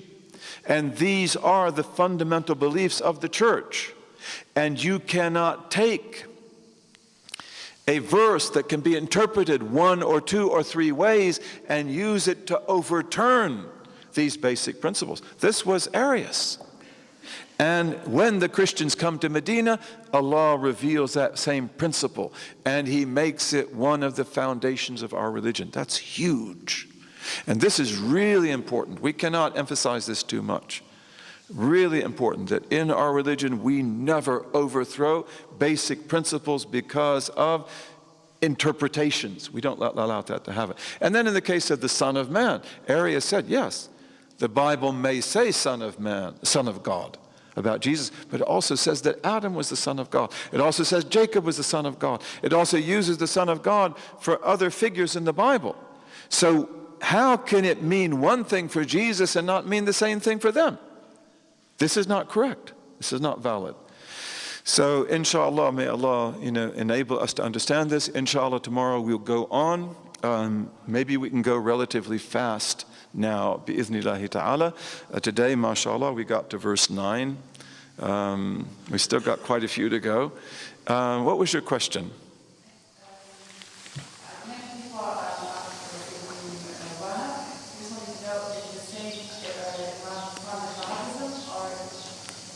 No, Ibn Wahab, the school, which doesn't like to call itself by its name, is from a man whose name was Ibn Abd-Allah. Muhammad ibn Abd-Allah. So they're called Wahhabis because of the fact that their teacher was Ibn Abd-al-Wahhab. Now they don't like to be called by that name, and that's very strange. It's like, what's wrong with that? What's wrong with it? I mean, isn't he your teacher? Don't you follow his books? But they don't. They say, no, we're not Wahhabis. And they would do very well to say, we're Wahhabis. Say, I'm a Wahhabi. I follow Muhammad ibn Abdul Wahhab. That's just being honest. And then Allah would not be hard on them. Say, okay, that's your teacher, I'll deal with your teacher. Right? But then if you say, I'm a Salafi, and may Allah bless our brothers and sisters who are Salafis, they're not our enemies. We're not out to speak evil of them. We want to talk to them. We want to discuss. You want to follow the Quran and the Sunnah? So do I. So why don't we talk about it? You believe that this verse means that? Well, let's look at it. Maybe it means that. Maybe it means something else. Okay? But when you call yourself a Salafi, that's very, very dangerous for you. Not for me. Why is that so? Because as our great masters say, beware of the maker of claims. Beware of the maker of claims. I am this, I am that, I am this. Shaykh Abdul-Qadir al-Jilani, may Allah be pleased with him, he says, من جعل لنفسه وزنا فلا وزن له ومن جعل لنفسه قدرا فلا قدر له. He said, whoever gives himself a special weight has no weight at all. Whoever gives himself a special status has no status at all. Shaykh Abdul-Qadir al-Jilani had a huge effect on his generation. He is the Shaykh of Salah ad-Din Ayyubi. He is the Shaykh of Nur ad-Din Zengi. He is the liberator of Palestine. He is the liberator of Syria. He's the one who liberates Jerusalem. He's a huge figure in history. And once this Rafidis are people who reject the Sahaba. This Rafidi came to him. He said, oh, Shaykh Abdul Qadir, you're from Ahlul Bayt, mashallah. You're Hassani Husseini, and you're so great, and you've had such an effect on our time. What do you say about Muawiyah? Ah, that's what you want to ask, right? What do you say about Muawiyah? Shaykh Abdul Qadir al-Jilani said, Shaykh Abdul Qadir al-Jilani, he said, I am not worth the dust under the feet of the camel of Muawiyah when he made jihad with the Prophet sallallahu alaihi wasallam. That's true. He's not exaggerating. He said, I'm not worth the dust under the feet of the camel of Muawiyah when he made jihad with the Prophet. Case closed. Man ja'ala li nafsihi waznan fala wazna lah. He doesn't make claims, right? Beware of the maker of claims. And, you know, when you look at so-called Sufis and others, may Allah guide them, but beware of the maker of claims. I am this, I am that, I am this, I am that. Beware. Because most of them, and they're right, they don't talk about themselves. You know, okay, so if you say you're a Salafi, that's a claim, right? Because you say, no, I'm not a Wahhabi. There's nothing wrong with being a Wahhabi. You follow Muhammad ibn Abdul Wahhab. There's nothing wrong with that. You know, if you want to say that, then you'll be okay. Okay, but you say you're a Salafi, then you say, no, I'm like Abu Bakr. I'm like Umar. I'm like Uthman. I'm like Imam Ali. I'm like Mu'adh ibn Jabal. Oh, you are? Because I'm not. Let me out of here. I'm not like Umar ibn al-Khattab. I have his name, Umar al-Faruq. I remember the first time I went to Iran, which was a year after the revolution, I was invited. I was very political in those days. And I didn't know much about our brothers, you know. And they'd come up to me and they'd say, Ya akhi al-Kareem, masmuk. I say, Umar al-Faruq. It's just like, pow, you know. They just, whoa, Satan. It's like, no, not Satan at all. Umar al-Faruq, you know. And then I got where I liked that, you know. It's like every time I say, Umar al-Faruq, and they, okay, let me out of here, you know. But Umar al-Faruq was great. These are the greatest human beings that walked the earth. Abu Bakr and Umar and Uthman. Imam Ali loved Umar, you know, with a love that has no measure. He married his daughter to Umar. And who are the sons of Imam Ali? Hassan, Hussein, Muhsin, Muhammad ibn al-Hanafiyyah, and Umar al-Asghar, Umar al-Akbar, and Abu Bakr, and others. Imam Ali had more than one wife after Fatima's death. May Allah be pleased with her. And, you know, of his children, he has big Umar and little Umar. Who else has two children named Umar? Imam Ali. And all the Imams of Ahlul Bayt, you'll see they all have Umar. Zayn al-Abidin. He has Umar al-Ashraf. Why? Because this is their flesh and blood. Ja'far as-Sadiq, may Allah be pleased with him. He says, Abu Bakr gave me birth twice. Because he's directly related to Abu Bakr through his mother and his grandmother. He's proud of that. You know, these are beautiful people. You know, we love the Sahaba, all of them. Imam Ali, when Umar was dying, Imam Ali comes up to him and he said, this is Sahih in Bukhari and Muslim. He said, you have not left on the face of the earth anyone whom I would rather meet Allah with actions like his than you.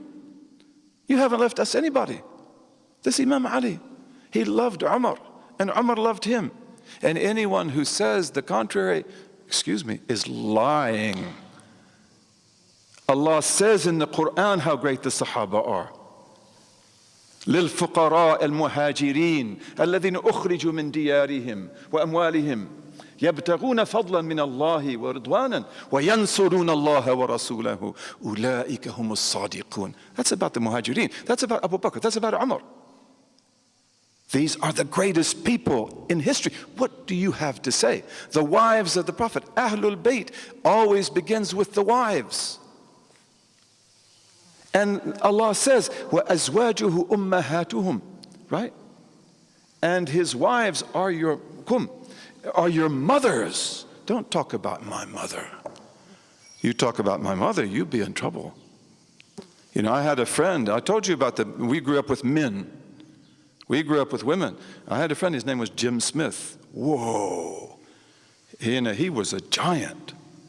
And he got a scholarship to go to West Point to play right guard in football. We love football. We grew up in the South.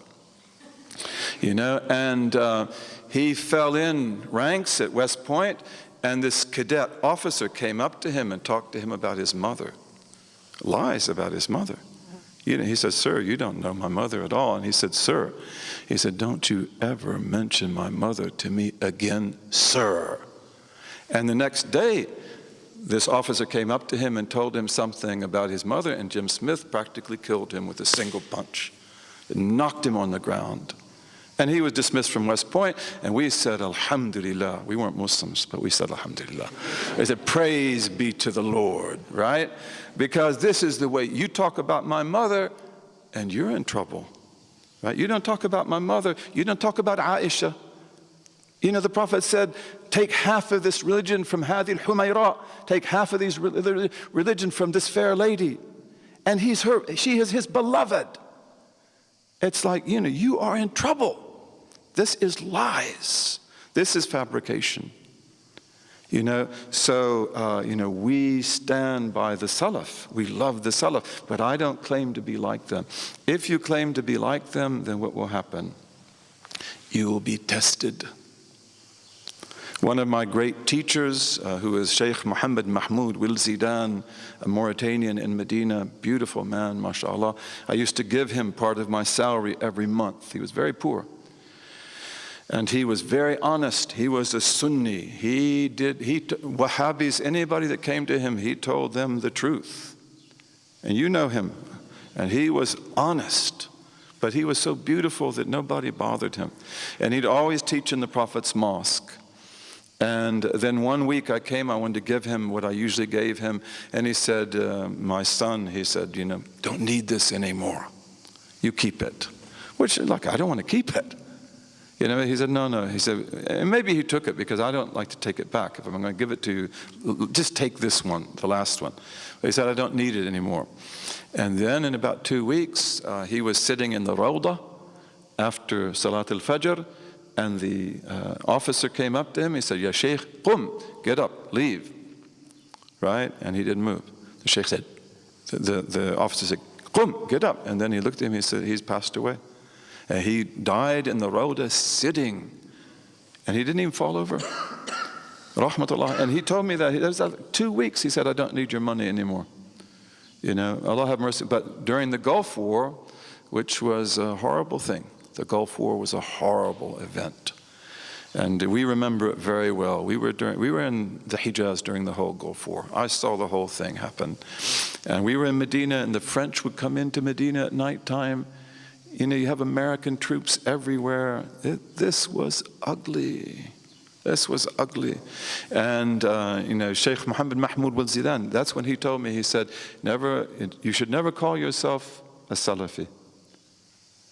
You know, because he said, if you do, you will be tested with the test of the Salaf. And he said, this is their test, the Gulf War. Why didn't you behave like the Salaf? Why didn't you just tell Uncle Sam that, I'm sorry, you're not allowed here?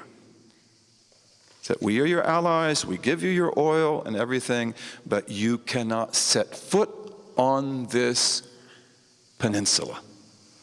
Had they dared to say that, Uncle Sam would have thought 1,000 times about ever coming there. But they couldn't even do that. And in fact, we saw the transport planes coming in every 30 seconds? One after another for a whole month or more. The whole Hajj airport was nothing but American warplanes. All the airports were empty. That was horrible. That was horrible. That changed a lot of things in the world. Nas'Allah al-afwa al-afiyah. May Allah have mercy on us. But again, beware of the maker of claims. We do not make claims بإذن الله تعالى. اللهم وفقنا لما تحبه وترضى وجعلنا من عبيدك السعداء وأمتنا على كلمة الهدى علمنا ما ينفعنا ووفقنا للعمل بما علمتنا به واجعل ما نحن فيه خالصا مخلصا لوجهك الكريم. اللهم اجعل تجمعنا هذا تجمعا مرحوما وتفرقنا بعده تفرقا معصوما لا شقيا منا ولا محروما. Ameen, ameen, ameen. Ya Rabbil Alameen. So, inshallah, we see you tomorrow, bi'iznillahi ta'ala. And thank you very much.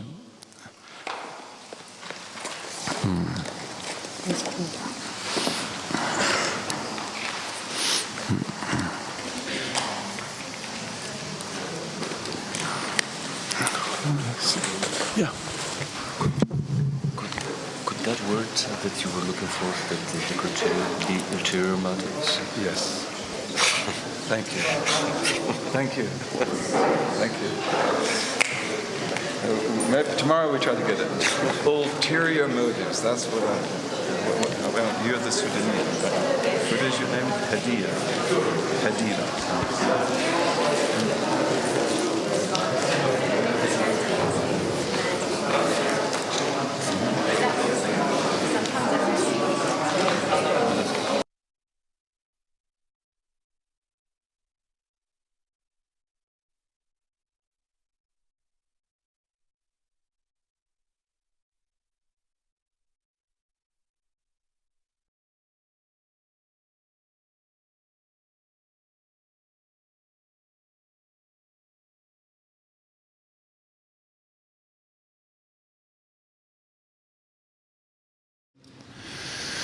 بسم الله الرحمن الرحيم وصلى الله على سيدنا محمد وعلى آله وصحبه وسلم. اللهم افتح علينا بحكمتك وانشر علينا برحمتك يا ذا الجلال والإكرام. اللهم صل وسلم وبارك على سيدنا محمد وعلى آله عدد كمال الله كما يليق بكماله. يا عليم علمنا من علمك ما ترضى به عنا ولا تؤاخذنا بما تعلمه منا. يا حليم خلقنا بخلق الحلم وحققنا بحقائق العلم.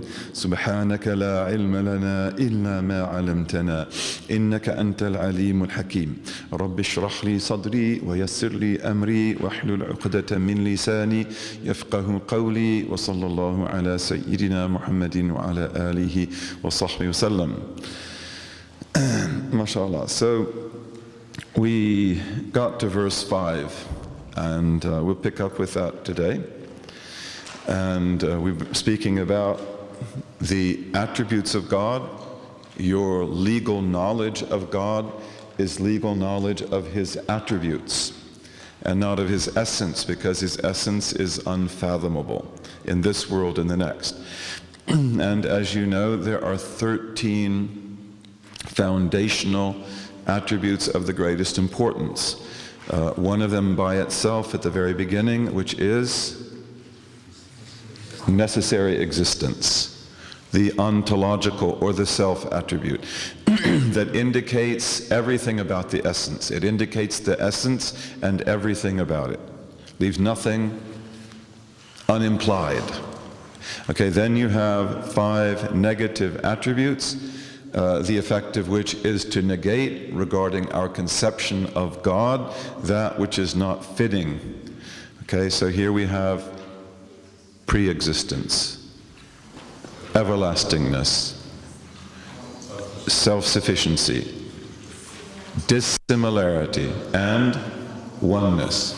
And then we come to the 7 positive existential attributes, and he gives them to us in the verse. He puts them in a metric order for the sake of the poetry, but if we do them in sort of a logical order, then we have first of all life, and then we have knowledge, and the pair of knowledge is speech, and then we have will, and we have its pair, which is power, and then we have hearing and seeing. So we want to talk about those today.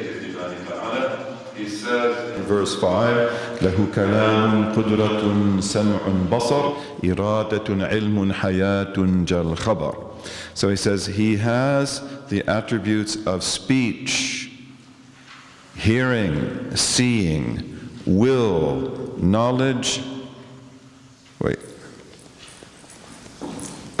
He has the attributes of speech, power. I left that out. Power, hearing, seeing, will, knowledge, and life. The reports of revelation have come down to confirm this. Okay, he says the report has come down. That's what he's saying. But to put that in English that is easily intelligible, the reports of revelation confirming this have come down to us. So we know this on the basis of revelation, the highest of all sources of knowledge. And we would say also that it is a function of intellect as well. Although there will be some discussion about whether intellect goes beyond establishing that God has life, knowledge, will, and power. They would say that's all known by intellect. Speech, hearing, and seeing, maybe not. Okay? That, they would say, requires intellect with revelation. Okay, so life is the attribute of God that, from our standpoint, is the primary one. Because for God to choose, for God to know, for God to will and to have power, he must be a living God. He is not a nature. He is not a force. He is not something abstract in creation. He is a living, personal God. And we say that life is not connected or not related to anything in particular. Meaning by that the other 6 attributes, each of which is a pair, are related to certain aspects of existence and creation. Okay? But life is not that way. Meaning by that as a matter of theological belief, it is not necessary intellectually to relate life to anything in particular. For example, God's being a living God does not necessarily mean that he has to create living things. All right? So therefore we will say that life is unrelated to anything particular in creation. Okay, but what we mean by that is that it's not necessarily related, but it could possibly be related. Okay, but that's not a matter of theological belief, because theological belief will generally focus on things that are necessary and therefore obligatory. But in our theological tradition, and especially in our spiritual tradition, many of our scholars, especially those who are very spiritual scholars, they will say that in fact all creation is living, and that this is a function of the fact that God created it and he is living. Okay, so that's an interesting point. Again, it's not an obligatory theological belief, but it is to say that I believe, and my teachers believe, and many great teachers believe, that everything in creation is alive. And that's not just an intellectual belief, that's also a belief that is borne out in the Quran and in the Hadith. The Quran speaks of everything in the heavens and the earth glorifying God. And the Quran tells us, for example, that the mountain, if you stand on it and you're a saint, you believe in Allah, the mountain is very proud that you are standing on it. And it even boasts to the other mountains that I have a saint on me. Okay, and these are not to be taken lightly. These are really powerful truths. They're powerful truths. The whales of the sea pray for the believing scholar, the scholar who practices what he or she knows, and they cry when he dies. That's amazing. So therefore, we believe, at least I believe, but it's not obligatory for you to believe, that everything in creation also is alive. We say, is there life in outer space? Is there death anywhere? Is there absence of life anywhere? You know, but what they mean to say is, are there Martians out there? Right?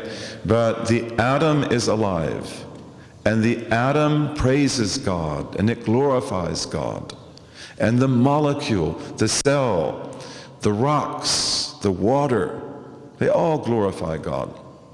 So life is the primary attribute. Then after that comes knowledge, and knowledge is related to creation and existence, to creation and to non-creation that would have been possible had God wanted to create it, and to the nature of existence. So God's knowledge pertains to the knowledge of everything necessary, all axioms, all maxims, all primary truths, all principles, such as the part is smaller than the whole, okay, in standard space. And all mathematical truths, all quantitative and qualitative truths, all geometric truths, God knows that. And of course, of the greatest of all things in necessity that he knows is the reality of necessary being, the reality of God himself. God knows God. You get closer and closer and closer in this life and the world, but you will never fathom him. You just get filled more and more and more. But he knows that. He knows all that is necessary. He knows all that is possible. When we say that he knows all that is possible, we mean that he knows everything that pertains to the created world, and to the world that was not created but could have been created, which is infinitely greater than the created world. For every leaf, there is an infinite set of other leaves that could have been created in its place, and non-leaves as well. So he knows all of that. And there is nothing that you can imagine that God does not know from before creation, before time and place, pre-existently. So for example, today, the film industry developed these incredible special effects, right? When you go back and see how they began to develop with Godzilla and things like that, they're sort of laughable, right? But today, they're like really real. And so you see Star Wars, and you see The Lord of the Rings, and The Golden Compass, and Harry Potter, and that's about as many movies as I've ever watched. But you could go on and on, right? And there is nothing in those movies or the special effects that was not known to God before the creation of the heavens and the earth.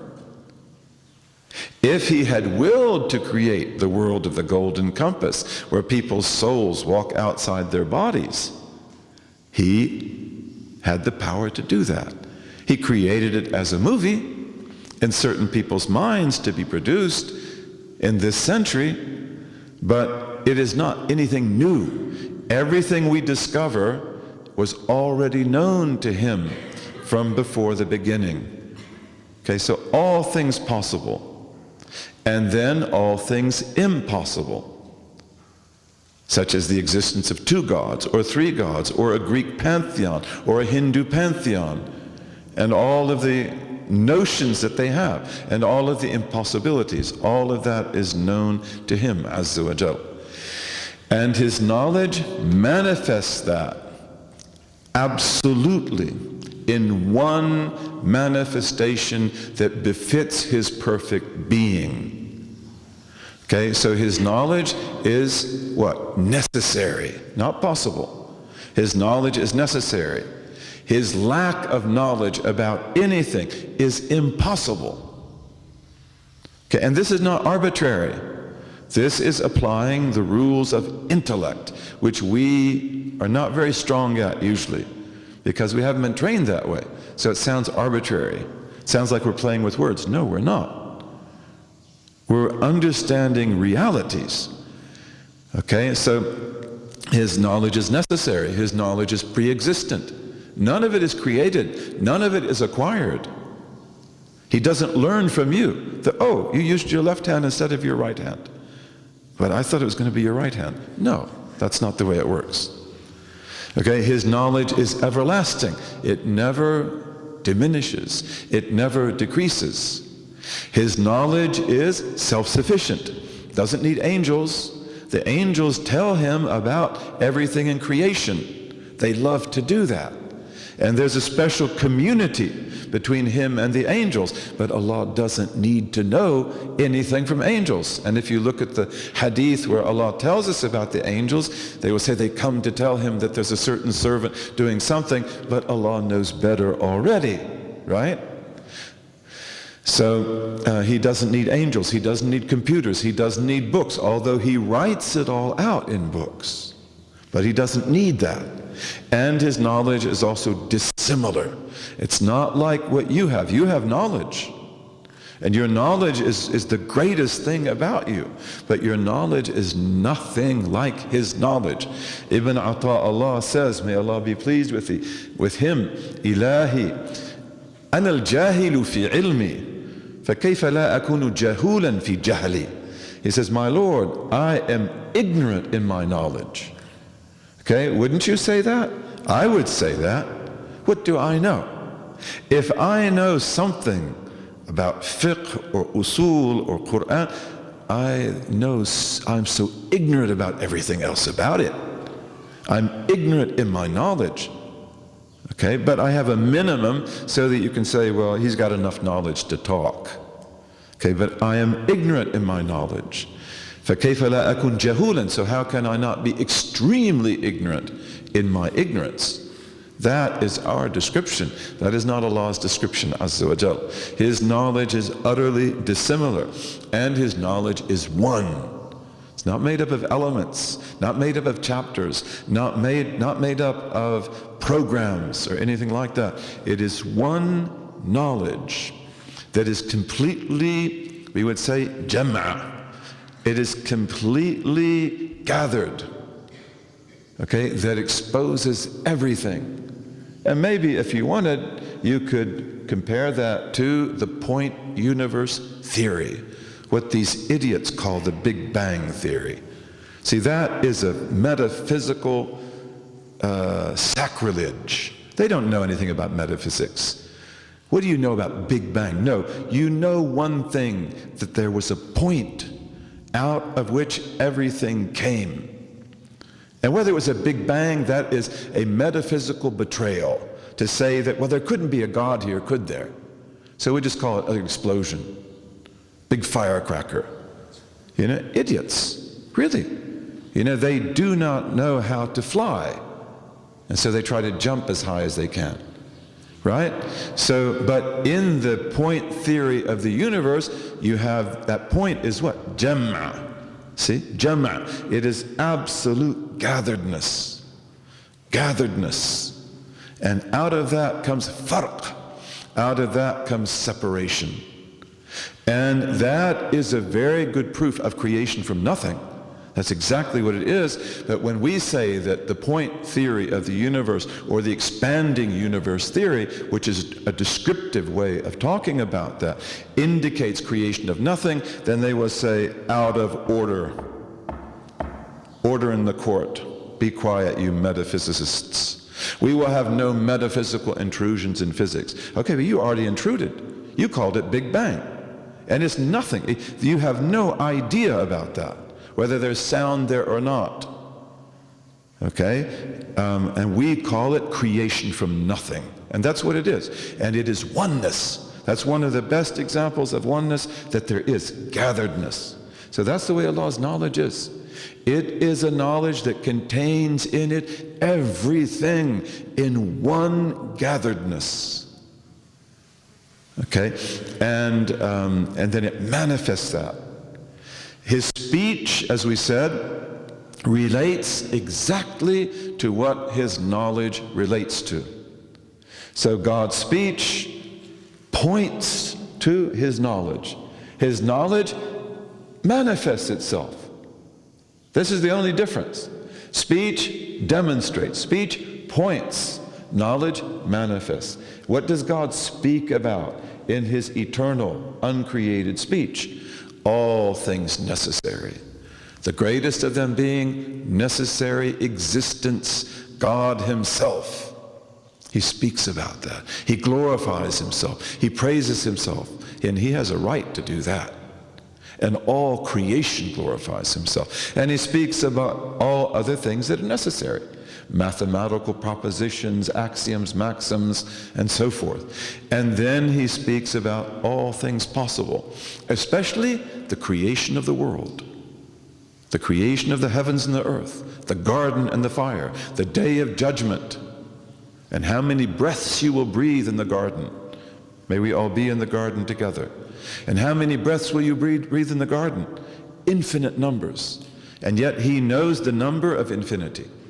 And he knows the number of the infinite breaths that you will breathe in the garden. And he speaks about that. And his speech demonstrates, points to what his knowledge reflects. Okay, that's a beautiful knowledge. And that is in the tablet of light. He creates the tablet of light, and there the pen writes it all out, that you will be born on such and such a day. You will live in such and such a place. You will move then at such and such an age to some place else. You'll grow up, you'll get married, you'll have children, and so forth. All written in the tablet of light. Okay, and that's his created speech, because that speech is created, but his other speech is an attribute, and it is not created. Okay? And then it talks about all possibilities that were not meant to be, and are not meant to be, and will not be in the future. Okay? Such as, for example, do you have a twin? Then it wasn't meant to be. And you're not going to have a twin. Finished. He willed for his own reasons, for his own wisdom, that you will not have a twin, or that you will have a twin, or that you'll be three. Okay, so his knowledge speaks about that. And one of the great debates in Islam is the debate about whether the Quran is created or not. And so we should say something about that without taking too long, bi'idhnillahi ta'ala. But this was an innovative belief, and the people who innovated this speech about the Quran were the Mu'tazila. And you'll see that the Mu'tazila are, what do you call it? The straw horse, or the beating boy, or what do you say? But they always come up on the wrong side of the equation, and our scholars are always knocking them down. Okay, but the fact is that the Mu'tazila, They are an early movement in Islam who were very much concerned about da'wah. They were very much concerned about spreading Islam among Christians and Jews and Magians. And also, in the process of doing that, they had to talk about a lot of abstract things that Jews, Christians, Buddhists, Magians, and others talked about. And they did that in their own way. But they made big mistakes. And one of the things you'll see when we look at the Mu'tazila is that although they loved reason and they believed that they followed reason, they made a confusion between reason and between customary experience. And someone asked the question about that yesterday after class, but it's really important that customary experience belongs to the realm of the possible. It does not belong to the realm of the necessary. Okay, so we do not confuse what is rational with what is customary. That's a huge mistake. So for example, if we believe that God turned Moses' staff into a big serpent that moved like a small serpent, is that customary? No. Did you ever see that happen? Probably not. Okay, but is it irrational? Absolutely not. That is another possibility in the infinite realm of possibilities, where God is free to do whatever he wants. Okay, and he can follow his sunnah, his natural course, or he can not do that as he wills.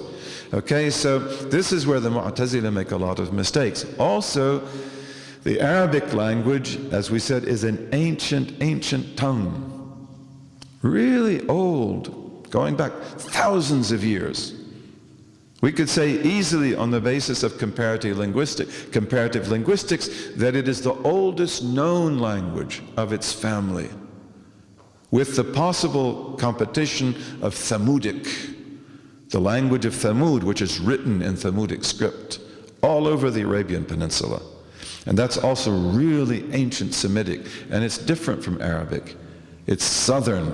It's like Himyaritic. Okay, but Arabic is at least 10,000 years old, and probably much more than that. Probably much more than that. Okay, so in any case, Arabic, like all the Semitic languages and Hamitic languages, and probably this is true of human languages, is always rooted in concrete reality. It's always tangible. Okay? And so for example, if I say ma'rifah, which means knowledge based on experience, the word and the whole concept comes out of the coxcomb, which is that little red comb that the rooster has on his head. You've seen it, right? Is there anything like it? Have you ever seen anything like a coxcomb? Could you explain it to me if I had never seen it? No. So that is, the root that Arafah comes from, the coxcomb. And therefore, to know ma'rifah refers to knowing things that you could never figure out on your own without experience. But it's very concrete, and everything in Arabic is like that. So when the Mu'tazilas begin to work in the realm of abstraction, they're actually not very good at that. So when they talk about speech, divine speech, well, you know what speech is. It's what I'm doing right now. I'm speaking, right? Language, sounds, grammar, first this, second that. Well, that's all temporal. That's all hadith. It all has beginning. So therefore, and this Quran, Bismillahir Rahmanir Rahim, it's all ordered. First this, second that. It's got sounds. It is temporal. So they said, well, the Quran is also temporal. It's also created. Don't you get it? And this is where a lot of our scholars said, no, like you've gone too far. Okay, so then the Mu'tazila get very angry. They said, well, maybe you're mushrikun. So you think that this Quran in Arabic with its letters is uncreated and that it's like God, then that's almost shirk. In fact, they say it is shirk. Maybe you should be put to death. And they will beat Imam Ahmad ibn Hanbal. And he said, no, I'll never say that. I'll never say that. Okay, so what's this all about? Well, again, this is a great theological debate. And it's because there is an inherited knowledge.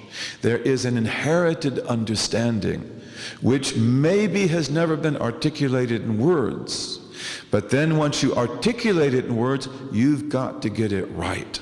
And this is where our scholars, men and women, defend the inheritance.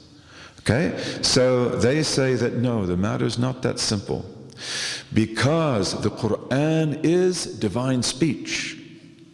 And divine speech is a divine attribute. And that speech is the same as his knowledge. And it is not sound. It is not language. It is not words. It is not grammar. It refers to everything necessary, possible, and impossible in pre-existence, in eternity, self-sufficiently, not needing language or grammar, and in a dissimilar way. And it is one. Okay, so again, you can go back to the point theory of the universe. That God's speech, which is his attribute, is not sound. It is not letters. It is not Arabic. It is not Hebrew. It is not Syriac. It's not any other language. But it is a demonstration of his knowledge that comes out of total gatheredness. And in that gatheredness implies all the details of divine knowledge in separation. Do you follow that? That's really important. And in fact, the word Quran, what does it mean? It's probably not fair to ask that question, but the basic meaning of qara'a is not to read. It is what? Jama'a, right, to gather. Because the Quran gathers together in its special letters and its words all divine knowledge, infinite knowledge. And the purer that your heart becomes, the better your actions become, the greater your knowledge becomes. You will see that. One of my beloved colleagues asked me, he said, this summer you'll have time to read the Quran in Ramadan. He said, I want you to look at the secret of gathering and separation as reflected in the verse in Al-Baqarah about Sayyidina Ibrahim when he says, show me, O my Lord, how you resurrect the dead. And he says, take the birds and train them and put them on the hills and call them to that. Okay? And then I began to read the Quran with that in mind, and it's like everything you read has got something to say about that. It's amazing. Amazing. Okay, so therefore when we talk about divine speech, we talk about divine speech which is a divine attribute. And that is uncreated and eternal and absolutely one. And it reflects everything in God's knowledge. And then we talk about God's created speech. And that is the speech in the divine tablet, in the tablet of light. And it is also the Arabic Quran as revealed to the Prophet ﷺ and written on paper and memorized in hearts.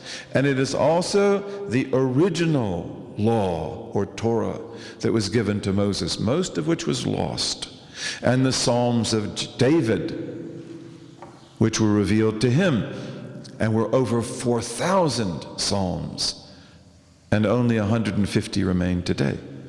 And there's question about whether even they're authentic. Okay, so those original books, the Gospel of Jesus, which we don't have, because we don't even know what language it was written in. You know, those were also perfect speech of God that was created. Okay, so where is the issue here? The issue here is that the created word of God, okay, such as the words of the Quran, perfectly reflects and is perfectly connected to the gathered speech of God, which is uncreated. So therefore, don't talk about what you don't know anything about. And don't come and say that the Quran is created, because really the issue is much more complex than that. Because this Quran that is created perfectly reflects the speech of God that is uncreated. And you cannot divorce the two. Okay, so this is a big theological issue, a huge theological issue. And it really shows the fact that, like, people like the Mu'tazilas, and we don't curse them at all, and we don't say they're disbelievers, but they were activists who were trying to do what needs to be done, and they were working it out on their own. But they made mistakes in doing that. And when they made the mistakes, the tradition corrected the mistakes. And when it corrected it, it opened to us doors that really open up to the knowledge of God and the knowledge of reality in ways that you can never fathom and never imagine. Okay? So it's like the unfolding of the flower when it blooms. The flower was there, the rose was in the bud, and now the rose opens up into this beautiful rose. Okay, so speech, very important. Very important. And the Quran reflects all that divine speech.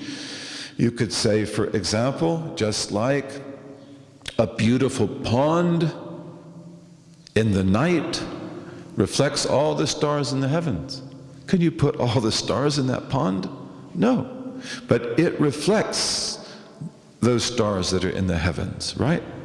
Okay, so then we go to will and power. Will and power. What is the nature of will? And by the way, someone asked yesterday, what are the Arabic words? So the Arabic word for life is what? Hayatun. Hayatun. Al-hayatu. And the Arabic word for knowledge is al-ilmu. Ilmun.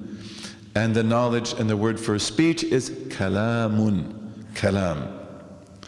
Okay, and then we come to will, which in Arabic is iradatun. Iradatun. Okay, and what does will do? Okay, any of you remember? We talked about it really briefly. What does will do? Yes. Nope, that's speech. Speech is the pointer. Will is the determinator. Can we say that? Can't say determinator in English, right? Determiner. You say terminator, right? And then you go to Hollywood. But it is the determiner. So will is connected to the realm of the possible. And the realm of the possible is the realm of creation. And in the realm of the possible, as you know, everything is known to God. So there is you, yourself, me, myself, and I. Right? And you are as you are. And you could have been different. You could have been bigger. You could have been broader. You could have been smaller. You could have pursued a different course of education. All of that was known to Allah. All right? And out of the infinite possibilities that pertain to you or to anything, He decreed and determined that you would be you with exactly the attributes that you have now. Okay? So this is really important. Here are my glasses. Okay? They have a number of attributes. We can only know the glasses through its outward, secondary attributes. How many are there? Well, we could number them for years. We could always add something new. There are lots of them. But they're not infinite. They are delimited, right? These are not infinite. These have a beginning and they have an end. Okay, we might go in more and more detail, but we are describing the same glasses. The other attributes that are possible regarding these glasses, but which God did not will to be, such as that it be wide and not narrow, or such that the lens be of a different power, these were excluded from existence by his will. Of course, a human being made this, but he willed that the human being make it. All of this was determined. Okay, so will always selects what will be out of a set of infinite possibilities multiplied by infinite possibilities. Infinity times infinity times infinity. It is the function of absolute knowledge and then of wisdom. See, so God determines that the tree will be this way and not another way, that it will be planted in that place and not another. All of these things are determined, and for that reason we say لَيْسَ فِي الْإِمْكَانِ خَيْرٌ مِمَّا كَانَ. This is the best of all possible worlds. That's the way that Voltaire rendered it in Candide.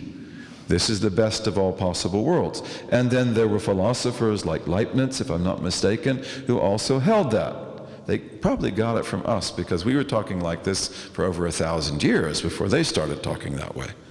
But we say, لَيْسَ فِي الْإِمْكَانِ. There is not in the realm of possibility better than what was, than what has been. Meaning that even though the world is filled with horrors and tribulations and terrors and oppression and abuse and the fall of civilizations and the rise of civilizations, God willed this to be based on his infinite knowledge of all possibilities. Okay, so it's very important for us to be patient. It is very important for us to accept that. If you knew the horror of what happened in this peninsula with the fall of Muslim Spain and Portugal, in which there were millions and millions of Muslims who were the majority populations in 2/3 of the peninsula, and who were very similar in their culture and everything else to the Syrians or the Lebanese or the Jordanians or the Palestinians, because those were the main areas where Muslim Portugal and Spain came from. If you knew what happened to them, how their families were enslaved, how their families were destroyed, how they were killed, how their women were treated, how the Inquisition dealt with them after that. This is one of the darkest stories in all humanity. And if you want to talk about the fascist state and Nazi Germany, or you want to talk about the KGB and Stalinist Russia, you've got to link it to the Spanish Inquisition and the Portuguese Inquisition, because they did it big time. They did it big time. And they destroyed everything that was here. And what was here was beautiful beyond words. And that's not just romanticism. That's based on knowledge of what was here. Okay? So is that good? Does that make you happy? But again, God has wisdom in that. This is a test which is one of the greatest tests that human beings were ever tested with, and that believing communities were ever tested with. Look what happened to the children of Israel. Look what happened to the Christians. Look what happened to the Christians. The Christians who truly followed Jesus were fed to the lions. They were cut in two by saws. Sometimes their heads were cut down from the top, because they said, I believe in one God and I will not prostrate to the statue of the emperor. They say, okay, well, we'll cut your head in two. We'll slice you in two. See, will you repent? No, I won't. And they would tell them, today you go to the lions, and they would say, Ashukru lillah. And Tunisia has beautiful stories of that. In all these lands, Egypt, Tunisia, Syria, they were deeply steeped in the religion of Jesus Christ. And they worshiped God as Jesus worshiped God. They didn't worship Jesus. Okay, and these people were treated that way. Everything was destroyed. The books were all destroyed because Jesus came to prepare the way for the greatest of all prophets, our prophets. That was God's wisdom in that. Okay, so also in the fall of Muslim Portugal and Spain, there is great pain and great suffering and great oppression. Okay, but there's also great wisdom. Look at the Crusades. Look at what's happening in Palestine. Since in the 20th century. That's an ugly story. Look at the genocide taking place in Syria today. Blatant genocide. Okay, but still, لَيْسَ فِي الْإِمْكَانِ خَيْرٌ مِمَّا كَانَ. There is not in the realm of possibility anything better than what has been, because God has wisdom in this. So you believe in God and you be patient. And that's why when the Muslims knew that everything here will fall, after they lost Toledo, they knew that it will not strategically be possible to hold on to Portugal and Spain unless we can retake Toledo. And they weren't able to do that. And the Christians are certainly not going to let them do that. Okay? The Muslims here had to have Toledo, just like the Ottoman Empire had to have a particular city to hold Hungary. Do you know what that city was? Vienna. The Ottomans only wanted to conquer Vienna so that they could hold Hungary, because they had Hungary. Hungary was 30% Muslim under the Ottomans. Bulgaria, 80% Muslim. Greece, 50% Muslim. What happened to those people? What happened to those people? Ask them in their graves. What happened to those people? But, history is the big story. The painful story, but God has in that great wisdom. You've got to be tested, and this ummah has been tested like no other ummah before it, and we're still here. They were totally unsuccessful, and this religion, inshallah, is coming back to life, and it will come back to life. And this is something that the Muslims of Portugal and Spain believe very deeply, that Islam will come back here because it belongs here. This peninsula welcomed Islam. Islam came here very swiftly. The conquest was a single battle that lasted for 8 days. The Muslims versus the Visigoths, who ruled Spain and Portugal, took 8 days. And then the Muslims defeated the Visigoths, and then the whole rest of Spain and Portugal, over a period of 2 years, just negotiates peace treaties. No more battles. That's amazing. The Crusades, when they come from the north, they are not welcomed in this land at all. They're hated. And they bring a whole new culture, that we're going to make these people Europeans again. We will change their clothes. All the Christians and Jews and Muslims here, they dressed like Arabs. They ate like Arabs. They spoke Arabic. And we're going to change that. You'll speak Latin. You'll speak your Latin, Romance dialects, everything. And the church will do that. It will change the culture. It will change the identity. It will change the names. And this was very unwelcomed to Jews, Christians, and Muslims. And it took them 800 years. Battle after battle, and they had to develop a culture of war and genocide to do that, the Hidalgo culture.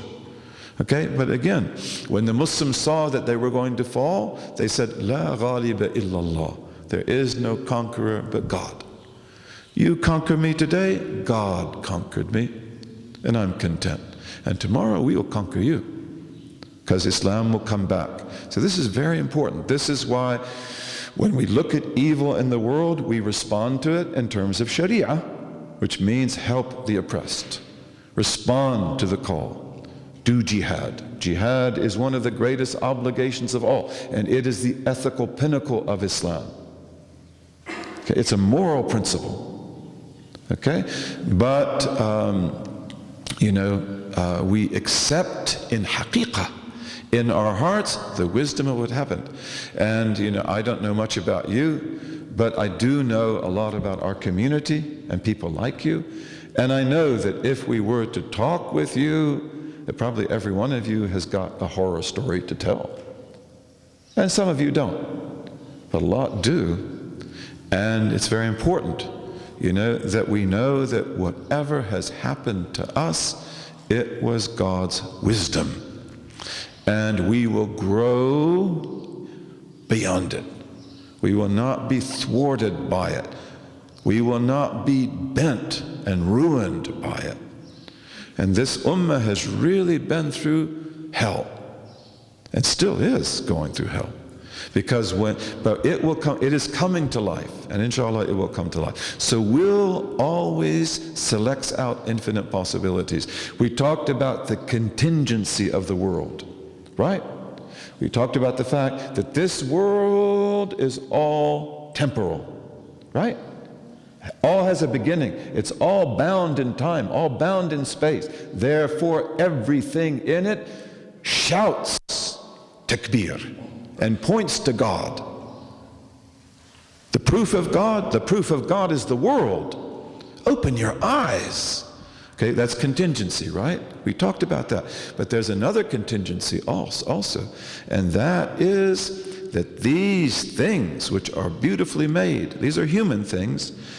I could have brought in a rose, which is even more beautiful than this, or a leaf of a tree.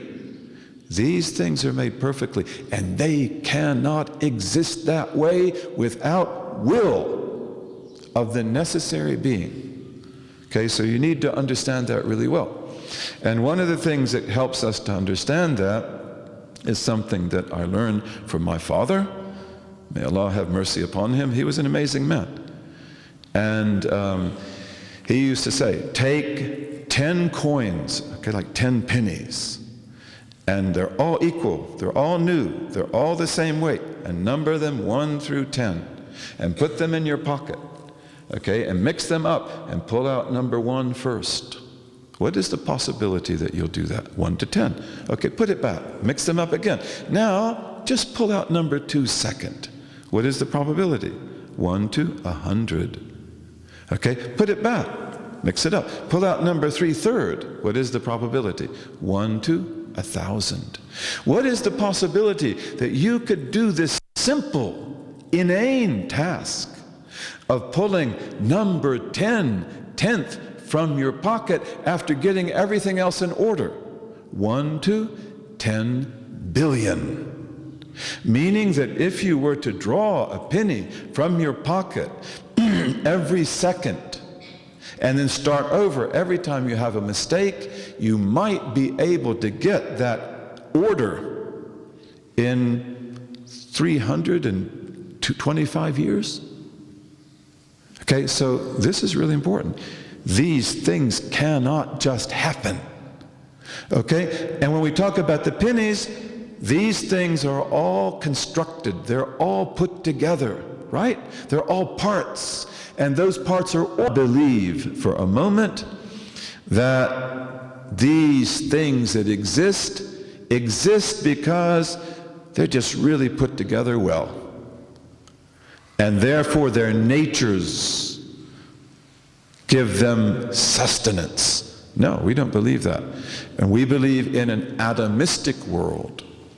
In an atomistic world, okay, just let me say this now, I'm calling you, in which these glasses exist from one moment and are created in another moment and are recreated in another moment.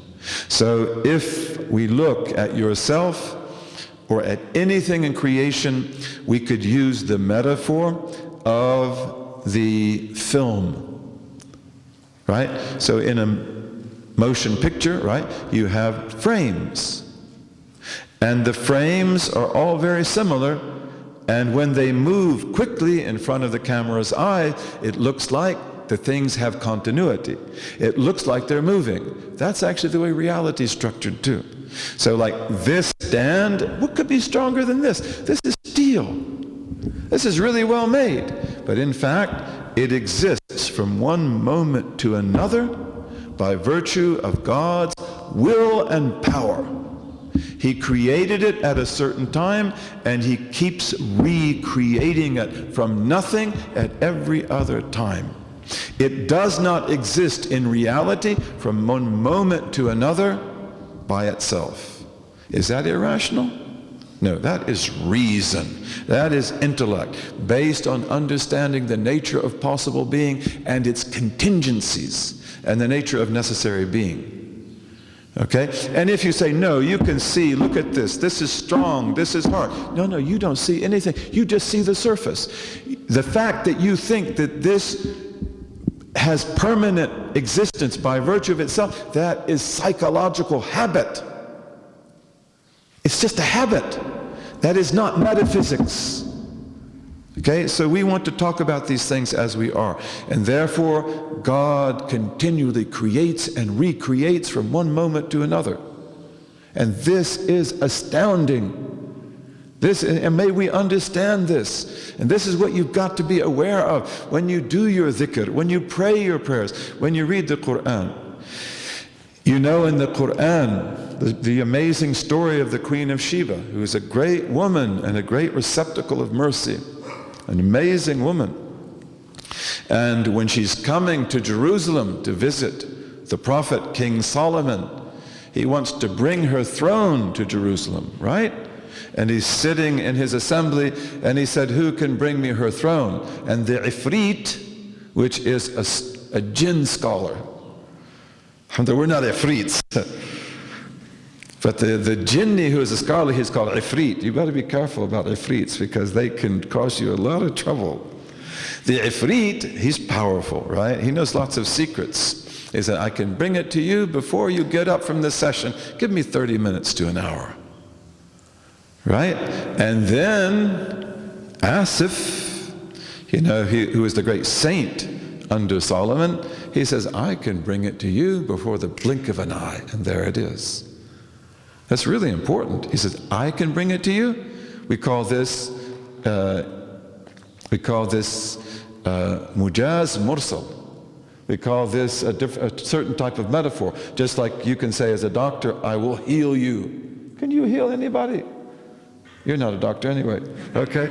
But Allah will heal people through you. So you can say, I can cure you. I can teach you. Can I teach you anything? No. But Allah enables me to speak, and He enables you to hear, and He enables you to learn. But still, I can say, I will teach you. That's not shirk. And this man says, I will bring you the throne. How's he going to bring it? He didn't even move. He just said, Ya Allah, bring the throne. Because he has dua mustajab. He knows the secret name of Allah. And there it is. Okay, so what happens in the throne? And the throne looks something like this. Except it's more beautiful, but this is actually a throne. In our tradition, we call this a throne. And the kursi, this is not a kursi. We call it today kursi. It's a throne. And the kursi is the footstool under it, which you don't have here. Okay, that's the kursi. But this throne exists from one moment to another by virtue of the sheer will and power of God. He creates it and recreates it and recreates it. And this is done so perfectly and so seamlessly that you can't see the gaps, right? Okay, so what happens in that case is that Allah does not recreate the throne in the next moment in Saba, in Sheba, but He recreates it in Jerusalem. And our scholars say that. There was no transportation of the throne, because it was instantaneous, and it's just that the throne was recreated, not in its customary place in Saba, but it was recreated in Jerusalem. And those are the kind of signs in the Quran that enabled our theologians to understand the atomistic nature of reality. There are many. Our scholars are very profound. They read the whole of the Quran. They live it. Imam Abu Hanifa, may Allah be pleased with him. Do you know anybody like Abu Hanifa? Can you show me anything like Abu Hanifa? Imam al-Shafi'i said of Abu Hanifa, al-fiqhu iyalun ala Abi Hanifa, that all fiqh is a dependent child of Abu Hanifa. Abu Hanifa is beautiful beyond words. He's a master of the law. I'm a Maliki. I love Imam Malik also. But the Maliki school relies on the Hanafi school for many things, especially the questions, the hypothetical questions. They were all brought to Medina without answers. They had Hanafi answers, and then the Medinese said, well, we'd like to have the questions, but not the answers, thank you. And we will get our answers to the same questions. Imam Abu Hanifa was amazing. And once when he was a young man, he was very beautiful. He's a Persian, a noble Persian, very handsome. And one day he's walking in the market, and two salihin, two upright men, they see him and they say, "That's Abu Hanifa. That's Abu Hanifa. He prays all night. He doesn't sleep at night." And Abu Hanifa heard it. So what does Abu Hanifa say? Astaghfirullah. No, because whenever you're praised by upright people, it is the tongue of the salih that is speaking by the will of God. That's why if a saint or a sheikh tells you something good about yourself, say, "No, I'm not like that." No, just be thankful, because you are. You are. So Abu Hanifa then, from that night on, he never slept another night in his life. And he would pray all night long. And they would do khatam of the Quran every night. We had scholars who would do 3 khatams in a night. Can you do that? Can you do that? And this is what we call tight, folding up of time and place. Folding up of time and place. Because time is not the same for them. Okay? Abu Hanifa was amazing. He was beautiful. Okay, but these are people who reflect on the Sharia and on the Aqida from a total recitation of the Quran every night. And look at the hadith, and they sort the hadith out. Have a good opinion of them. Our tradition is an amazing tradition. Okay, will and power, will and power. And then we have hearing and seeing, and these are another pair. And what do? They have the function of revealing reality to God as it exists in every present moment. Do you have that? So you have existence. Existence is the big secret. The present moment. Existence, the big secret. You will never understand the reality of existence, not in this world and not in the next world. Existence is the infinite sea, and is always rooted in what? The present moment. May Allah enable us to live in the present moment, not to live in the past, the horrors of the past or the beauties of the past, or to live in an illusory future, but to live in the present moment, preparing for the future, okay, doing what we're supposed to do. Okay, but in every present moment, Allah hears and sees everything that exists. Okay, and so that relates to what? The possible that has been willed to be, and the necessary. So God hears and sees himself. That is the greatest of all things that he hears and sees. In all of his infinity, his absolute being, his knowledge, his will, his power. Okay, and God then sees everything else that exists in the realm of possible being, from the throne to the angels, to the jinn, to human beings, to the earth, to every atom that is in everything that is created, and every wave of energy. He sees it all, and he sees exactly what he hears. They are 2 different attributes that manifest this reality in different ways. But everything God sees, he hears. So he sees sound.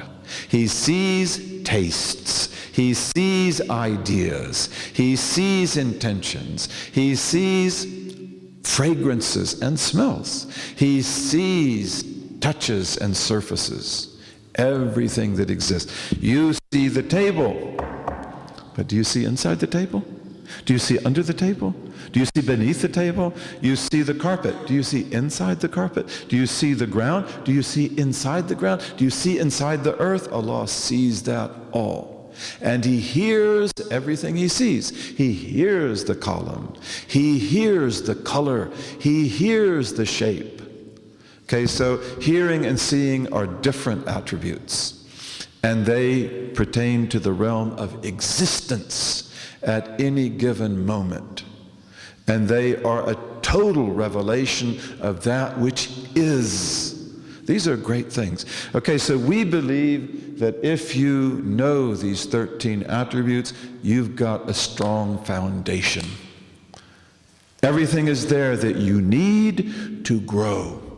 Not to know Allah in His essence. You'll never know that. But you will grow and grow and grow. And now your wudu will be perfect. Your salat will be perfect. You know, your fasting will be perfect. Your dhikr will be perfect. And it will grow and grow and grow. Okay? Now, did you have a question still? Yeah, I just wanted to clarify the difference between will and power. Mm-hmm. You say that will is about causality and power about ability. Can you say that again? Is will related more to causality, and power to ability?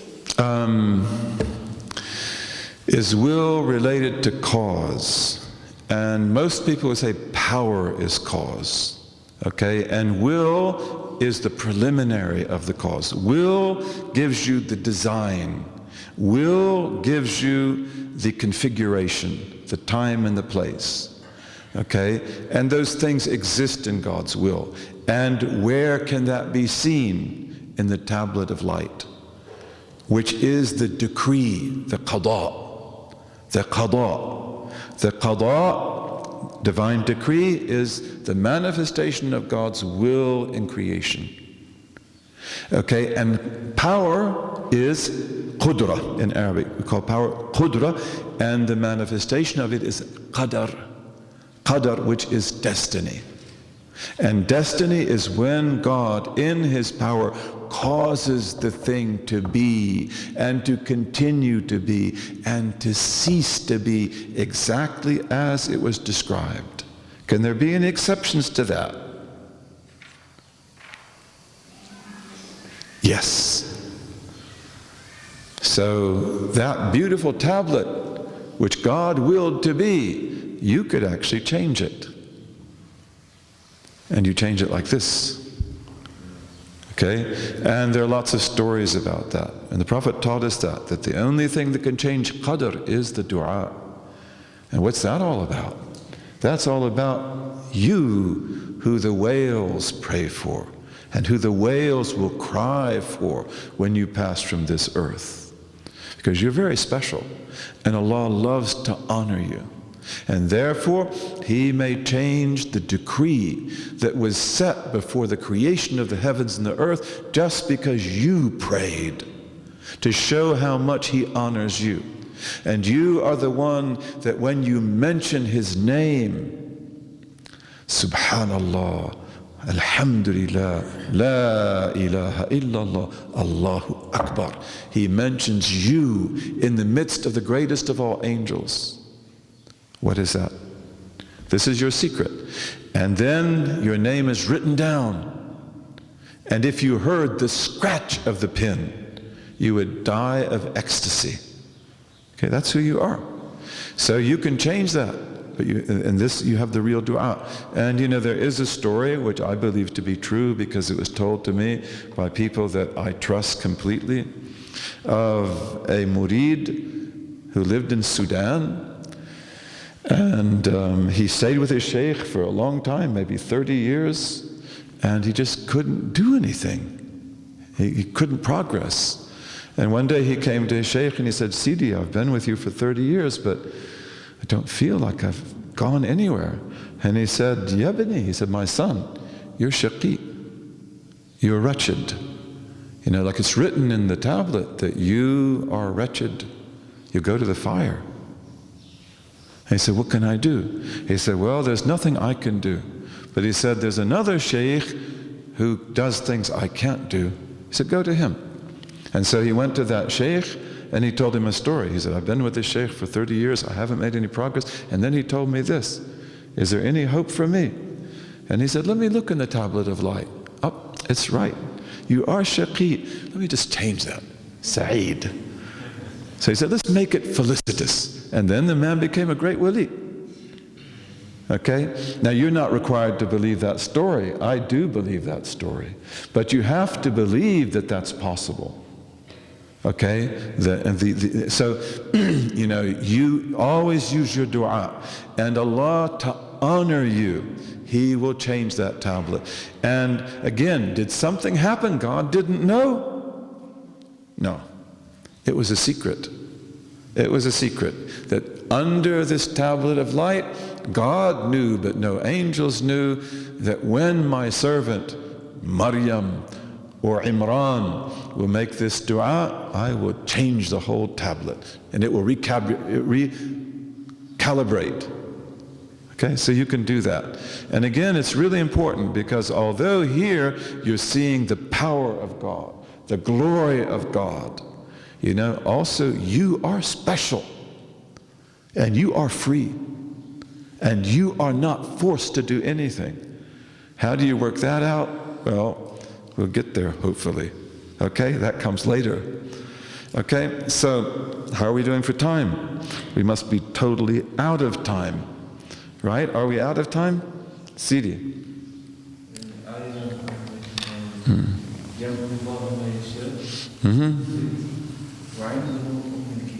Naam. So that's a beautiful verse, and if you look at the commentary on it, it's about that very thing, right?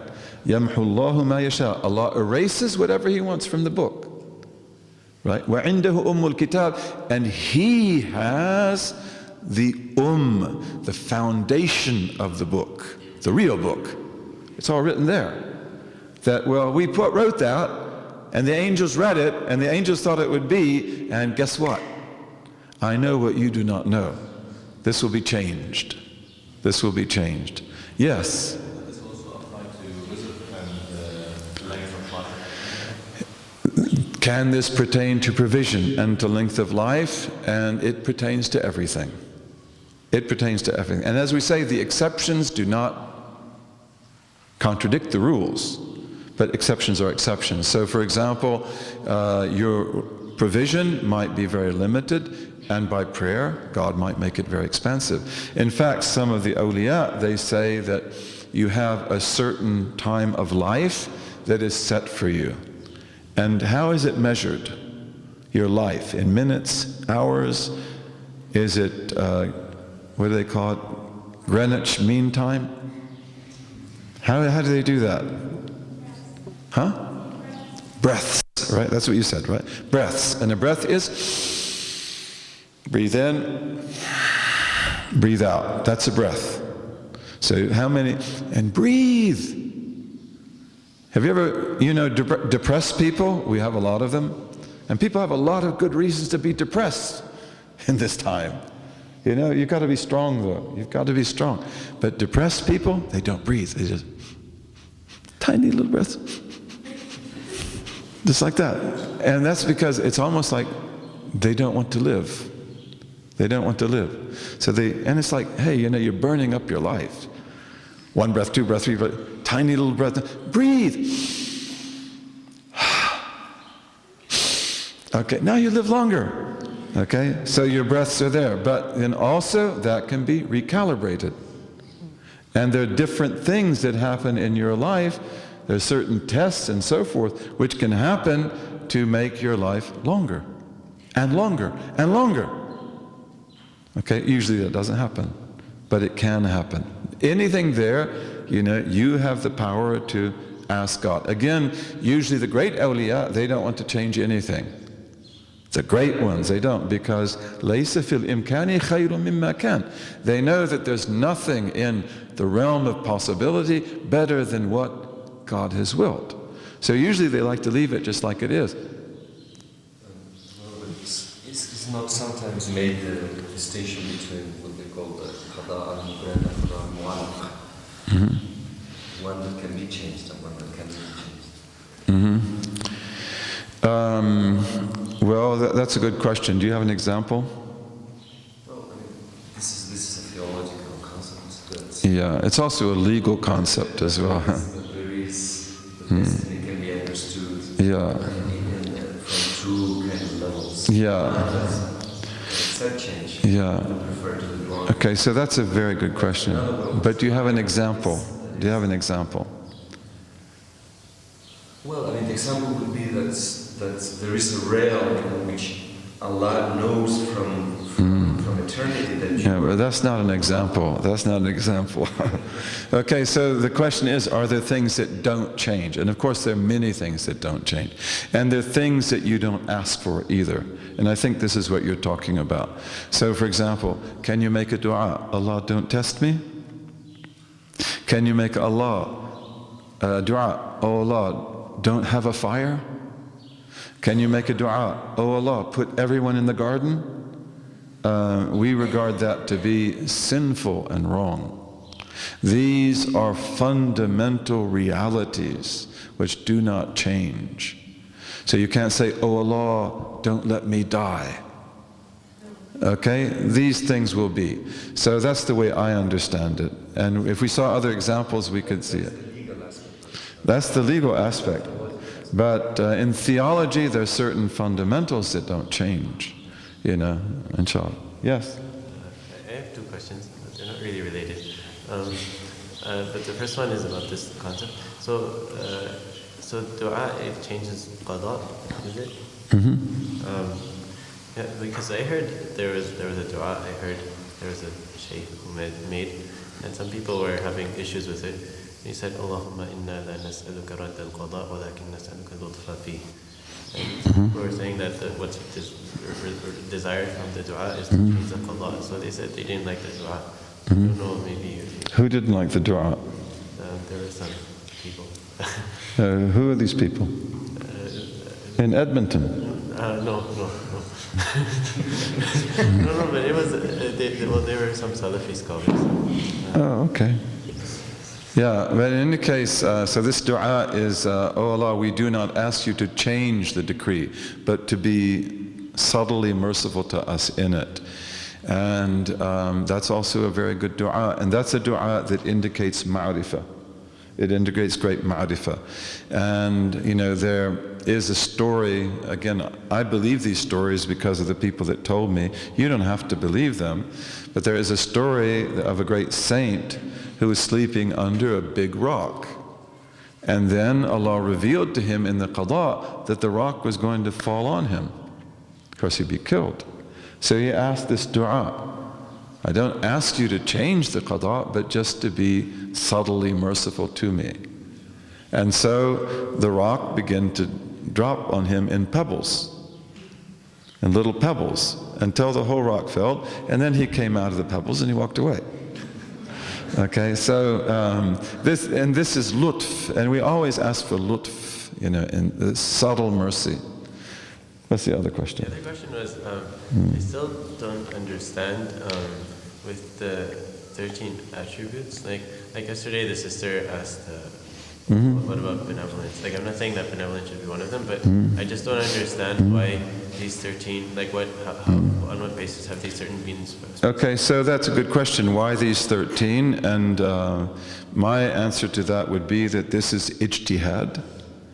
Our entire tradition is ijtihad. So in fiqh we have ijtihad. In aqida we have ijtihad. In tasawwuf you have ijtihad.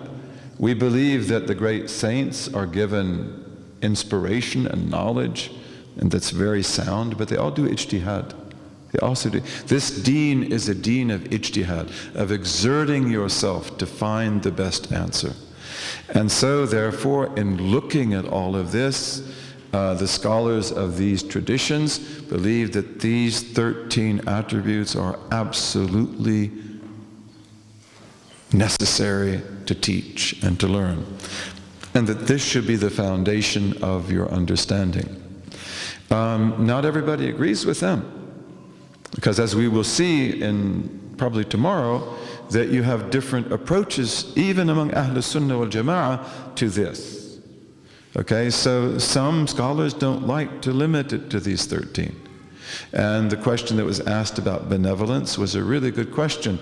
And in fact, maybe my answer was not the best answer to it. because of the fact that Allah insists that He is Ar-Rahman Ar-Rahim. He insists that He is the all-merciful and the giver of special mercies. And mercy is definitely one of His attributes. But in terms of the 13 attributes, mercy is a function of will and power, because it is an act. So God acts mercifully. And you have many, many other attributes that will come under will and power. But one of the things that we will insist on, and this will come up inshallah tomorrow, is that God is utterly free to do in His creation whatever He wills. And He is good. We know that. The Prophet told us that. God is good. And He is merciful. He's Rahman ar-Rahim. But does that mean that the Mongols will not come out of Mongolia and destroy almost everything in Eastern Islamic civilization?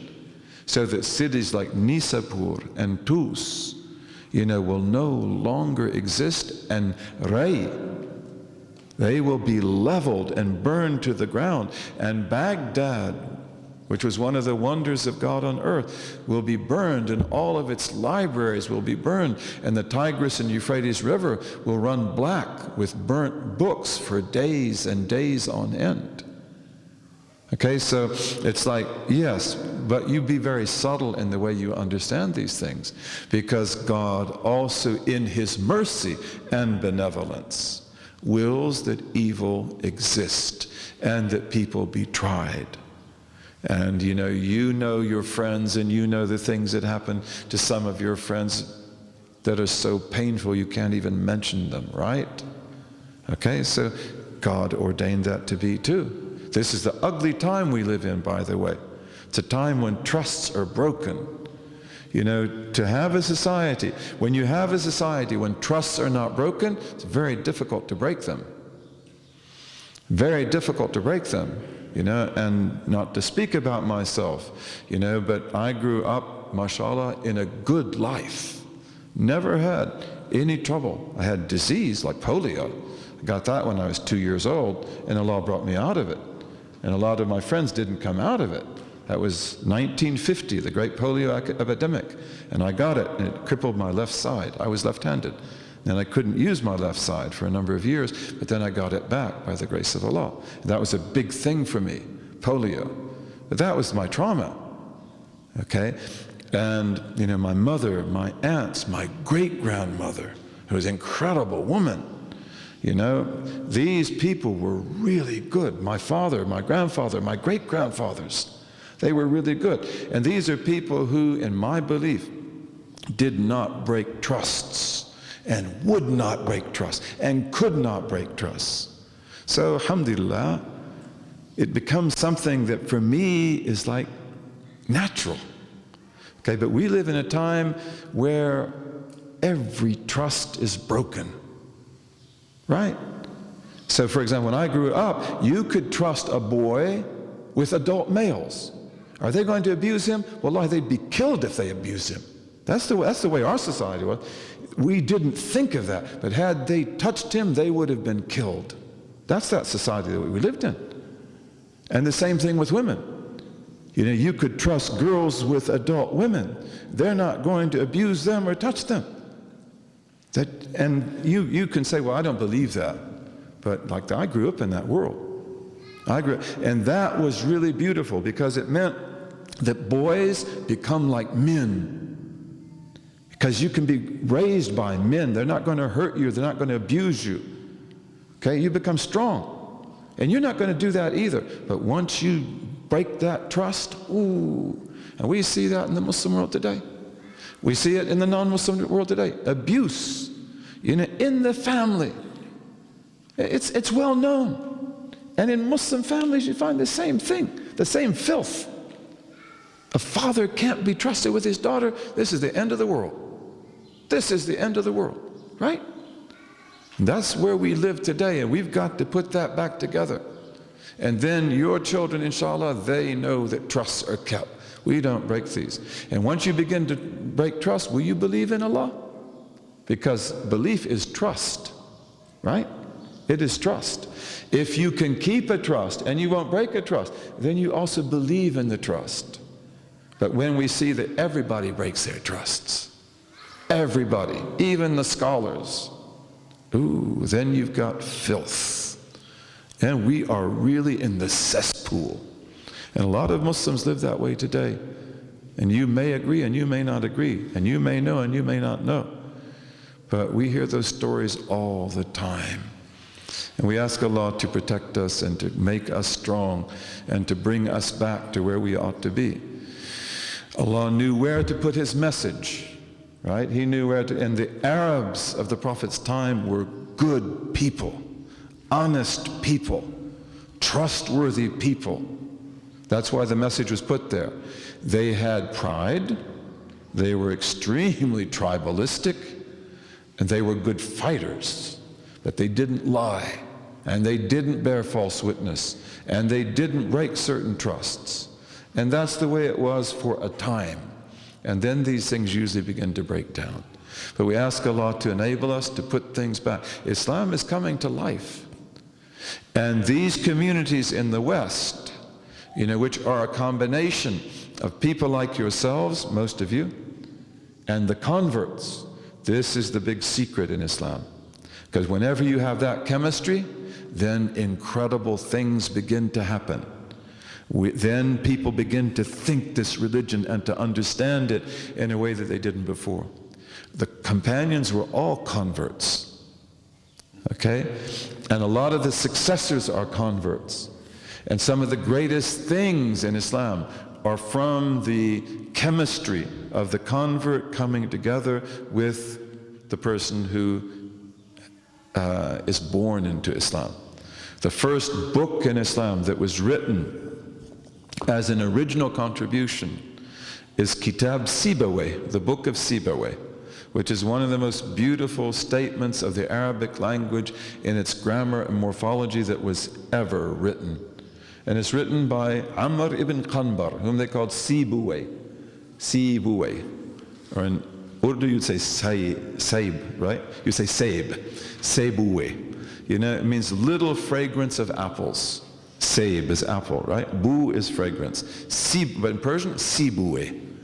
Fragrance, little fragrance of apples. That's what his name was called. He dies before he's even 40 years old.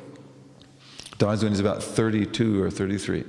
He was very handsome, Persian, very intelligent. And his sheikh is Khalil ibn Ahmad al-Farahidi. And then he takes from Khalil all the secrets of the Arabic language, and then with his Persian mind, he puts down that there are 3 parts of speech, and that the name is a word that indicates a complete meaning in itself, but is not connected to time. Where are we going? And a verb, you mean a noun is not a person, place, or thing? Like, that's not a definition, that's an illustration. Like, you don't know what a noun is, do you? Well, it's a person, place, or thing. No, give me a definition. Don't give me examples. Say, no, a name or a nominal is a word that indicates a complete meaning in itself and is not tied to time or tense. And a verb is a word that indicates a complete meaning in itself and is tied to time or tense. And a particle is a word that indicates a meaning in other than itself. Wow. And then you've got sun letters and moon letters. Why do you have to make it so beautiful? Right? Why do you have to make it so tempting? Why do you have to make it so metaphysical? Why couldn't you say assimilated letters and non-assimilated letters? No, sun and moon. There's something happening here. This is a fatah. Okay, and this is the secret of the coming together of the new with the old on the periphery. The periphery is always in Islam where everything happens. And this is a periphery. And Spain and Portugal were always peripheries. Morocco is always a periphery. Turkey is always a periphery, by the way. Malaysia is always a periphery. Indonesia is always a periphery. This is where things happen. In the old Muslim world where we get everybody's a Muslim and so forth, alhamdulillah, that's great, that's wonderful, but then it gets stale and stagnant. That's why you need the water to move, and the water moves when you have conversion. And then you talk to Buddhists, you talk to Magians, you talk to Zoroastrians, you talk to atheists, you talk to materialists, and you bring Christians and Jews, and you bring them into the faith. اللهم وفقنا لما تحبه وترضى وجعلنا من عبيدك السعداء وأمتنا على كلمة الهدى. علمنا ما ينفعنا ووفقنا للعمل بما علمتنا به واجعل ما نحن فيه خالصا مخلصا لوجهك الكريم يا رب العالمين. اللهم اجعل تجمعنا هذا تجمعا مرحوما وتفرقنا بعده تفرقا معصوما لا شقيا منا ولا محروما. آمين آمين آمين يا رب العالمين. It took a long time, right? So verse 5 is now declared finished, right? And tomorrow we look at verse 6, and we should be able to go quickly. Tomorrow we might do 4 or 5, inshallah, and more if we can, inshallah. Wassalamu alaikum.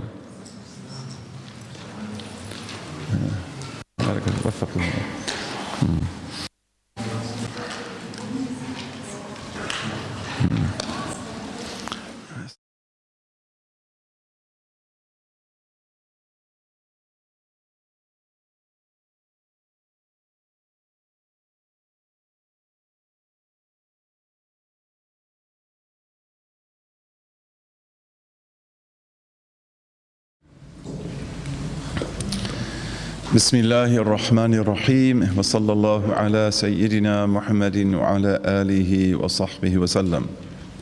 يا اللهم افتح علينا بحكمتك وانشر علينا برحمتك يا ذا الجلال والإكرام. اللهم صل وسلم وبارك على سيدنا محمد وعلى آله عدد كمال الله كما يليق بكماله. يا عليم علمنا من علمك ما ترضى به عنا ولا تؤاخذنا بما تعلمه منا. يا حليم خلقنا بخلق الحلم وحققنا بحقائق العلم. سبحانك لا علم لنا إلا ما علمتنا إنك أنت العليم الحكيم.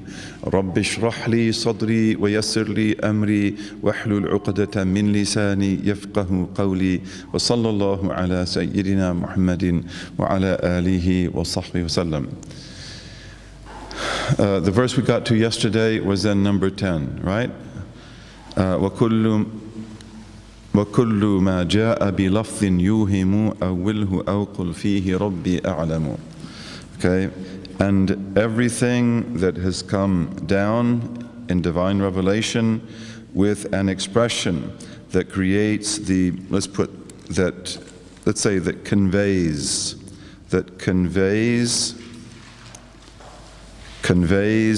the impression. Maybe that's a little bit nicer way. The impression instead of the illusion of likeness between God and creation, interpret it properly. Or say about it, my Lord knows best what this means. So that's a very, very big topic, and I think that, we talked about it adequately yesterday, bi'iznillahi ta'ala. It's a huge principle in our religion that we have two categories of religious proofs. We have those that are not open to interpretation, and they are called qat'i and definitive, and they are the basis of the religion. We all agree to them. They may not be overturned. And then we have other texts that are open to interpretation. We call those dhanniyat. And these are what require us to have schools. In fiqh, they require us to have schools of law, because the school of law, whether it's Hanafi, Maliki, Shafi'i, or Hanbali, it will never discuss anything that is absolutely clear in the Quran and the Sunnah. That's never a madhab, that's never a school. So the fact that we have to pray 5 times a day is not a school opinion. The fact that we cannot eat pork is not a school opinion. But when we come to the details of the law, then you have to have school opinion, because you have reports that require interpretation. Okay? And in the case of verses that speak of God in ways that create the impression that there is a likeness between Him and creation, there you either interpret it according to sound school opinion, or you follow another school, which is to say, my Lord knows best, and you believe in it, but you do not interpret it, and you do not take it literally. Okay, this is really, really important. Okay, really, really important. And almost everything that pertains to Islamic law is open to 1 to 2 or 3, sometimes even more interpretations. And Imam Abu Hanifa has a methodology that he consistently follows in interpreting those materials. Imam Malik ibn Anas has a different methodology. Imam al-Shafi'i has a different methodology. Imam Ahmad ibn Hanbal has a different methodology. And they follow these methodologies consistently. That's why they also consistently come up with slightly different answers. Okay, and this is a mercy to the ummah. This is a great mercy to the ummah. Okay, then he says here, and as you recall also, all that we're discussing about here comes under the heading of what is possible regarding God. So God, nothing is imposed upon Him, as he said yesterday. وَمَا عَلَى اللَّهِ أُمُورٌ تُفْتَرَضْ. There are no matters that shall be imposed upon God. There are no ethical. Our moral, ethical, and social considerations are anthropological. They pertain to us and our societies and the way that we deal with each other and the way that we deal with wealth and so forth. You don't take your ethical and moral considerations and impose them upon God. God is good. He teaches us goodness. God is merciful. He teaches us mercy. But He is the Lord of the worlds.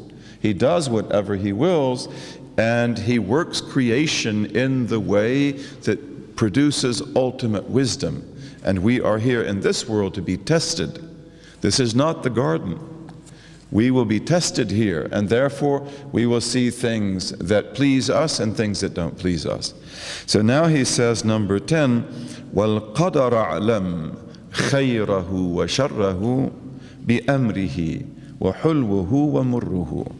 Okay, so he says, and as for divine destiny,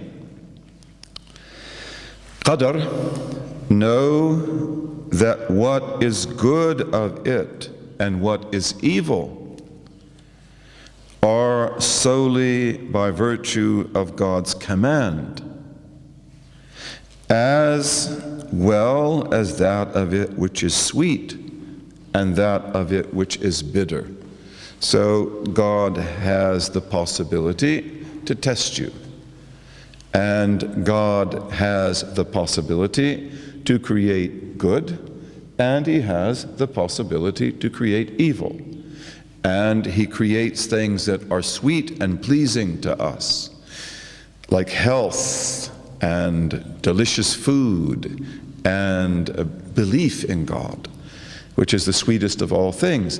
And He also creates things that are bitter, like sickness and suffering and hunger and poverty and disbelief, which is the most bitter of all things. So we believe that nothing happens in God's creation but by His will and His power. And we happen to be agents that acquire good deeds and are rewarded for them, and who can also acquire evil deeds and be punished for them. And we'll talk about that probably at the end of today's class. Okay, but this is absolutely clear. We believe in the fact that everything that happens in creation is by divine decree, qada. And then as those things happen in time and place, they're brought into existence by power, they are done so by destiny. Okay? And this is something we hold to firmly. Why is this put under the heading of what is possible? It's because usually these things are always going to be contentions. And there were among Muslims people who held that God cannot create evil. That if he creates evil, it means he does evil. And that is not just, and that is not good. Those people who are represented in the Qadariyah, who are an early group who denied qadr.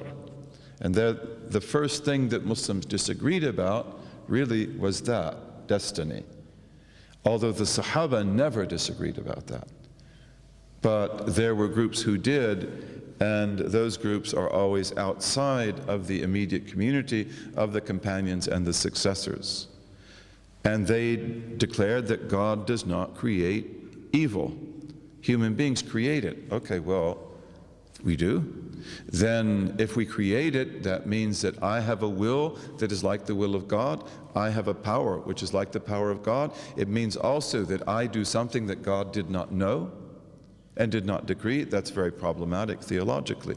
And the early Qadariyya would say, yes, that's the way it is. One Qadari, for example, he said that, they would say that they create their actions even, and that was regarded to be kufr. That was regarded to be kufr. As the Qadariyya develop, they modify their positions into what become the Mu'tazili positions. And the Mu'tazili positions are ones that are not as severe. So we don't regard them to be kufr, we regard them to be deviation. So this is a very important point. ما شاءه كان وإلا لم يكن إذا قضى أمرا يقول كن يكن. ما شاءه كان وإلا لم يكن إذا قضى أمرا يقول كن يكن. Whatever God wills shall be,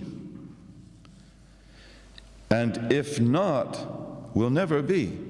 Whatever God wills will be. Whatever God does not will never be. This is the principle.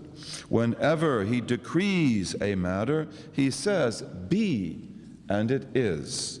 So this comes then as an theological clarification and emphasis on the fact that God does, that everything is by destiny, as the Prophet taught us.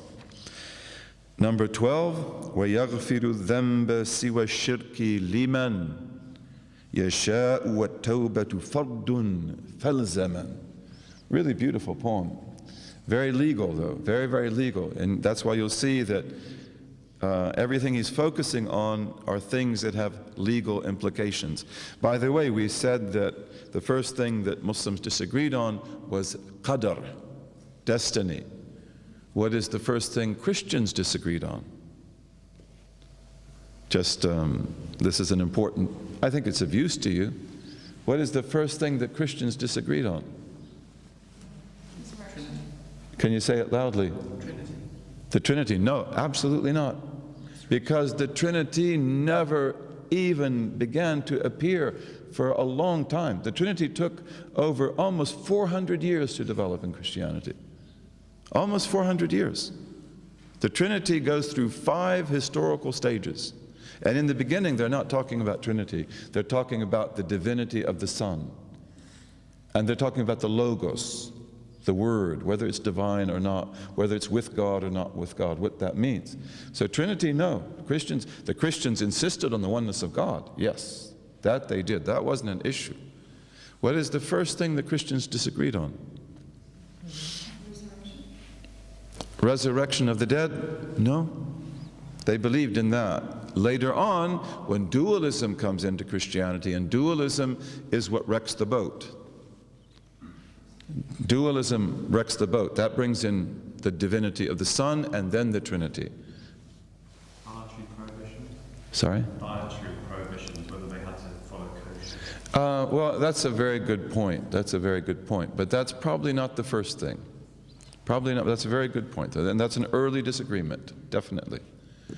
But Jerome says the blood of Christ had not dried in the earth of Judea, meaning Jerusalem, but that there were those who said, it is not him, it is one who looks like him. So the crucifixion of the crucified man has not even finished. The blood is still coming down from the body into the sand under the cross, and people are saying, that's not Jesus Christ. That's somebody who looks like him. It's not him. That's the first. If that's not the first disagreement, it's certainly one of the very first. That's very important. Early Christians disagreed fundamentally about whether Christ was crucified or not. And many Christians of the first and second centuries, and that can go on maybe into the third, but especially the first and second centuries, they said Jesus Christ was not crucified. It was made to appear that he was. And that teaching is called the docetic teaching, D-O-C-E-T-I-C, from the Greek word dokein, which means to appear, which means exactly like the Quranic word shubbiha. وَلَكِنْ شُبِّهَ لَهُمْ. It was made so to appear. And the way you would translate that in Greek is dokein. That's a docetic teaching. And again, the Christians try to cover their tracks. So if you go to the internet and look at docetic, they're going to tell you some things that, like, don't take this seriously. This wasn't a big difference. If you want to look at a good article on docetic belief, then go back to the early 20th century and you can look at the Encyclopedia of Religion and Ethics, which is a great work that was done by Western scholars at the end of the 19th century and the early 20th century. It's really a beautiful work, and it reflects the great harmony of German, French, English scholarship at the end of the 19th century, before the World War. The World War was terrible. World War I was horrible. And then after that came the great nightmare of World War II. I don't know if you can imagine what World War II was like. You know, I know people who were in World War II. I know people who were on both sides. I had a father-in-law who was in the Wehrmacht. He was in the German army. He was forced into the German army when he was 16 years old. He was a Polish German, Volksdeutsch. And he didn't want to go in the German army. He didn't even like the Germans. But he's an ethnic German. And he went through the whole war on the Russian front. And he told me lots of stories about it. Had a huge effect on me. I know other people that were on the other side, you know, such as relatives in my own family. But World War II was hell. But when you go back to this Encyclopedia of Religion and Ethics, you know, that's a really, really good work. And it still reflects the harmony that was between the German humanistic establishment. The Germans were the most humanistic people in Europe. That's why Toynbee says the appearance of fascism in Germany shows the failure of humanism in the West. That if humanism couldn't hold the Germans, then it can't hold back anybody. They weren't natural fascists, they were humanists. But in any case, look in there at docetism, D-O-C-E-T-I-C-I-S-M, and that's a really good article, and they'll show you that docetism was not the belief of any sect. Whereas the internet now, they say, oh yeah, this was a Gnostic belief. No, it wasn't. All Gnostics were docetics, it's true. But the Gnostics are also one of the oldest Christian teachings. Okay, but docetism was a common teaching, and they believed that Jesus wasn't crucified. Now, does that make sense or not? Yes, because if Jesus, the son of Mary, is the Messiah, he cannot be crucified. And if he is crucified, it means he's not Christ. And that's why Paul will say, who believed in the crucifixion, that the crucifixion is a great scandal. Scandalon, which means stumbling block in Greek, because it basically means he's not Christ. That's what it means to the children of Israel. He's not Christ. So this is really, really important. They disagreed about that. And this is why our teaching, which establishes that Jesus was not crucified, it's an ancient Christian teaching. And it also is a teaching that is theologically consistent with the view that Jesus was the Messiah. The Messiah cannot be crucified. But in any case, let's go on. So now he comes to verse number 12. وَيَغْفِرُ الذَّنْبَ سِوَى الشِّرْكِ لِمَنْ يَشَاءُ وَالتَّوْبَةُ فَرْدٌ فَالْزَمًا. Really beautiful. He forgives every sin other than shirk. And it's hard to translate shirk, isn't it? You know, it's hard to translate shirk in a way that makes sense to the West. You know, polytheism is too narrow. Association, you know, something's a little bit too broad, but shirk. So Allah forgives every sin other than shirk. May Allah preserve us from that. For whomever He wills. And repentance is an obligation. So cling to it firmly. Really beautiful. Okay, why is this about what is possible for God? God forgives every sin, any sin He wills, other than shirk. Why is this about what is possible regarding God? Well, again, you're going to have controversy. And here, the Khawarij are the people that are in the sights. Because the Khawarij, you know, who are basically, where did the Khawarij come from? They're very, very clearly spoken of in hadith, the Khawarij.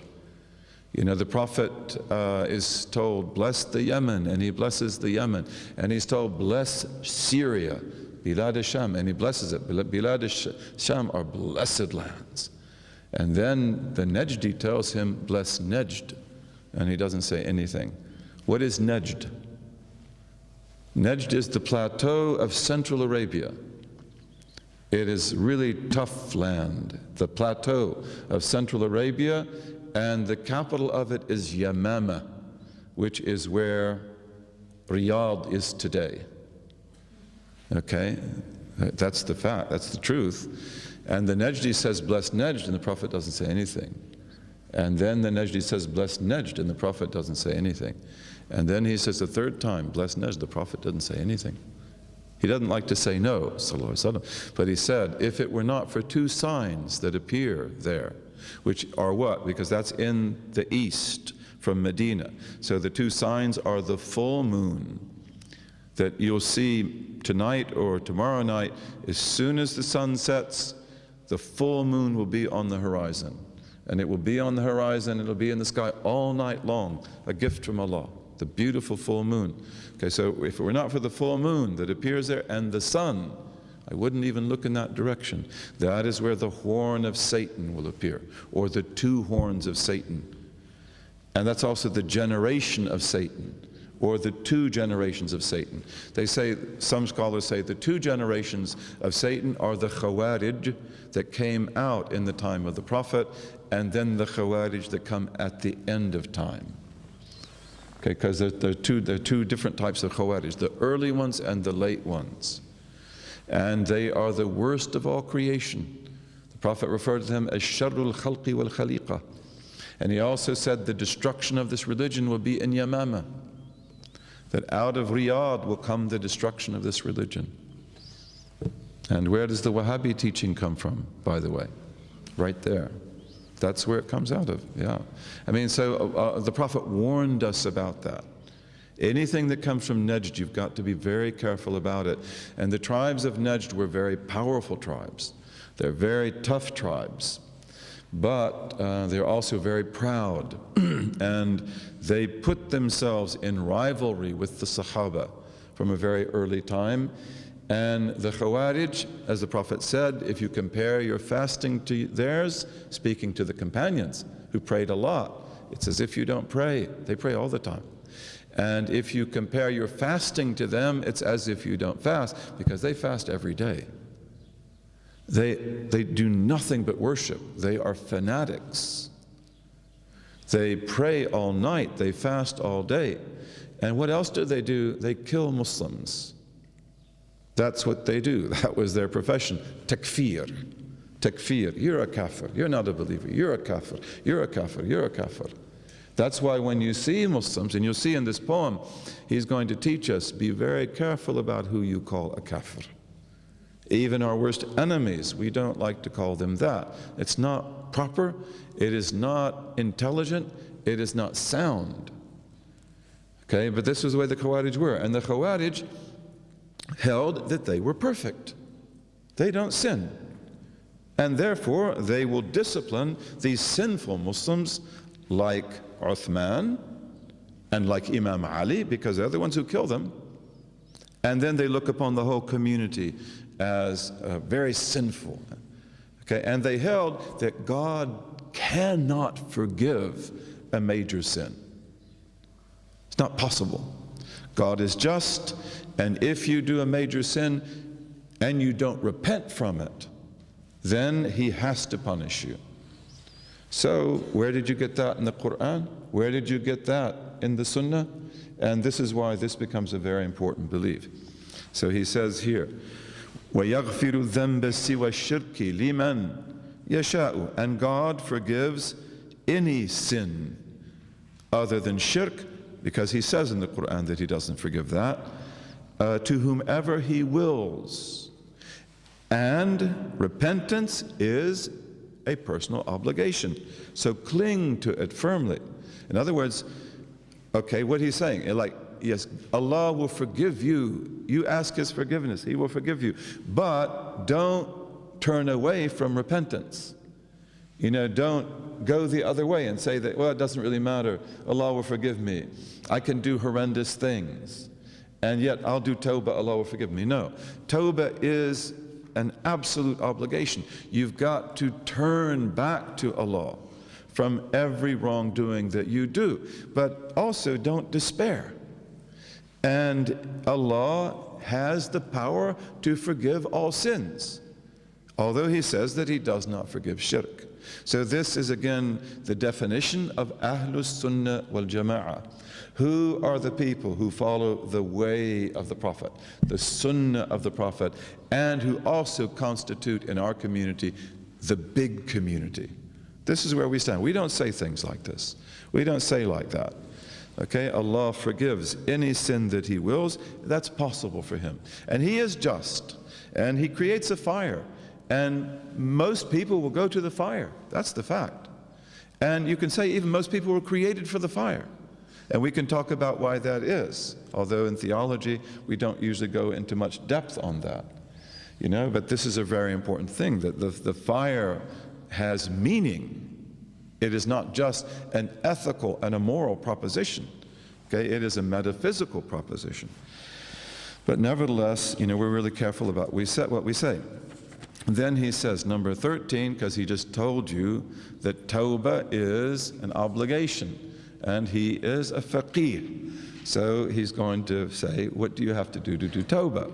وَشَرْطُهَا مِنْ ذَنْبِهِ أَنْ يُقْلِعَ مِنْ فَوْرِهِ وَالْعَزْمُ أَلَّا يَرْجِعَ وَشَرْطُهَا مِنْ ذَنْبِهِ أَنْ يُقْلِعَ مِنْ فَوْرِهِ وَالْعَزْمُ أَلَّا يَرْجِعَ. So he says, and its preconditions, this is the lawyer speaking, right, are one, to cease doing the act at once. So you have to do tawbah, and you can't put it off. This is a precondition of tawbah. Can't say that, well, I'll wait till Ramadan. Now you're in Ramadan, so be sure that you do your tawbah. But you can't say that, just like, you know, young people always get into trouble, so do old people. But you have young people. I know people in Chicago, for example, who are doing things they're Muslims they should never be doing. And you probably know people like that too. You know, maybe you don't, but I do. And if you tell them, they say, well, you know, give us a few years. Yeah, you're not going to die in a car accident before that?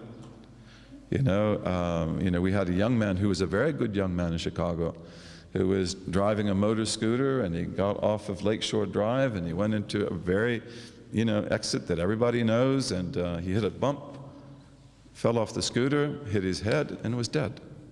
Just like that. And he was only like 18 years old. So you know where you'll be tomorrow? I don't. And young people, we'll wait till we get older. Well, you may not get older. And then also, when you get older, you may not be able to do tawbah, because every time that you violate the law, you lose something of your rational soul that can never be replaced again. That's why the pure life is also the beautiful life. It is the life of great, great good.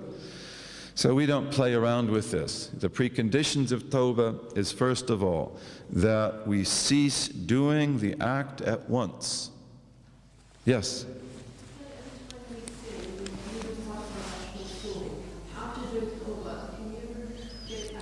Imam al-Ghazali talks about that in The Marvels of the Heart.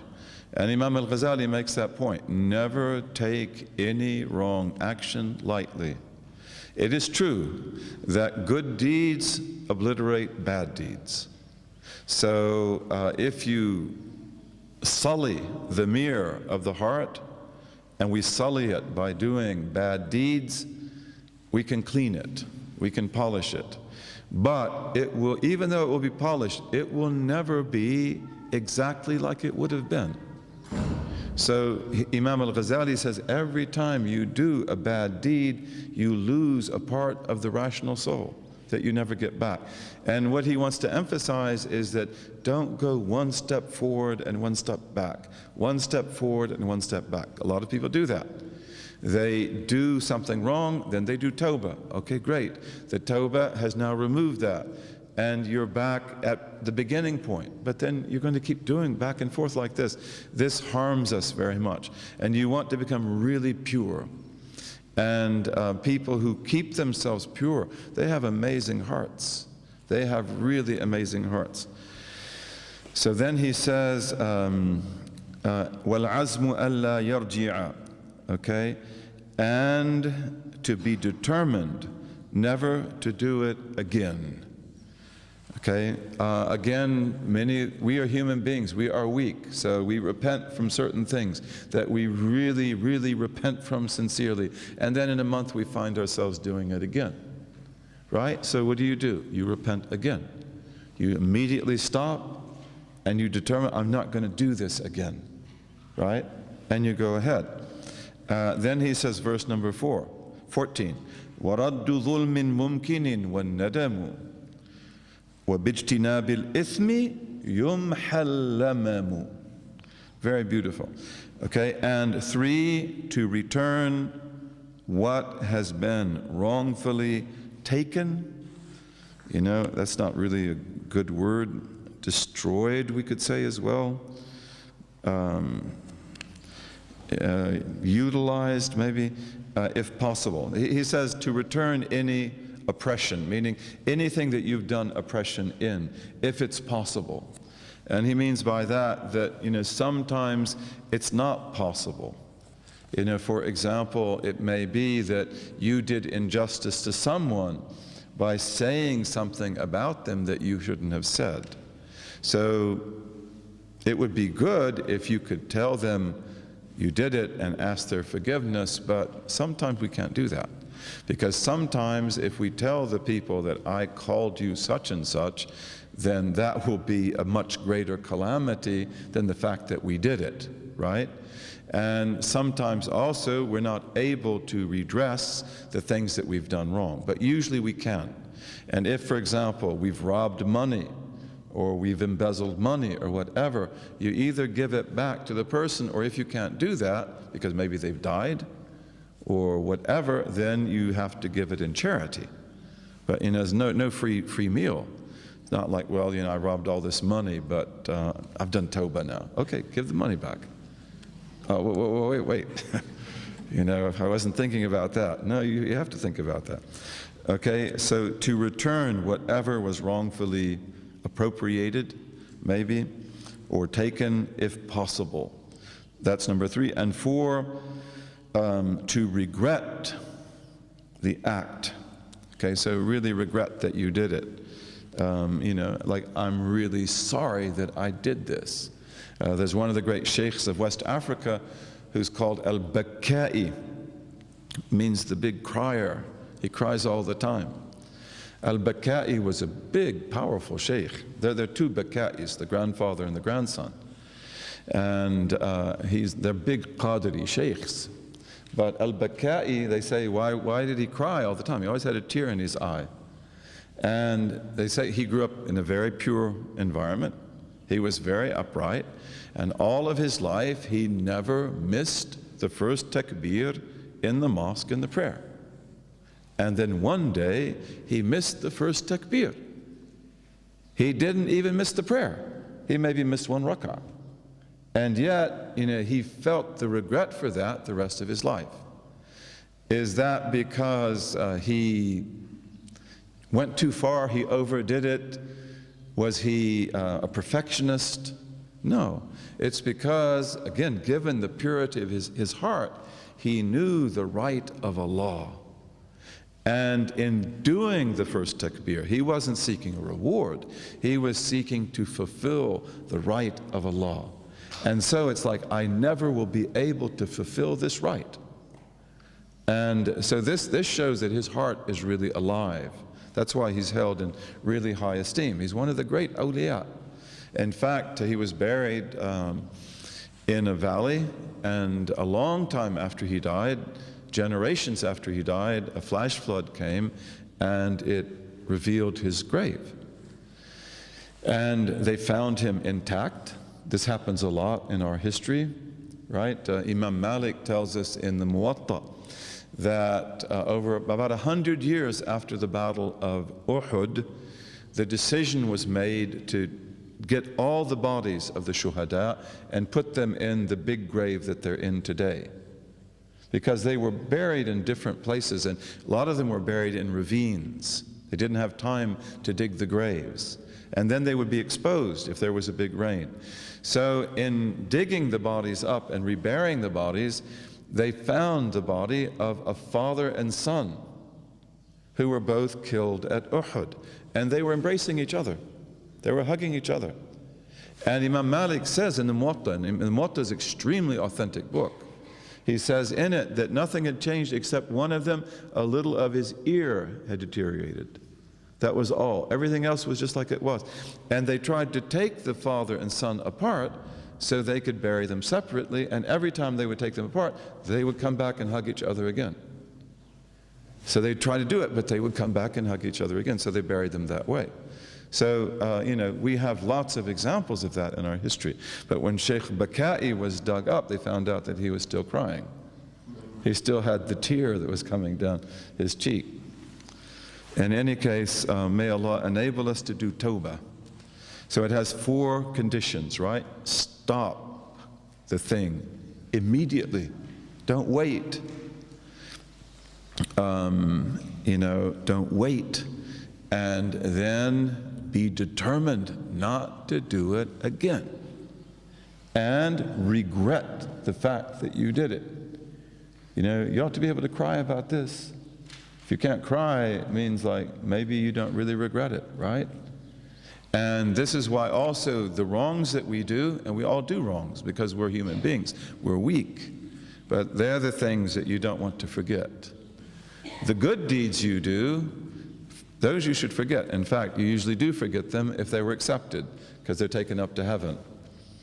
So you don't remember. And a lot of good people, it's like they don't see that they're good at all.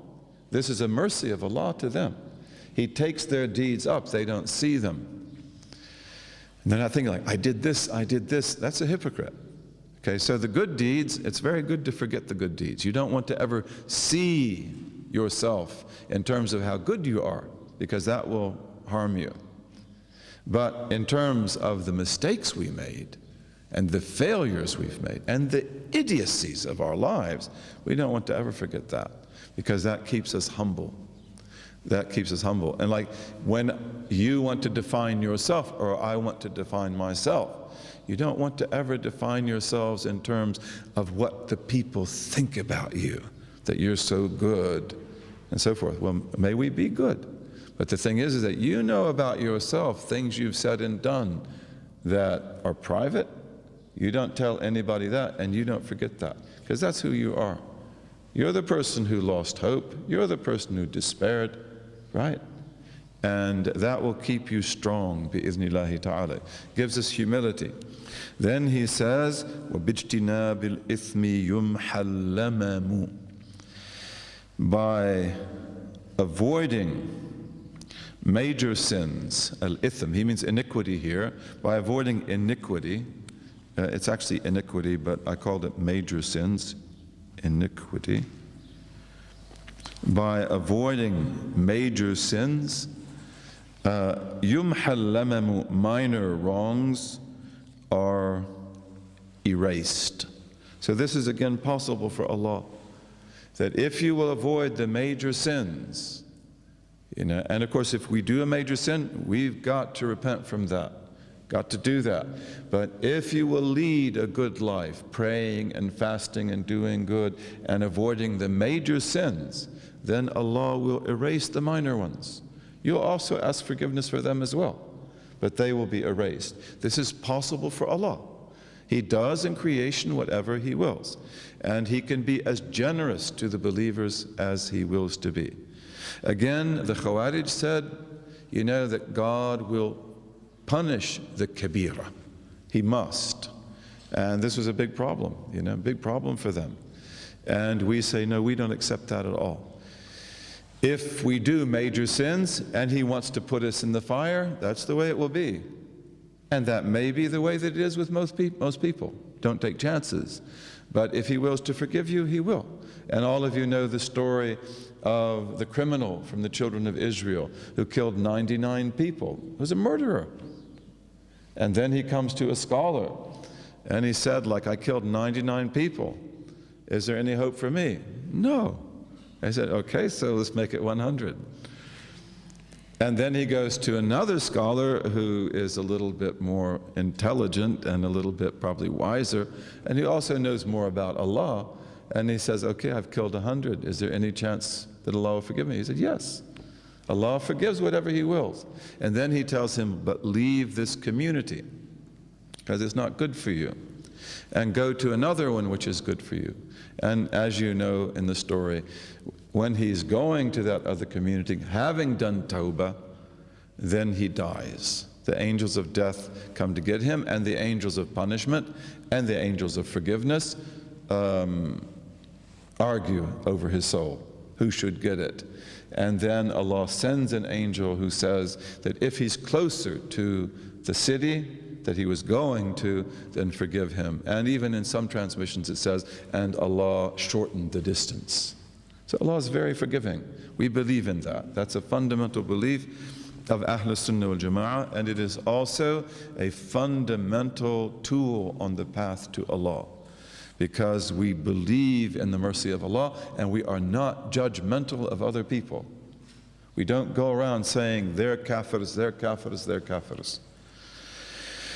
Then he says, وَمَنْ يَمُتْ وَلَمْ يَتُبْ مِنْ وِزْرِهِ فَوِّدْ إِلَى اللَّهِ جَمِيعَ أَمْرِهِ. وَمَنْ يَمُتْ وَلَمْ يَتُبْ مِنْ وِزْرِهِ فَوِّدْ إِلَى اللَّهِ جَمِيعَ أَمْرِهِ. And whoever dies, meaning whoever dies as a believer, because that's what he's talking about, that's understood. Whoever dies and has not repented from the burden of his great wrongdoing, he's not repented from his sins, relegate to God the entirety of his affair. All right, so Muslims who drink and who maybe do drugs and who go out with women, or women who go out with men, right? It happens in our community. We know people who do things like that, and then if they die, what do you say about these people? Oh, he's going to hell. No, we don't say that. So whoever dies without having repented from the burden of his sins, we don't have any evidence that he repented, then relegate his matter to God. Turn it over to God. This is not your business. So you don't know what's going to happen to him. Yes, you can pray for him. It's very likely that he or she will go to the fire. It's very likely that they may be in the fire for a long time. You don't envy them. But nevertheless, we are not judgmental.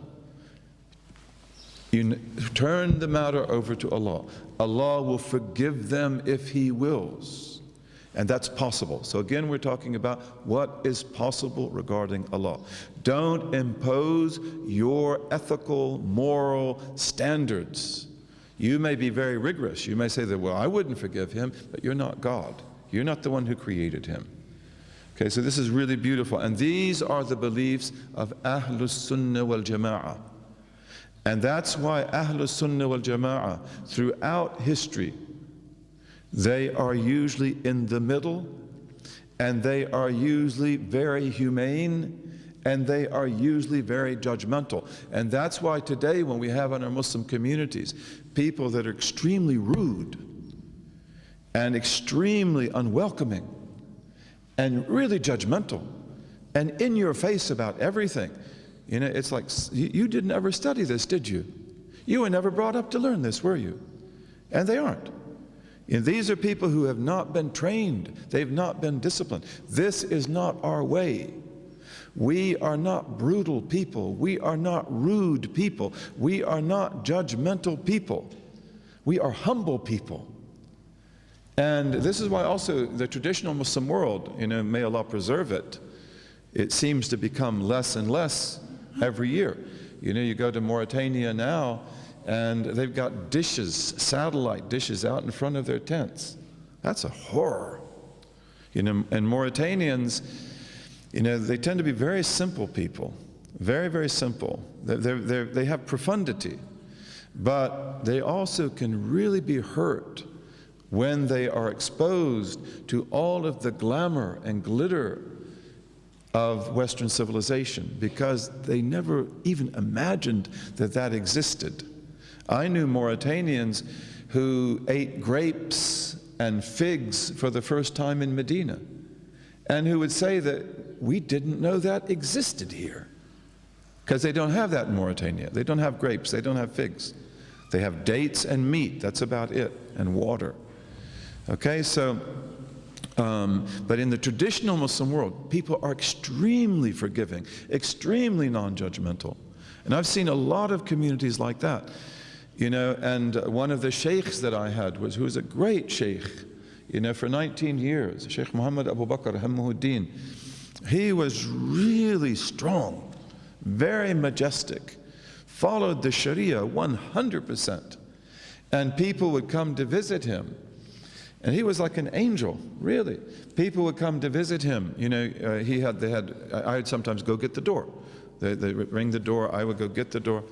And, you know, people would be at the door who are of his ethnic background, you know. And you see this man, you've never seen him before. He maybe smells like a cigarette. He maybe even, you can catch the smell of alcohol in his breath. And you take this person in and you think, like, this man, like if we asked him to recite Fatiha, he wouldn't be able to do it. And the sheikh would take people like that, and his habit was to give you milk. That's his custom. So he would bring the milk, he would sit in front of the people like a servant, he would pour him the milk, and then they put lots of sugar in the milk. That's what they would do. And then he gives it to him, and he treats him as if he were a saint, right? Not like, who are you? And like, you've never prayed, have you? And how are you with your wife? And how are you with your family? They're not like that. That's not the way we are. We are forgiving people. We are humble people, and you don't have a chance on the spiritual path if you're not that way. That's why the way of Ahlus Sunnah wal Jama'ah is a way also that opens up infinite vistas of spiritual development. And it comes out of these kind of beliefs also, that we are not judgmental. Whoever dies and has not repented from the burden of his sin, turn his matter over to Allah. Don't speak evil of him or her. Don't say that he's in the fire, she's in the fire, because you don't know. And you don't know even how they died. Maybe in their last moments they did tawbah, right? Maybe Allah forgave them everything. So be careful what we say. And we're not God. And we don't pretend to be God. And that's the thing also about these Muslims who are in our face. It's like, who in the world are you? Do you realize what is one of the greatest sins? The kabira. We talked about kabira. Okay, what is a major sin? Well, we know adultery, fornication, robbery, false witness, right? And you can name some other ones. Oh, there's one that's much bigger than that. And that is to talk about this religion in ignorance. If you say this is haram and you don't know, that is just like an act of adultery. Or you say that this is obligatory and it's not, that is like an act of robbery. And this is what we have in our community today. You know, in Chicago, there was a brother, African-American brother, who came into Islam, and he's got his earrings, his golden earrings in his ears. And, you know, he made wusul, he made wudu, he took the shahada, he goes into the mosque to pray, and some uncle comes up in his face and tells him, you know, terrible things. And like, you know, you can't have this, this is haram, this is haram. You're like, who are you? First of all, we have a whole science of enjoining right and forbidding wrong, and you don't say a word.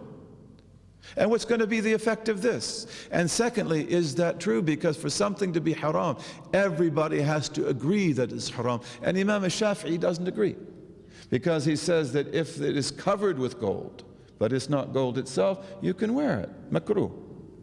So did you know that opinion? So you've got nothing to say. And what that man did was a major sin. And he thinks he's a saint. What's going on? See, this is moral decay. And we have got to learn to be quiet. You know, we had a sister that came into Islam, and she had, astaghfirullah, she was wearing fingernail polish. Can you believe it? Fingernail polish. Can you think of anything worse? You know? And so there's women, aunties, who are all over her. Your wudu is not valid. Look, this is an opinion that some schools have and others don't have. You've got nothing to say. And they drove her out of Islam. And they drove the man out of Islam too. He said, look, you know, I did not become a Muslim to be talked to like this. And he walks out of the mosque. That is a major, major, major sin. And it happens in our communities all the time. That's one of the reasons why in the United States we have the Ta'leef Collective. The Ta'leef Collective with Brother Osama Cannon that tries to create safe spaces for Muslim men and women, converts, and also people that come from the backgrounds like most of you who may not have been practicing. And then they come back into the faith and they found out, like, of all the places in the United States, the place where I am the least welcome is not the bar, it's the mosque. What is going on? This is a really, really serious problem. Okay, and this is ignorance, and this is a major sin.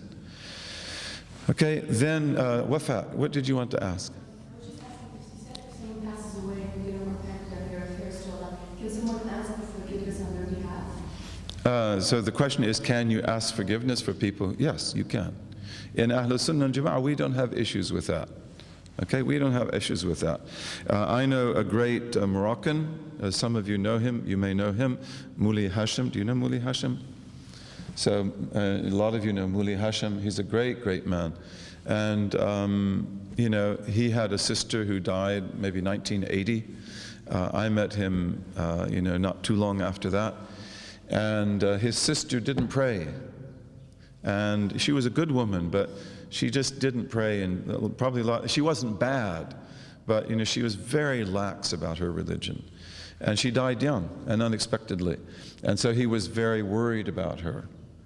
And he had particular du'as that he would make and dhikr that he would make in the last part of the night. And then one night he was drowsy, he'd done his dhikr, and she appeared to him. She came out of the barzakh, and that's possible. She came out of the barzakh, the intermediary world. And he asked her, he said, "How are you?" And she said, "I have seen my book, and I am unhappy. I'm not happy." And then she had to say, she had to leave. She said, "And I have to go now." And so he was really sad. And then he began to do everything for her that he could. He would give sadaqah on her behalf. He would read the Quran on her behalf. All of that is possible. None of these were issues. But again, it's like the rigid people. They also want to shut the doors of benefiting others. You know, when a person dies, it's very good to stay, if you're at their side, to say, La ilaha illallah. Don't tell them, say La ilaha illallah, because they may not be able to do it. They may be preoccupied with other things. The throes of death are very difficult. They can be very, very difficult. But you say, La ilaha illallah, La ilaha illallah, so that they hear it. And there are people say, bid'ah, bid'ah. What? Bid'ah, I just want to help my brother out. I just want to help my sister. You take the body to the grave, we would say, La ilaha illallah. No, bid'ah, be quiet. You know, it's like what? It's like, you know, you don't want to help anybody, do you? You want us all to go to hell, don't you? You know, where are you going to end up?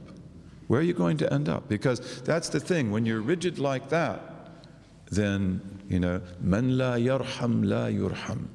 As the Prophet said, those who are not merciful, no mercy will be shown to them.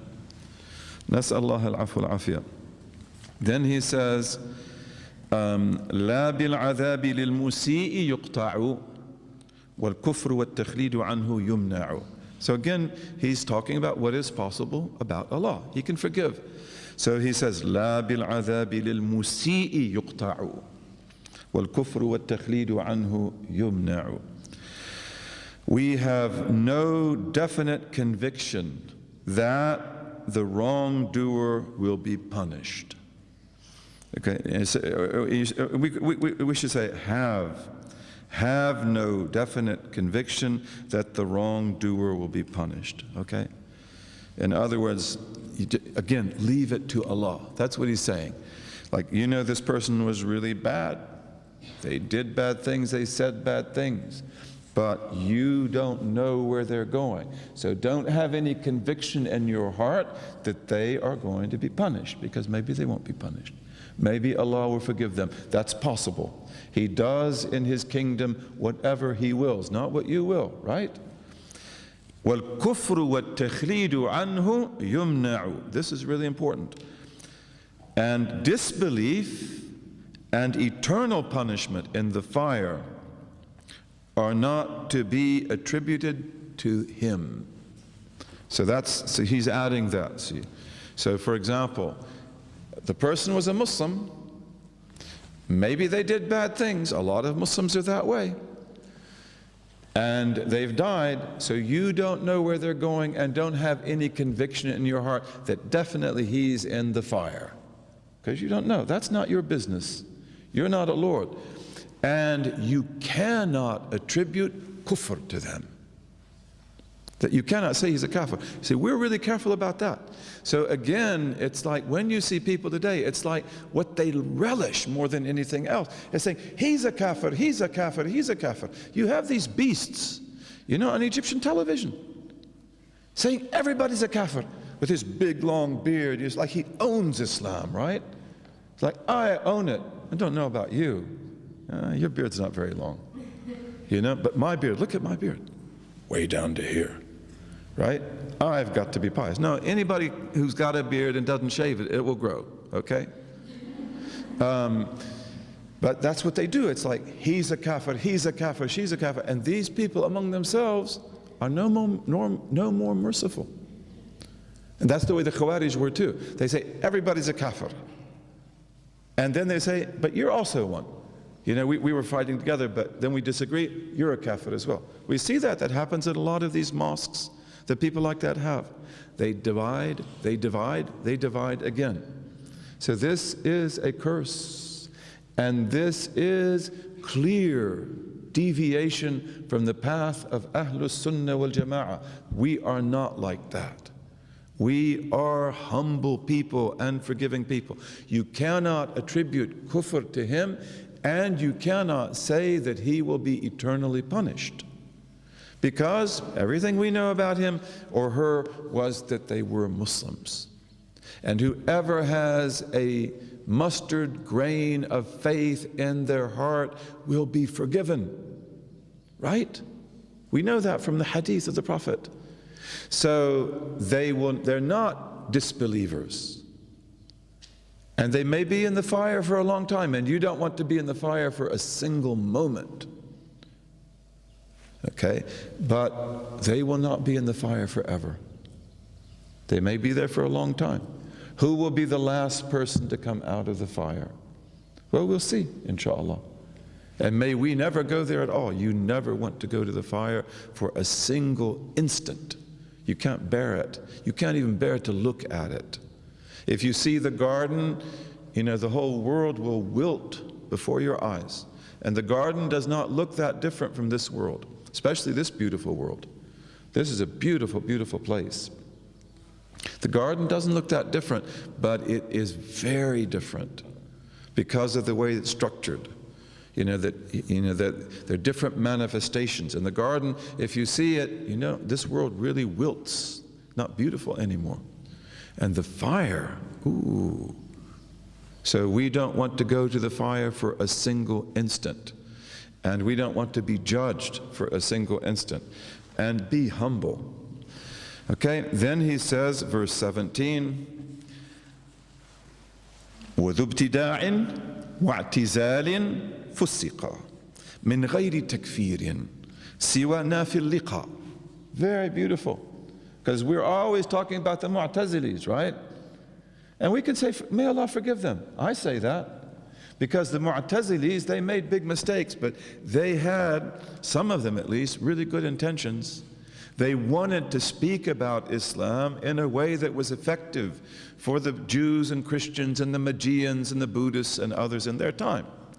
And they began a discourse which they didn't perfect.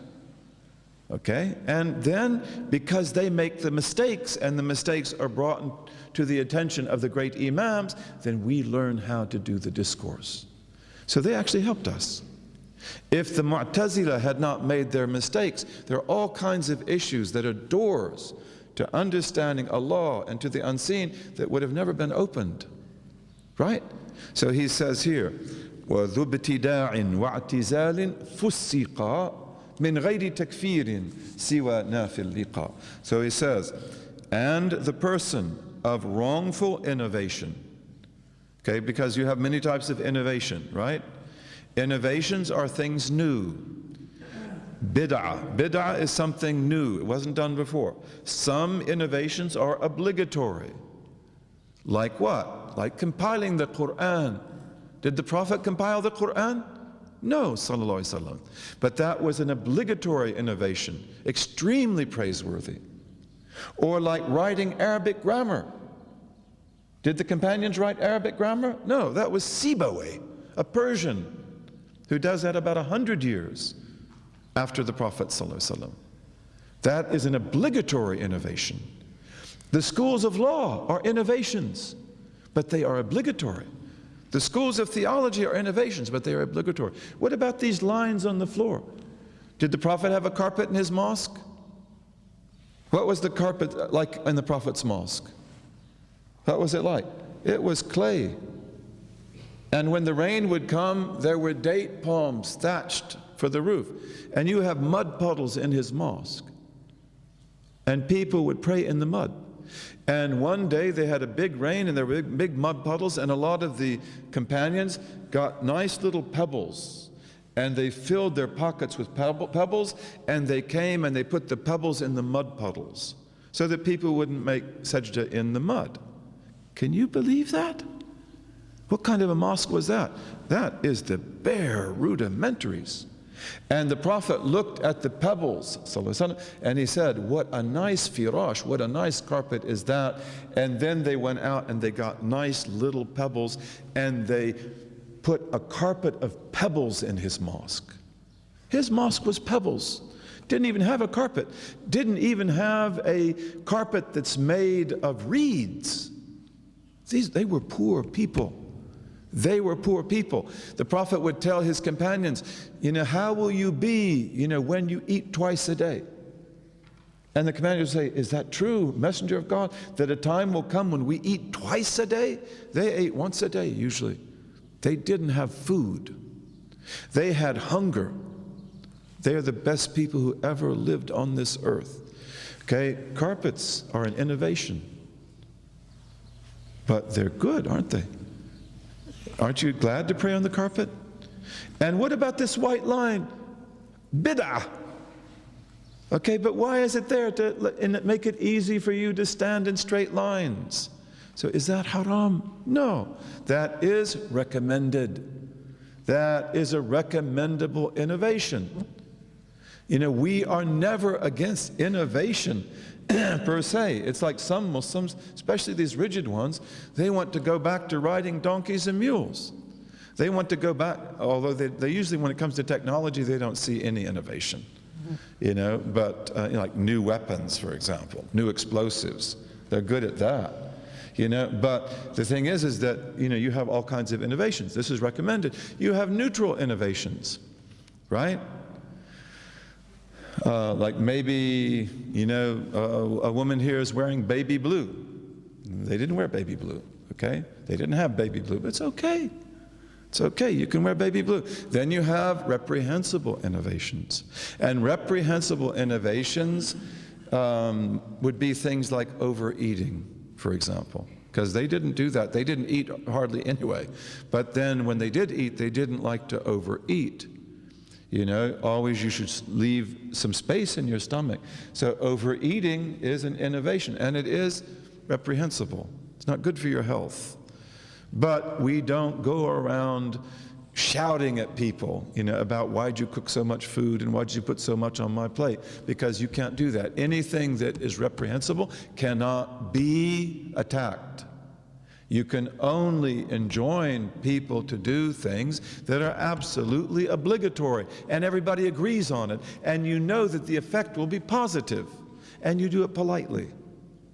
And you can only command that they not do things that are forbidden and that we agree are forbidden, not that they are reprehensible. You know, so for example, there are a lot of things that are reprehensible. You know, we shouldn't raise our voice in the mosque in a way that confuses other people. You know, you want to recite Quran, the Quran is very beautiful, but recite it so that you can hear it. Because other people are doing dhikr. And although the Quran is very beautiful, you know, you're disturbing them. But that is reprehensible. So we don't say, brother, lower your voice, okay? Sister, lower your voice. No, because it's something reprehensible. Reprehensible things, we just leave them alone. We could tell them that, you know, it might be good if you didn't do that, right? And then you have forbidden innovations. And those are serious things. That's what he's talking about here. So what if a person dies and he was doing unlawful innovations, bad things? Okay? So he says that a person who does unlawful innovations, or who is a Mu'tazili, because the Mu'tazilis basically get everything wrong. But their mistakes are great blessings for you and me, because when we come to correct the mistakes of the Mu'tazilis, we get a really beautiful theological path. Okay, so he says that وَذُ ابْتِدَاعٍ وَاعْتِزَالٍ فُسِّقَ. So the person who does wrongful innovations or holds Mu'tazili belief, they are regarded to be aberrant. They're regarded to be fasiq, aberrant, right? We say that they're fasiq. In other words, like we won't take their witness in the court. That's what that means. That, like they won't be allowed to give witness in the court. And of course, you know, also it means that they are not in a safe position. But, you know, min ghayri takfir, but without declaring them to be disbelievers. This, I think, is really, really telling. You know, because if you read our books, you almost feel like the Mu'tazilas were the devil themselves. Because it's always like, oh, here we go again. The Mu'tazilis got it wrong. The Mu'tazilis, they didn't believe in awliya. They didn't believe in karamat. They didn't believe in this. They didn't believe in that. Where are they going? You got an idea, I do too. No. He said, we declare them to be fasiq. We declare them to be aberrant. We don't follow them. But we don't damn them, we don't condemn them, min ghayri takfir, and we do not declare them to be disbelievers. That's really important. This is who we are. We do not go around calling people disbelievers. من غير نافي اللقاء, unless they deny the meeting with God on the day of judgment, or things like that. So there are things that are disbelief. You know, it's not like you're okay, I'm okay. No. If you deny anything which is a fundamental principle of Islam, that's kufr. And we said yesterday that to believe in natural causation or mechanistic causation, and the crux of mechanistic causation, by the way, we mentioned it, but it's important to emphasize it, is the belief that God is the cause of creation, and that because He exists, creation must necessarily come from Him. That's kufr. God is utterly free to create or not create. He does not have to create to be perfect. Okay, this is really important for us. He is utterly free. Okay, so the person who denies the last judgment and the meeting with God, that's a kafir. Most Mu'tazilis didn't do that. I don't think any did that. And again, the person of innovation, they might do that. So you have really ugly innovations. You have, for example, Muslims today who will say that angels are germs. What? Angels are germs. You know, we discovered germs, right, with Pasteur. And really, when Allah's talking about angels, He's talking about germs. No, really. Why don't you go get some more sleep? And we can talk about this tomorrow. You know, that is a horrible innovation, but I mean, it's so laughable. I'm not sure what the punishment would be, you know. But it's like, you have to be really careful what we say. Angels are angels, and they are great beings. Yes? Some people say that don't believe in the punishment of the grave. Okay, so if you don't believe in the punishing grave, you're in trouble. You're in trouble, because that is one of our categorical beliefs, the punishment of the grave. And he's going to tell you that, by the way, if we get there. So we have to believe in the punishment of the grave. And the Mu'tazilis had some problems with that. أو قال بالكليه ربي علم من دون جزئياته أو جسم. Okay? Or if he says, my Lord knows the universals instead of the particulars. Or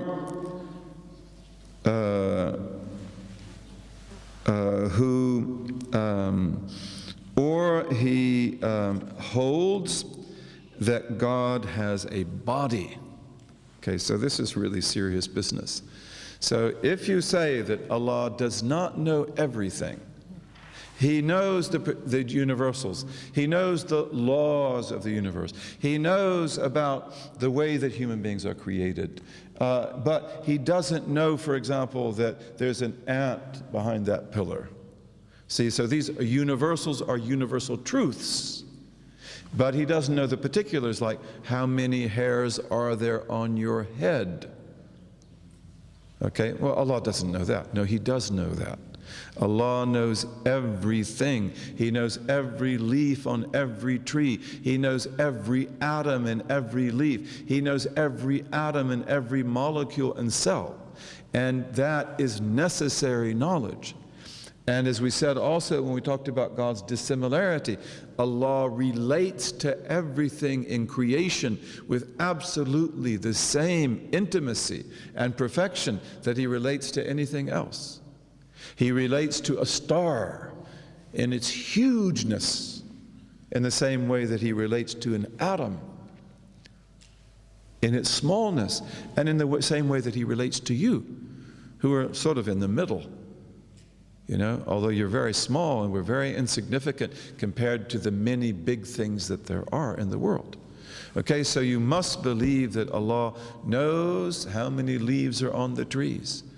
And he sees these things, He hears these things. So that would be disbelief. And a lot of so-called philosophers in Islam, they held that position. They held that God knows universals, but He doesn't know particulars. And a lot of the Greeks held that too. And this is why. This is because of the fact that one of the big theological questions is unity and multiplicity. That how does multiplicity come from God in a way that doesn't alter the unicity of God? And in our theology, we have really sophisticated tools to deal with that. And this is one of the most beautiful questions of all. But for a lot of the ancients, it was an insoluble problem. And so what they would do is say God knows the universals, and the universals are unchanging. And he does not know the particulars because they are changing. And you can't have change in God because that would make God temporal. It's like, well, you got some of it right and a lot of it wrong. It doesn't work like that. Okay, and again, if you go back to oneness, we talked about gatheredness, for example. Allah knows everything, all that is necessary, all that is possible, all that is impossible, but his knowledge is not made up of units. His knowledge is gathered in absolute oneness. And we said that if we look at the point theory of the universe, the Big Bang theory, that point that they identify of total gatheredness out of which the universe comes, that's a very good metaphor for us to speak about oneness and the way that all knowledge, all plurality, all multiplicity is gathered in the knowledge and the will and the power and the speech of God. Okay, then he says, and so this is really important, we do not go around calling people kafirs, or who says that God has a body. So this is very serious. And again, here we have some different positions, that if a person says that God has a body, but his body is totally unlike bodies, then we say that person is fasiq, aberrant. If they say he has a body, like Michelangelo painted a body, that is kufr, absolute disbelief. And again here, this is why theology is really important. You know, a lot of our brothers and sisters today who are so difficult to deal with, you know, the passions in your heart, if you don't control the passions, you have an idol in your heart. If you can't control your eating, your drinking, and your other passions, that idol is a pig in your heart, which you obey. Because it tells you to eat, you eat. It tells you to take this, you take it. It's like it's commanding you and you are obeying. You have to smash that idol. One of the great things about Ramadan is that it smashes the idol of the pig. You can't eat now. You can't drink now. Right? And then anger. Anger is a big horror. It's a ghul. It's a ghoul that destroys the intellect. And when anger is not controlled, it becomes the idol of a vicious dog in our hearts, right? Some of us, when we become angry, we destroy everything, right? May we smash these idols of anger. They're horrible. You know, some of you may have problems with anger. Some of us certainly have had problems with anger. What do we say when we're angry? What do we do when we're angry? You regret it for the whole rest of your life, right? All right, so in any case, you know, these Muslims today who are so angry, really, you know, I mean, and you see them, like, you cannot work with them. They're always on your case. Always on your case. They never give you a break. They're always angry. They're always ready to destroy everything that's been built. Okay, but a lot of these Muslims, they are very anthropomorphic because they don't have a belief which is the belief of Ahlus Sunnah wal Jama'ah. And they talk about the names and attributes of God. They're talking about the hand. They're talking about the eye. And again, we talked about where we stand on that. We stand where the Salaf stood on that. But a lot of them actually are anthropomorphic. You know, that they actually believe that God has a body that is contained in space and time. And that is kufr. That is kufr. And again, if they will say that, well, he has a body, but it is totally unlike bodies, then you're off the hook of kufr, on the hook of fisq. And neither one is good.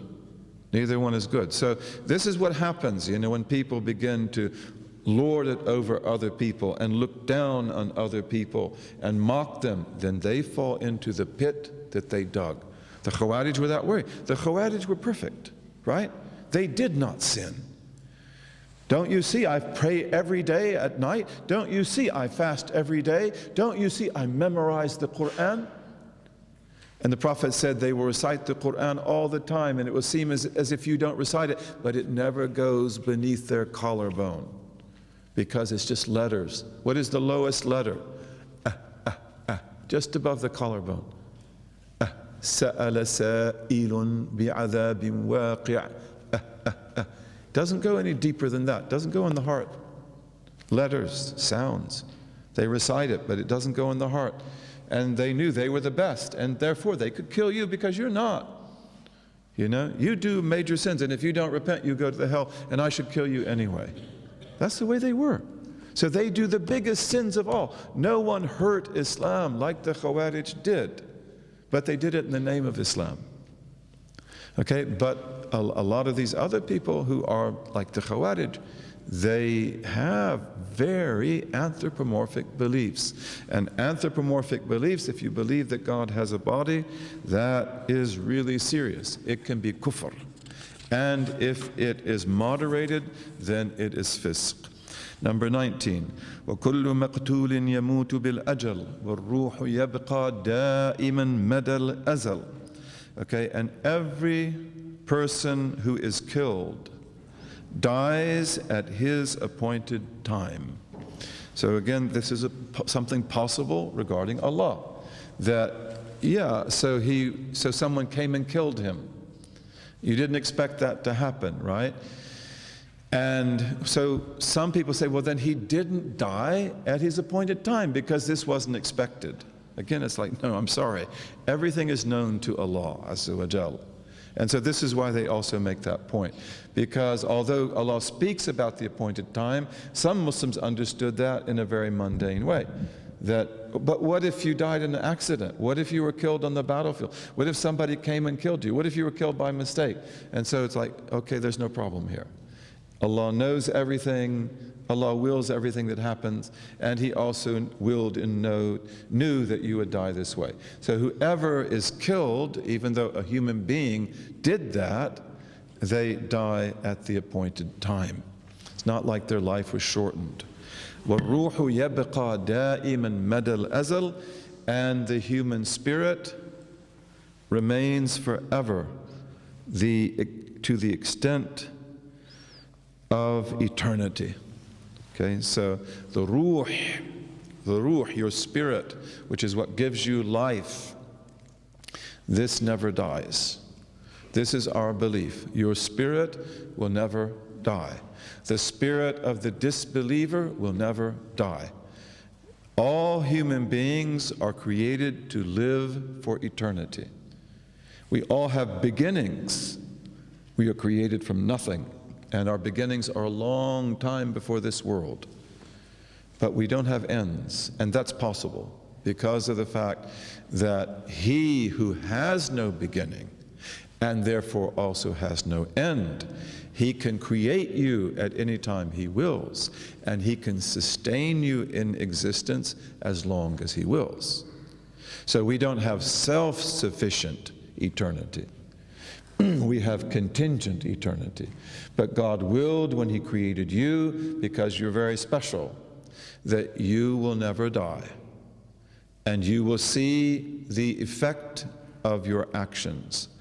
And we will either inherit the garden, may we all inherit the garden together, and may none of us lag behind. And if we don't inherit that, you inherit the fire. That's the way it is. There's great wisdom in that. We have to understand it. We have to accept it. And the human spirit goes through 5 lives. What is the first one? Do you know? What is the first life? Sorry? No. We say, Alastu bi Rabbikum, but that's the end of the first life. Okay, the first life is the time of the spirit alone. And we were in bodies too, but they were tiny little bodies. And we were like little pieces of light. And we went around the throne of Allah for eons and eons, for eons and eons. And this is where your identity is rooted. Your identity is rooted in that world. We all knew Allah, every one of us.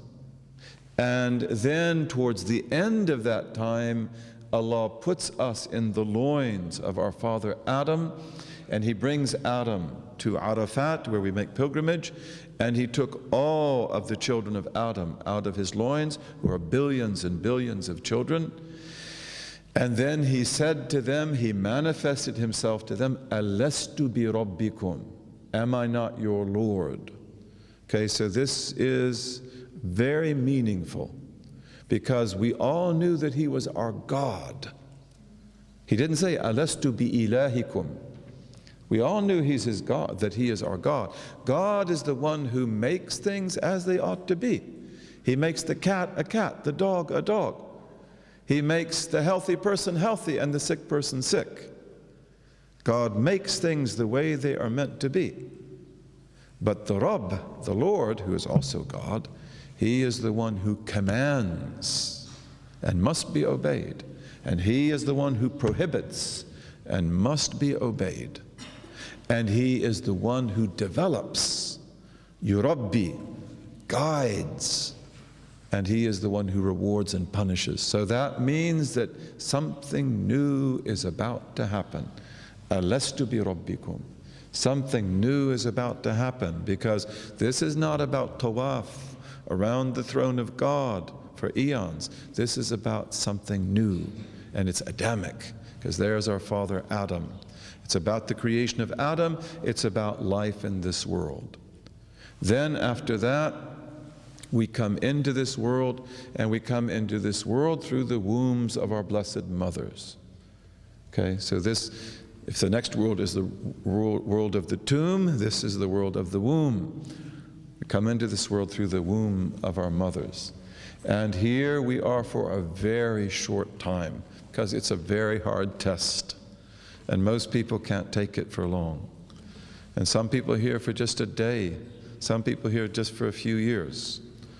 Okay, death is a big thing. Death is a big thing, right? It's a shocking thing. And I remember when death first came into my life, which was 1955. That's a time that you probably can't even imagine. The world was very different. And the first thing, my great-grandfather died. My great-grandfather was a powerful man. And he's one of those people that you don't know where they'll be in the next world. And when he died, he was buried like Franklin Roosevelt. He had the same casket and everything, and it was cold winter. It was in Kansas, he was in western Kansas, we were in Nebraska. We had to drive south to Kansas for the funeral. The state of Kansas cleared, there was a blizzard, they cleared the roads for his funeral. And when I went there, it was like so cold. And then I could see that everyone is frightened. My mother, my father, my aunts. And you could look at him, he's in his casket, you know, stiff. And it's like I could see, it really frightened me, to tell you the truth, because I was a little boy. And it's like I could see that nobody is happy here. No one is content here. No one wants to face this. And of course, they've got all kinds of concerns. Death not being the only one. It's also because families, when people like that die, they start to fight, you know, and they start to break up. So they're also worried about that. But as a child, I couldn't see that. But as a child, I could see that this is a horrible moment. And it's probably because, I mean, I don't know where he went, but the fire is probably not far away, you know. And then in the springtime, I had a little friend named Rodney, who was like my best friend. He was like 3 years younger than I was, and he died. He was a little boy, you know, and he had cancer. We knew he had cancer. We knew he'd die. And, you know, my mother would take me to his house. And, you know, children talk about what are you going to be when you grow up, right? And then he's going to say, well, when I grow up, and then it's like, you have to be really polite, but like, you're not going to grow up. You'll be lucky to make it through the summer. And he didn't make it through the summer. And then his father went insane. His father, who was my father's partner, he went insane. He became an alcoholic, and he was good for nothing after that. Death is a huge thing. And one of the things I could see is that as Christians, we fear death. And that's the truth. That's why, like, I came into Islam through the autobiography of Malcolm X, and I have to say, I feared death. I did fear death. And I also feared existence, because I didn't feel that I was right with it. And when I was reading the autobiography of Malcolm X, he said, Islam is a religion that removes fear. And that hooked me. I read the book all night, but that's what hooked me. Because it's like, is that possible? Is it possible for me to live without fear of death? You know, and it's like, why do you fear death? It's because, you know there's more to it than just dying, right? And you know you've got to get this right. So, that's a big thing. The spirit remains forever to the extent of eternity. And when we die in this world, we go into the next world, which is the barzakh. And the barzakh is the intermediary world, the interface. And there, most people are there for a long time. We're here for a short time. Even if you lived 1,000 years, that's a short time. In the barzakh, you'll be there for a long time. And the barzakh is very real. It is more real than this world. And the barzakh is under the ground. It is on top of the ground. It is in the sky. And there people are rewarded and punished. And people have different realities there. And then in the barzakh, you usually forget what happened in this world, by the way. Not all people do, but usually you do. And then we are born into the world again with the resurrection. Where does the resurrection begin of your body? Maybe some of us, our bodies will be intact because we hope we'll be saints. But if the body is not intact, where does the recreation of the body begin? Sorry? The coccyx, the us, which is the very bottom of the spinal column. And where is the coccyx located? It says in the pelvis, but what's the name of that bone that it is part of? The sacrum. The sacrum. What is sacrum? S-A-C-R-U-M. Sacrum. It's a sacrum's like a little it's like a little, what do we call it? Pentagon, is that what we call it? What do you call a five? Huh? Pentagon, because in the United States we have a pentagon. I didn't know if I could use that word, right? But, that's the sacrum looks like that. Sacrum's a very important part of your body. Very important. What does the word sacrum mean? Sacred bone. Sacred bone. And it's Latin translating the Greek for sacred bone. That's very interesting. In the European tradition, we call the sacrum, where the coccyx is, the sacred bone. I don't know why they did that. I mean, it would be something interesting to look into, wouldn't it? But it's the sacred bone, and that's where, you are. You are in that bone in a very special way. And you're recreated from the sacrum, from the coccyx and the sacrum. And then we come back into this world for the fourth life. The fourth life is the judgment. We're going to talk about that, inshallah, the judgment. And the judgment is the most difficult thing of all. Even though, inshallah, you and I will be ready. One of the great saints of Islam has a whole chapter about the judgment. He's a Sheikh al-Akbar. This is his land, right? He was born not far from here. You read that? Well, I read that chapter. I was terrified because he writes about the judgment as if you were there.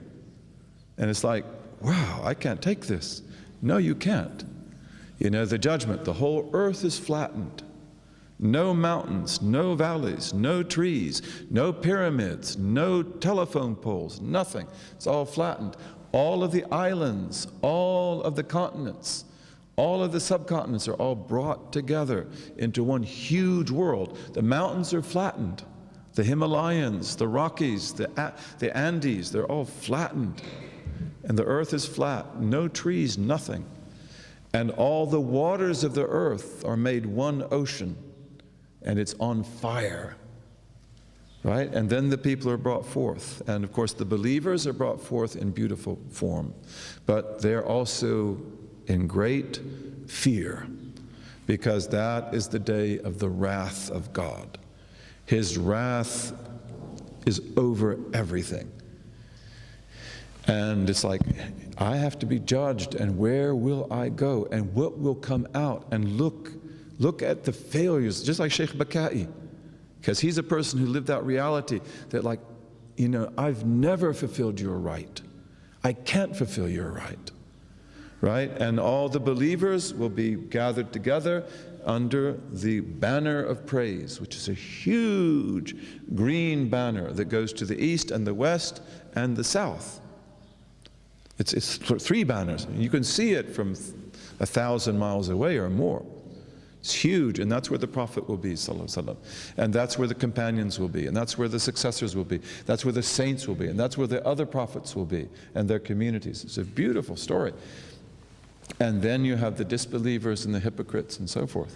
And this is the most difficult time of all, and this is where ash-shafa'atul kubra comes in, the great intercession. And Adam can't do it, Noah can't do it, Abraham can't do it, Moses and Jesus can't do it, but the Prophet Muhammad does it. And the great intercession begins the judgment for heaven and hell. And yet, even for the people who will be judged to go to hell forever, they are relieved. They feel relief that they can now get out of the gathering place under the manifestation of the wrath of God and the humiliation of how they ruined their lives, and now go where they deserve to go. Have you ever been to a court? You know, I had a car accident when I was 16 years old, and you know, one of my friends was hurt very bad. I was also hurt very bad. And he sued me, you know, and we weren't friends after that. But, you know, I remember that waiting to get on the judge's stand was hell. I was so nervous, you know, and once I sat on the judge's stand, I lost the case, right? But like, that was relief. Even though I lost the case, and I lost my friend, and I didn't like him after that, and he didn't like me, you know, but to wait for judgment is really difficult. Then you have the judgment, and after that you have the other things we're going to study, and then you have the garden and the fire, and you have the bridge, the traverse that goes from this earth that goes to the next. And this place is the place of judgment. We'll all come back here. This is where judgment takes place. Where is the closest place between heaven and earth? Where the judgment begins, where the resurrection begins. Where is that? Palestinians. No Palestinians here? Jerusalem. Jerusalem is the closest place between heaven and earth. It's where the malakut and the mulk come together. And that's where the resurrection begins. Okay, so tomorrow you're going to go to Granada, right? And our beloved brother Amin is going to speak to you now a little bit about Islamic history, about the incredible history of this land, of Muslim Portugal and Spain, and then he'll tell you about Al-Hamra also, and I hope you have a really, really good day there. I don't think you can come here and not see Al-Hamra, and it's just like a trinket from the past. It's just like a trinket from the past. But it will give you an idea of what was here and how profound it was. اللهم وفقنا لما تحبه وترضى وجعلنا من عبيدك السعداء وأمتنا على كلمة الهدى علمنا ما ينفعنا ووفقنا للعمل بما علمتنا به واجعل ما نحن فيه خالصا مخلصا لوجهك الكريم يا رب العالمين. اللهم اجعل تجمعنا هذا تجمعا مرحوما وتفرقنا بعده تفرقا معصوما لا شقيا منا ولا محروما. آمين آمين آمين. Yeah, Sheikh Amin, I think you should sit here. No, you should. Okay, then get one of these chairs and sit here, you know, but don't have him go sit in the corner. Yes?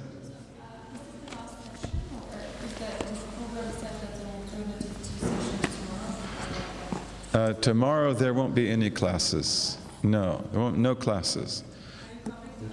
That I'm not going to answer, but you should go.